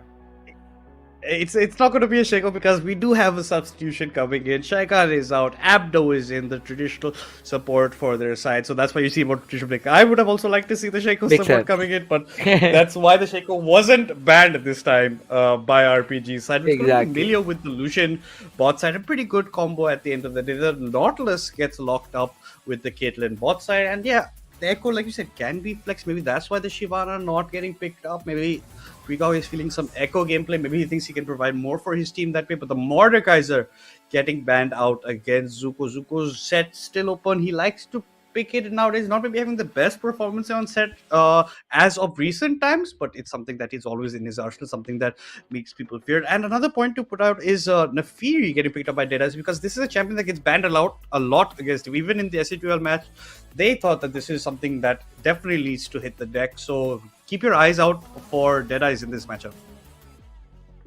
No, makes sense. We've already seen him pick Nafiri once, and he did absolutely well on the champion. So yeah, I think it's gonna be a deadly pick, and is amazing at engage. But let's see what what Zuko decides to pick this time, because Zuko has blind pick into RPG this time. So let's see what he has in his mind. Is it going to be Renekton, or is it going to be set, or is he again going to play a tanky champion? Because the support is already on mage, and the jungle is on initiator, so they will be lacking someone from the front line if Zuko decides not to play a tank or a frontliner for them. Oh, I really like this Yorick ban coming out from the side of Syndicate. This is something that Killer 9BD loves piloting topside.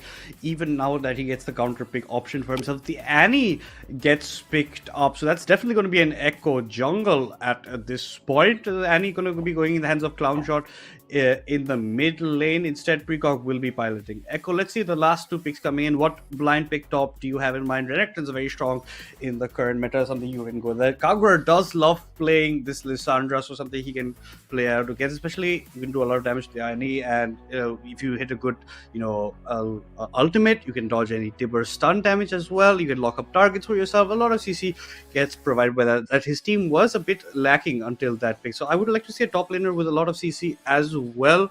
For the side of Zuko as a blind pick, let's see what is available. Kasante is still there if he wants to go for something like that. But it's going to be the Nar getting picked up for himself. Always a very good blind pick, and something that he has known to show his prowess before. Yeah, I think Nard is a perfectly safe pick, and that is something I was expecting to come out, because again, Zuko is great on the champion, and it is a perfect, good blind pick champion. And with that, they lock in a Malphite for themselves. Not gonna lie, Madness, this time I like RPG draft more than Syndicate. Mm, It looks like a perfect draft with a lot of damage, a lot of CC, right? With Malphite coming in, oh yeah. the kind of ult, the kind of present AoE damage also that he brings in, the AoE damage stun that Annie can do, and also Nautilus. So I think this game is gonna be very interesting, and at least the draft matchup here, I feel a little bit more bend towards RPG. But at the same time, we have seen in the past, it's not about the drafts, it's about execution. And in the game one, Syndicate has shown that dominance all across the lane. So let's see if they're able to create that dominance in this game, if they're able to steal away the game two, and secure the 2-0 for them, because it's gonna be very crucial for them also to get a 2-0 win. Why? Because that gives them that extra Mm. point that can be important for them to secure the place in top 4. Exactly, like you said, if they do end up winning it in a 2-0 fashion, they get 3 instead of 2 points for just winning a series 2-1. So that basically does catapult them to that 4th position, knocking down Super Haters to number 5. So this is, like you said, a very important matchup for them this game, especially to get as many points as they can. Bot side, I like the Caitlyn pickup against the Lucian. You have that added range advantage, and Ghostnip did have a tough time laning last time as the Tristana. Mind you, he is a guy who's traditionally the support player for the team of RPG, and it's Black Venom who plays ADC, but unfortunately he's having to fill in the role. So let's see how well he does it. The Malphite R's in these team fights is going to go crazy, because like you said, a bit of lacking in CC in terms on the side of Syndicate, so they have to be careful. And the draft, I also have to give it to you, definitely going in favor of RPG side. A lot of damage, like you said, a lot of CC control potential, a lot of pick off potential as well. And these Malphite ultimates can prove a lot good in fights, because you Malphite ult in, you Tibber's ult on top of it. You have chain CC for days, plus Nautilus ult comes in as well. And you can keep it from a safe distance. The Caitlyn can just hammer away, and it's going to be a tough time for Syndicate to actually lock in the series as a 2-0. Yeah, I mean, exactly what you said, right? They have the engage, they also have the cleanup squad with that Echo and with that Caitlyn. So yeah, I think this is something that they have to look out for. But with Harambe being on that Lucian, and Abde coming back on the melee for them, so I think the amount of pressure that they can create will also be relevant, because I think when it comes to the matchup, Caitlyn has a certain advantage, because Caitlyn has much more range than Lucian, but with that Milio W, I think he'll be able to match up that range and will be able to exchange that blows. So this game will be very important for Nautilus also not to make the same mistakes, not to get picked up, because if he gets picked up by Lucian, he gives away that lead, makes the Lucian fed. It's gonna be even worse than Kaiser because Harambe is so much more comfortable on Lucian. So yes, I think they have to learn from the game one. They have to respect every individual, pick those right fight which are relevant for them. Because when it comes to objective fight, I'm very sure that RPG will have an advantage. But when it comes to laning, a Malphite into one Nar, at least even on the top side, Nar can create much more pressure. Though in the early game, Nafiri will be much stronger than the Echo. So let's see how what lead they can create in the early game for Syndicate, and if they're able to create that pressure and take away, with that early lead, the game for themselves and secure a 2-0 win. Yeah, I would like to see how much pressure Precog does it. He's not a typical guy who likes to go for invades as much. He usually ends up being on the other side of it. So this time it would be very good if he can, play well and actually do a fantastic job about that, and how he does get the early advantage for his team. The Narg is Malphite doesn't even mind playing that far behind because it's mostly about his util in team fights. He has to be more team player. That's why Killer 9BD actually does shine, because he's not a guy who actually ends up winning his lanes. He like to maybe even go even or just stay slightly behind. He doesn't mind it whatsoever. And if he doesn't give too many kills up front to Zuko, I think Zuko's Nar's gonna have a hard time getting a complete advantage top lane wise. And draft wise, yeah, RPG looking really good, looking solid, looking like maybe even trying to take us to a game 3. And if Syndicate makes those kind of silly mistakes they made in mid game in game 1, it could definitely be a problem for them, because like I said, at 1.7.3k goal lead was just neutralized in a matter of 1 or 2 team fights going in RPG's favor. And they're someone who, if you give them the opportunity, they're going to capitalize on it completely. Syndicate have to avoid these things, maybe think a bit more about the macro mid game wise. Other than that, it's going to be a very exciting game of League of Legends, and it's going to be hard to tell which team might take it, because points needed for Syndicate, RPG's honor a bit on the line as well. So let's see which team is feeling it the most. Yeah, in the last game, I think the Syndicate invaded against RPG, but this time RPG has the Nautilus, has the Caitlyn that early good damage for themselves. Let's see if it is gonna be an early aggression. They're gonna come out strong in the Rift, or they're gonna play a 5-man stack, defensive. So this game, it's gonna matter. I think bottom has to back up for a win. Have to play around, the draft that they have drafted from themselves. They have to know this strategy and has to execute so that they can steal away at least one game for themselves. And with that, we enter into the Rift. Guys, this is game 2 of the best of 3 series between these two teams. It's going to be Syndicate on the blue side, RPG on the red side, opposite of what game 1 was. We do see a bit of grouping from the side of RPG, maybe towards the bot side. Maybe we actually get to see what Singla was predicting. Maybe we get to see a bit of early going in, but they will be in complete vision of Millie unless they hug these walls on the side. That's why you can see them going from that side around. A nice ward placed in the middle bush by the Lucians should be spotting out most of these members from that kind of range, and they're taking the longer side this side. So now the ward is even getting spotted by them. They even use the side there as well to predict it. Another ward placed in the tri bush. So nice defensive wards coming in from Syndicate, almost a deja vu of what RPG did in game 1. Put so much pressure over here. You can see Nar's going to go over there, put another ward in that bush that side, give some idea about where the jungler is from RPG, track him from that way as well. But this time both supports have support items. Oh, maybe a bit of a trap setup coming in from Syndicate. They're waiting in this bush. They might catch out some members. They're letting Precognition and Clownshot walk away. Here comes Killer 9BD into the fray. Nice double man stun comes in as well from the Lissandra, but no, it's not enough. Clownshot's going to start the lane off very badly. So will Zuko, but Zuko's Nar will keep on healing up with that fleet footwork as well. Annie looks to be taking a back. Doesn't want to start off weak against Kagura. Instead, it's going to be TPing and burning an early TP that side. So after all that delayed exchange, that's going to be a TP getting burned early on from Clownshot. Yeah, and also a flash onto the Annie, right? So there's a lot of damage that she took. She missed out that early XP of three champions. So I think Annie's gonna start on the back foot, and because of that, Kagura is already punishing because he knows he has the lead. He has the electrocute, and Annie's already shot at TP, so she cannot back. And for some reason, I think Nautilus was also there into the top lane, but does not decide to engage Hook, even though it is 4 versus 3.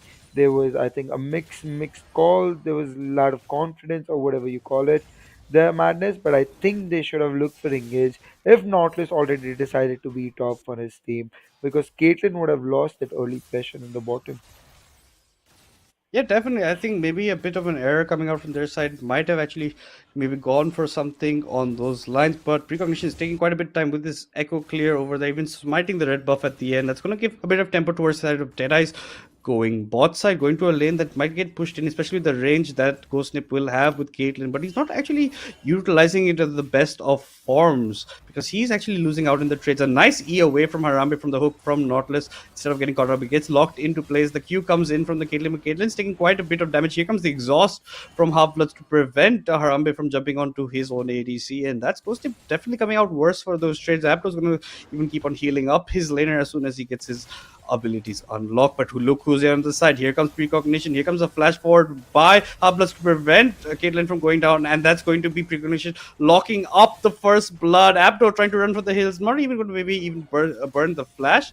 But it does look like he'll have to. He does get locked up into place. Here comes the E from Precognition. The flash forward by the Echo locks that up. It's going to be the kill going over to the Nautilus, but that's still a 2-for-0 in favor of RPG's bot side, and they're 1 kill away from the feats of warfare. Yeah, I think they knew that Echo has started on the top side. They should have calculated that, Echo has started pathing towards what, but they did not suspect that and falls into the trap of Echo. I mean, Harambe tried securing a kill for himself, was able to get, Kaisa burn the heal, but was not able to delete him. Echo just came in time, takes out a lot of damage. Nautilus is able to give him the CC, and they secure two clean wins for them, also taking away every single summoners of bottom. With that, there's good amount of trade that is happening at the top because of a little bit edge we lost early. Nar is not able to create an absolute dominance in top, but with that, he's also been able to take out a lot of damage onto the Malphite, and Malphite flashes out for safety for himself. With that, Malphite pull back and TP back into the lane, and that Malphite is going to be flashless for next 5 minutes. Yeah, Deadeye going topside does get the flash out of the big rock monster, but you can see Nafiri is actually invaded into the jungle of Precognition. He's going to be taking away his rates, and Precognition maybe also has the same idea, is putting a ward down, but that's because of the timers that have happened, because of the tempo that Nafiri had earlier on. She can go over there as well.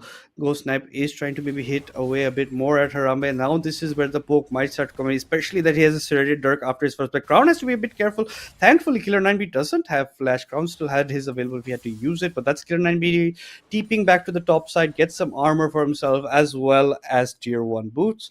Will have a bit of speed to match Nar at the same time. Nar's is on a pretty big cooldown early levels as well, so once that's used, Killer 9BD can maybe look to create some pressure. Clown Shot was walking up, but Kagura very smartly backs away. Here he's coming from the side, is going to be Precognition, is going to be chasing the Lissandra a bit away, but Lissandra is unsafe. He recognized it, hugs the side where she had a bit more vision. Bot side is still looking equal in terms of trading. CS looking equal numbers. Mid, it's a different story. That's Kagura around 12 CS up onto the Annie top side. Now it's a bit of a CS lead for the Malphite of the pressure that was shown by Deadeyes earlier on. Malphite still reigns supreme over there. Like I said, it's going to be hard for Zuko to actually get a lane advantage against this Malphite, and Malphite, the longer it goes, will be stronger in team fights, and that's where his full utilization will come out. Yeah, I think even the Nafiri, that is something to be pointed out, has about a 20 CS lead from Echo, which will give him an XP lead and also in goal lead. So I think they're going to look for that early dragons, maybe with the lead that Nafiri is able to make, because there's not a lot of action that they're able to do into the lane. With that, Echo looking for another gank bottom, has that hook available, gets, catches the Milio again, the Caitlyn going very, very low. Milio is able to land the football this time even Nafiri is there on the backup. They're going to look for some kills. They're going to look for some damage. But both the team ends up not losing any member. Just the Caitlyn goes very low into the fight, but not lose any gold.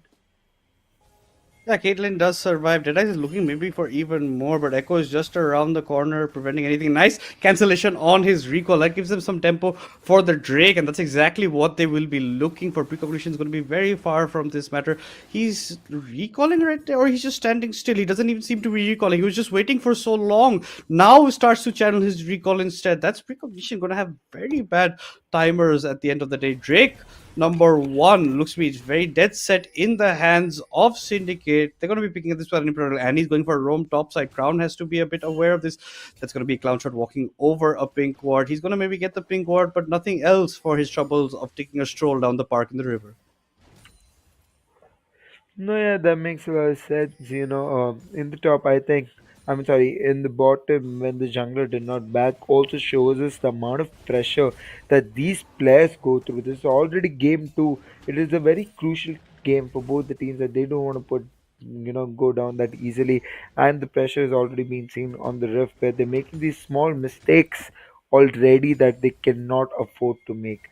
Right? They have to get their mental back into the game. They have to get their confidence back into the game because this game is still a little bit more in favor of RPG, but it is too early to make any kind of commitment. Oh. And with that, Syndicate is going for that grubs, but will RPG give them for free? The whole team is collaborating. Annie has Timber, Annie has the entire team stunned with that, but the Nautilus Oh, walks up too far. miscommunications. The Lysandra just goes in and they secure a kill for themselves. There were pings coming in from Precognition to back away from the fight, but Half Bloods was not listening. Man was like, no, I'm going in, you come or not, I just end up dying. That's what happened. He ends up dying. That's going to be a dead Nautilus. 3 grubs also picked up for the side of Syndicate, and Feats of Warfare not picked up by any team as of yet. The closest is going to be RPG with just 1 kill off that mark, but now 2 out of the 3 epic monsters get locked up for Syndicate after the first Drake. 3 grubs for themselves. Crown's going to go in here onto Killer 9BD, going to get some damage with his W. The Q lands as well. Killer 9BD doesn't mind taking this much damage. He has the steel cast completed, so he doesn't take quite as much as Zuko was hoping to dish out onto him. Apto's just hiding around the corner. Nice E from Harami, pretty much predicting the hook coming out of here. Here comes the culling, a huge amount being put down onto the Caitlyn, but here, look who's here to make a third appearance bot side. It's going to be Precognition. Here comes the ultimate from the Caitlyn, does damage the the Lucian quite a bit. He's still trying to walk away, not enough to do it. You even got the lock up with the Nautilus in place. You had him rooted in there, but still nothing comes off it. That's Ghost Knight being forced to burn both his summoners. The barrier getting burned from Lucian's side, but as of yet, Feat of Warfare still up for the taking for any team. No, I mean, Echo has been trying to, put a lot more pressure, try to make up for the last game this time in the side of bottom, but is not able to create that impact. I mean, he was able to secure the 2 kills early, but after that, both the gangs just failed. I mean, every minute that he's spending in the bottom with the failing gang is also giving certain amount of lead to Nafiri. Nafiri is about 30 CS ahead the Echo already, and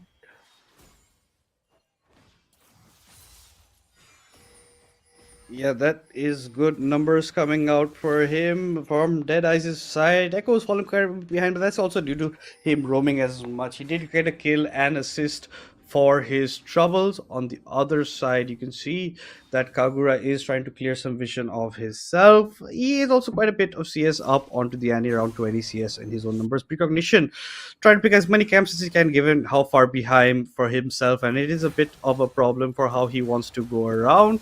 But looks like Kagura might even lock up Annie in place. He gets rooted, and here comes the last hit over there with the ultimate gets popped in. That is a very dead clown shot. A solo bolo for the Lysandra in the mid side in favor of Kagura.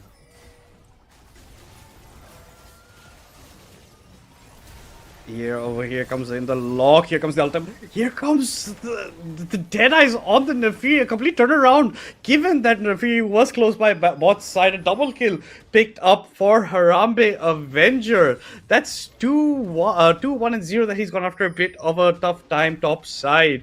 And now you can see that the Lucian is doing pretty well for himself. That's Deadeyes this time. We shout a nice, look away, cool guys. Don't look at explosions. Q coming in from the Nar fadeaway hit onto to the Malphite top side, and that's Nar now finally cementing a slight lead for himself. Even going to get a plating for his troubles equal in terms of CAS numbers. The Drake coming up in 35 seconds time. Let's see what can go for themselves and who can this be. Remember, guys, Syndicate is the side on the blue side, and that's going to be RPG on the red. Precognition Halfbloods are walking up here, maybe further along. They use the side orb to clear some vision. Maybe are trying to catch out Deadeyes, but Deadeyes is on the other side of the map, ladies and gentlemen. So he's not someone that can be facing too much of a problem. Clown Shot's going to be coming in here onto Lissandra Halfbloods. If the hook connects, could be a bit hard, but nice slight sidestep coming in from Lissandra. Nothing too fancy, and does avoid a fatality for himself. Was looking like a bit of a problem, but now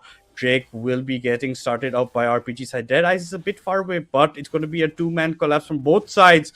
From the side of Syndicate, Drake around half HP. No, it's a bit more than that. Here comes Lissandra, comes in big. A nice ultimate comes in for him to protect himself. That's Half-Bloods going down for the third time this game. Everybody from the side of RPG are trying to scatter. Cover maybe going a bit too deep, but Deadeyes is there for the follow-up as well. The nice stun comes in from the Annie just due to her passive. Go step one more auto from Harambe. The E forward is enough to secure that skill, and a nice initiation from Lissandra ends up with the Syndicate picking up their second Drake over here.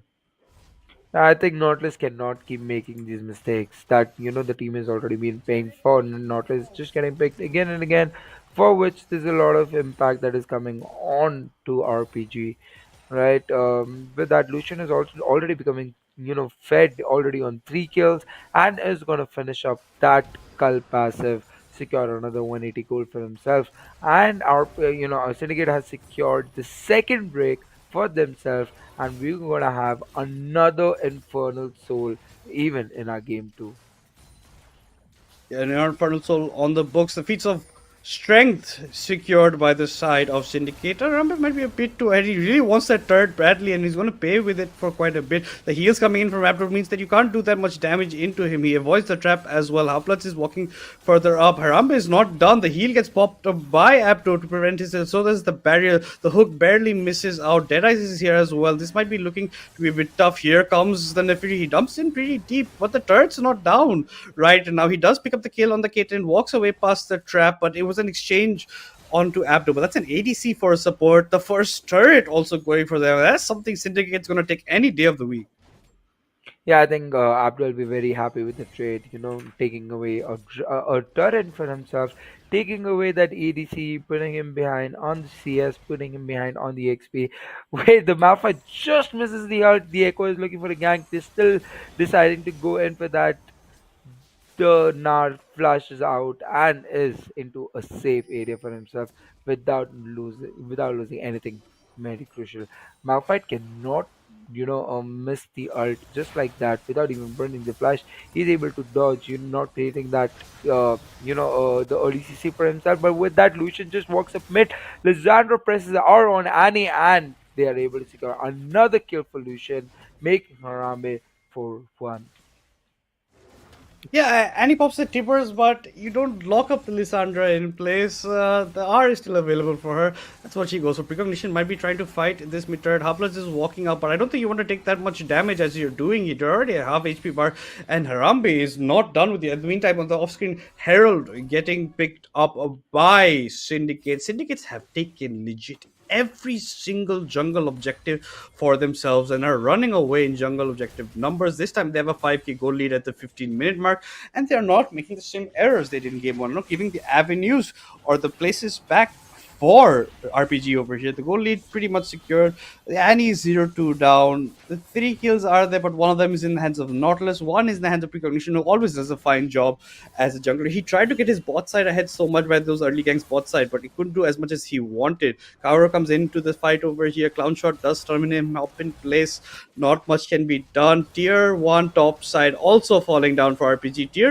Tier 1 mid soon to follow suit. It only has maybe a couple of HP points to his name as well, and this is looking like a way more dominant Syndicate compared to game 1. Yeah, I mean there are 6K gold. I mean about 7,000. I mean 6,000 gold lead right now, and I mean even in the last game they had that early dominance in the first 15 minutes, and then they gave it away. But this time, let's see if they learn from their mistakes, and they're gonna be more cautious because again something that we have talked about again and again, they are gonna look for that 3 points if they win 2-0. Right, with that Lucian very far ahead, they see four members, but the Nautilus misses the hook. Lucian just press E and is able to exit. They are able to get the Nautilus flash for nothing. With that, Annie Yeah, and Nautilus both lose their flash for nothing.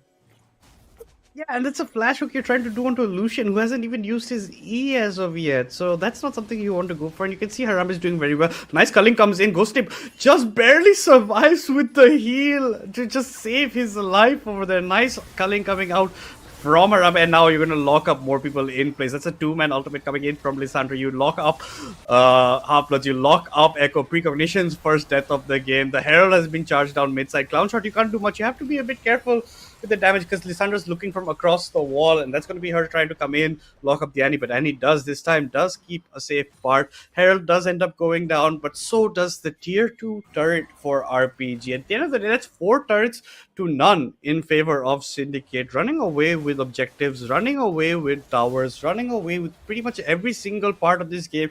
And that's a 6-1-1 Lucian. That's an Essence Reaver completed. That's an Avori's Flicker Blade completed. That's another BF Sword as well.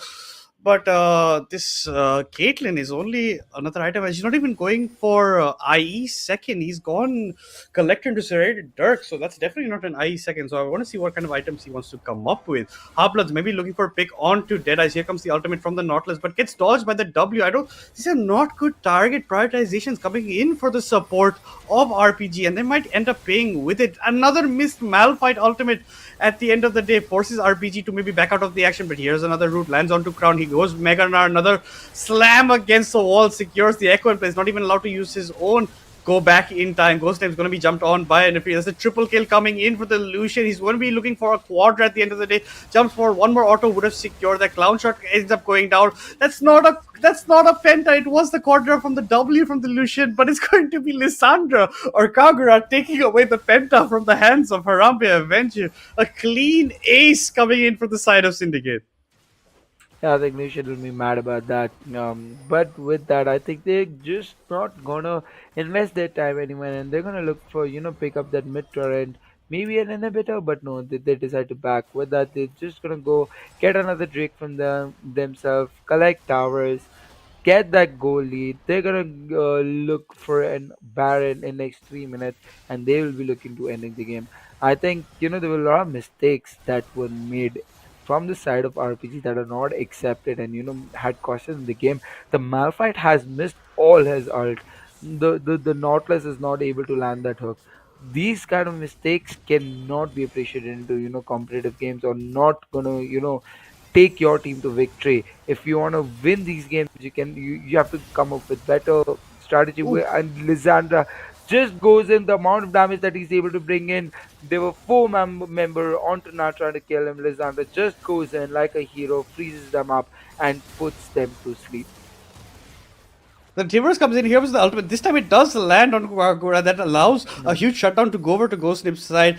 Crown is trying to battle it out on the side lanes, but that's still a 3-for-1 in favor. And they're not done. Here comes the culling. Kidler 9B is going to eat most of it after Ghost Knife took the initial few shots. Crown's going to double hop over with his E over the minion, pick up a double kill for himself. They're looking to maybe even go for the end. It's a bit hard. They have Do you think they 3 can death end timers in their pockets. I think they can maybe actually go for the hook. This time does connect from Half-Bloods, but you're going to get yourself locked up in place. You're going to take too much damage for it. Precognition's coming back in. He has to go back in time, but is that enough? That's another double kill picked up for them, and they are just doing a fantastic job. This is looking like yet another spectacle in favor of Syndicate. One by one, people are spawning on the side of RPG, and they just keep on falling down. They're just running it down essentially here. Yeah, I think as fair as the Lucian is, they're not anticipating the amount of damage that he can take out with that Melio. The Lucian is already on 13 kills and 3 items.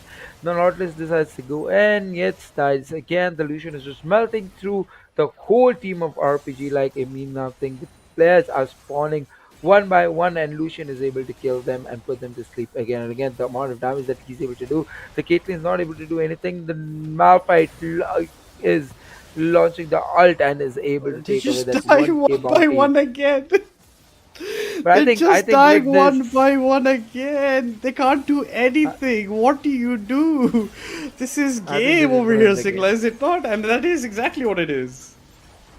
It is. I think the team was done playing with them, and they got their second win in just 22 minutes. Uh, this is them getting it in 22 minutes. They lock it up for themselves. A much faster game compared to game one.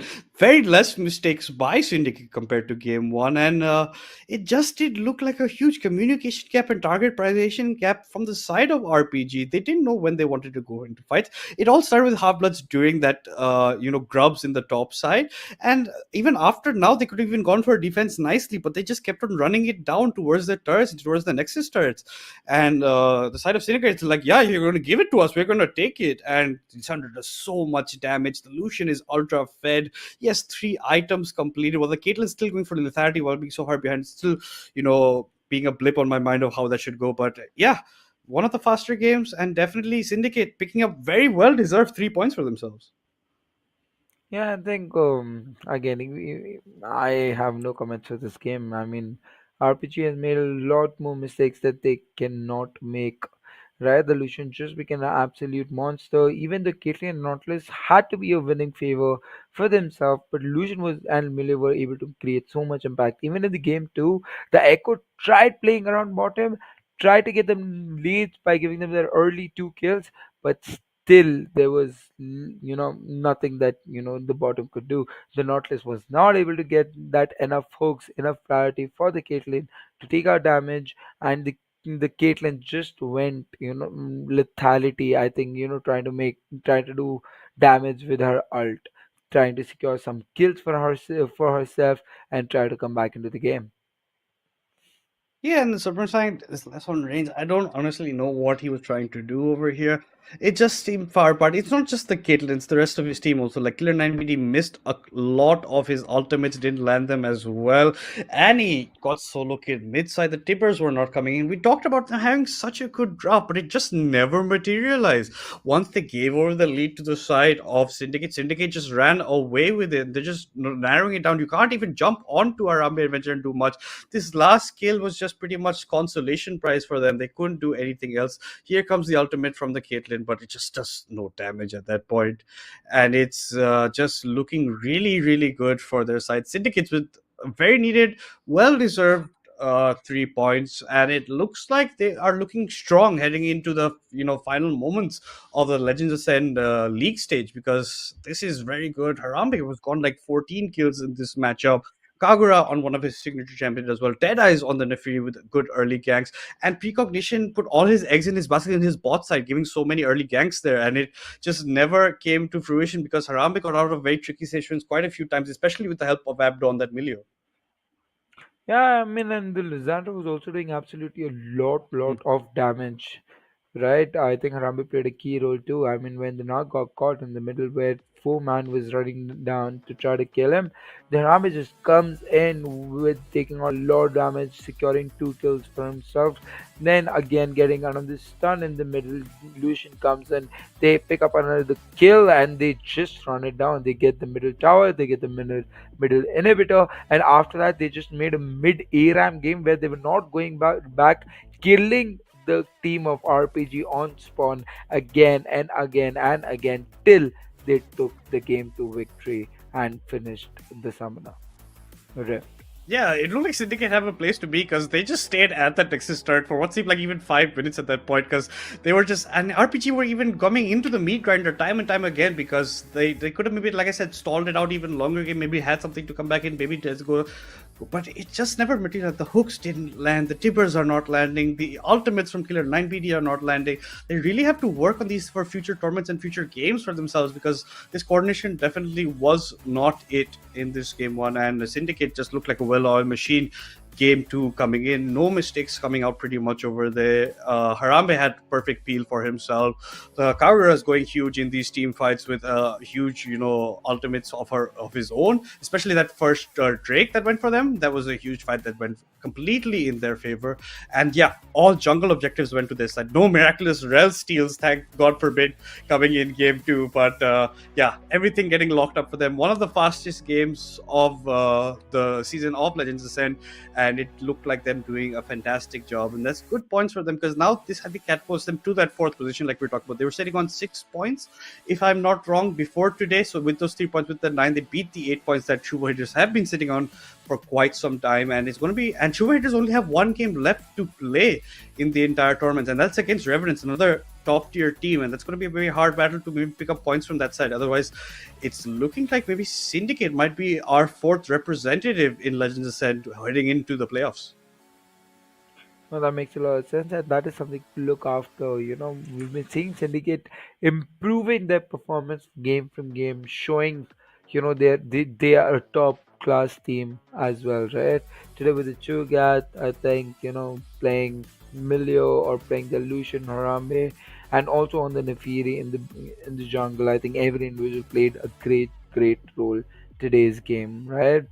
Yeah, I mean there were a lot more mistakes made from RPG that maybe I can talk about than what was done from Syndicate, and that is not something that is accepted in professional games like this, because these kind of even small mistakes can cost you game, and they were made again. So I mean, with that, we have concluded our game 2 and the last game of the evening, a 22 minutes game with 26 kills in the side of Syndicate 2, 6 kills of RPG, 47k gold, 234, about 11,000 gold lead, 8 tower to 0 given away, 3 dragon to 0 given away, and all the objectives going in the side of Syndicate. I think the one artifact that they've accounted it for is from the last game. I think the Rel steal was so good that they accounted for the both game. I think that was a highlight of the evening. That is something that we can't get away with. I think it did get carried over a bit over there, because I don't think that happened. But yeah, yet again, game 2, Harambe Venture is going to be your MVP. This time in the Lucian set of the Kaiser, 14-2-5, mostly like a 14-1-5, except for the Malva kill at the end. But yet, putting up same amount of damage per minute numbers, 1484 for himself, better CS per minute this time, CSing while doing these fights, 12k gold accumulated, but did a fantastic job of getting dodged so many nice hooks coming in from the Nautilus with his bot side, was never getting caught out unless Precognition was coming over there. And I think it was a fantastic job. But I think the rest of his team did provide a huge amount of support as well. And this is going to be your head-to-head. Unfortunately, I don't think there's many people who can even give it to RPG side, because they were lacking quite a bit, especially in game 2 side.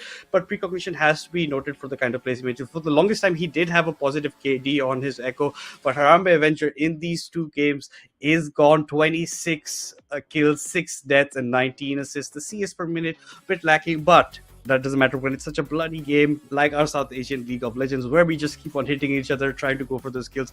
55.7k damage per minute from him. Precognition doesn't have the worst of KDAs given the kind of games that he played against today, right? With the 6 kills, 10 deaths, 14 assists, he did have a better CS per minute than the ADC. That's something to be put out there, but that is numbers. Gold was more accumulated by him, but Harambe Adventure was doing his job definitely in these team fights. He was always there when he needs damage. He was kiting well, keeping out of any harm's way, and that's also a lot due to Shekan in the first game, Abdo in the second game, and this is Syndicate looking stronger than ever heading into like further days in this tournament. I think when it comes to point table, this is something that you were pointing up. Syndicate with today's win, adding up another 3 points in themselves, secures the 4th position. With this, right now there is a good fight between Syndicate, between Suvo Haters and PNX, with a difference of just 9-8-7. So I think the fight is still on. There are a few games just left before the main games. And so let's see who can secure the last 4th place. Will it be Syndicate? Will it be Suvo Haters? Or will it be PNX Ascension? I think also another good point to point out. Notice that Syndicate has 2 more games, while Sugar has only 1. The same for PNX. They also have 2 games left to play, so that's going to be a huge battle out between them. Precog, if they had maybe even ended up picking a game over here, they could have been looking at themselves at the 7th position instead of the 6th one. They're tied with their Bangladeshi counterparts with Poor Patrol and them sitting at the 5 marks. Jetfire's Dojo, unfortunately, only have the 2 points for themselves, so I think they're pretty much out of the running, but they do also have 3 games left to play. RPG have 2 for themselves, Poor Patrol have 3 more, so there are a couple of teams with unequal amounts of games that have been played, so that should also be accounted for heading into further weeks in Legends Ascent. Remind you, this is the penultimate week of our league stage, and we are, like you said, week 5, day 1, but that is going to be the conclusion of this. We had 2 best of 3 series. The first one, Revenants winning in a 2-0 fashion against PNX, essentially in one of the longest games I think that we've had in Legends Ascent. It went to that 50-minute mark, that game, to one of theirs. Here on the opposite side, we did have one of the faster games in the second game, with Syndicate taking it 2-0 against RPG, but it was a day of complete domination from 2 teams, at least, with them securing 3 points each. But that's going to be it, at least, for week 5, day 1. It's been Madness alongside Singla, but we have matches tomorrow, so don't miss that out, and we'll see you guys tomorrow.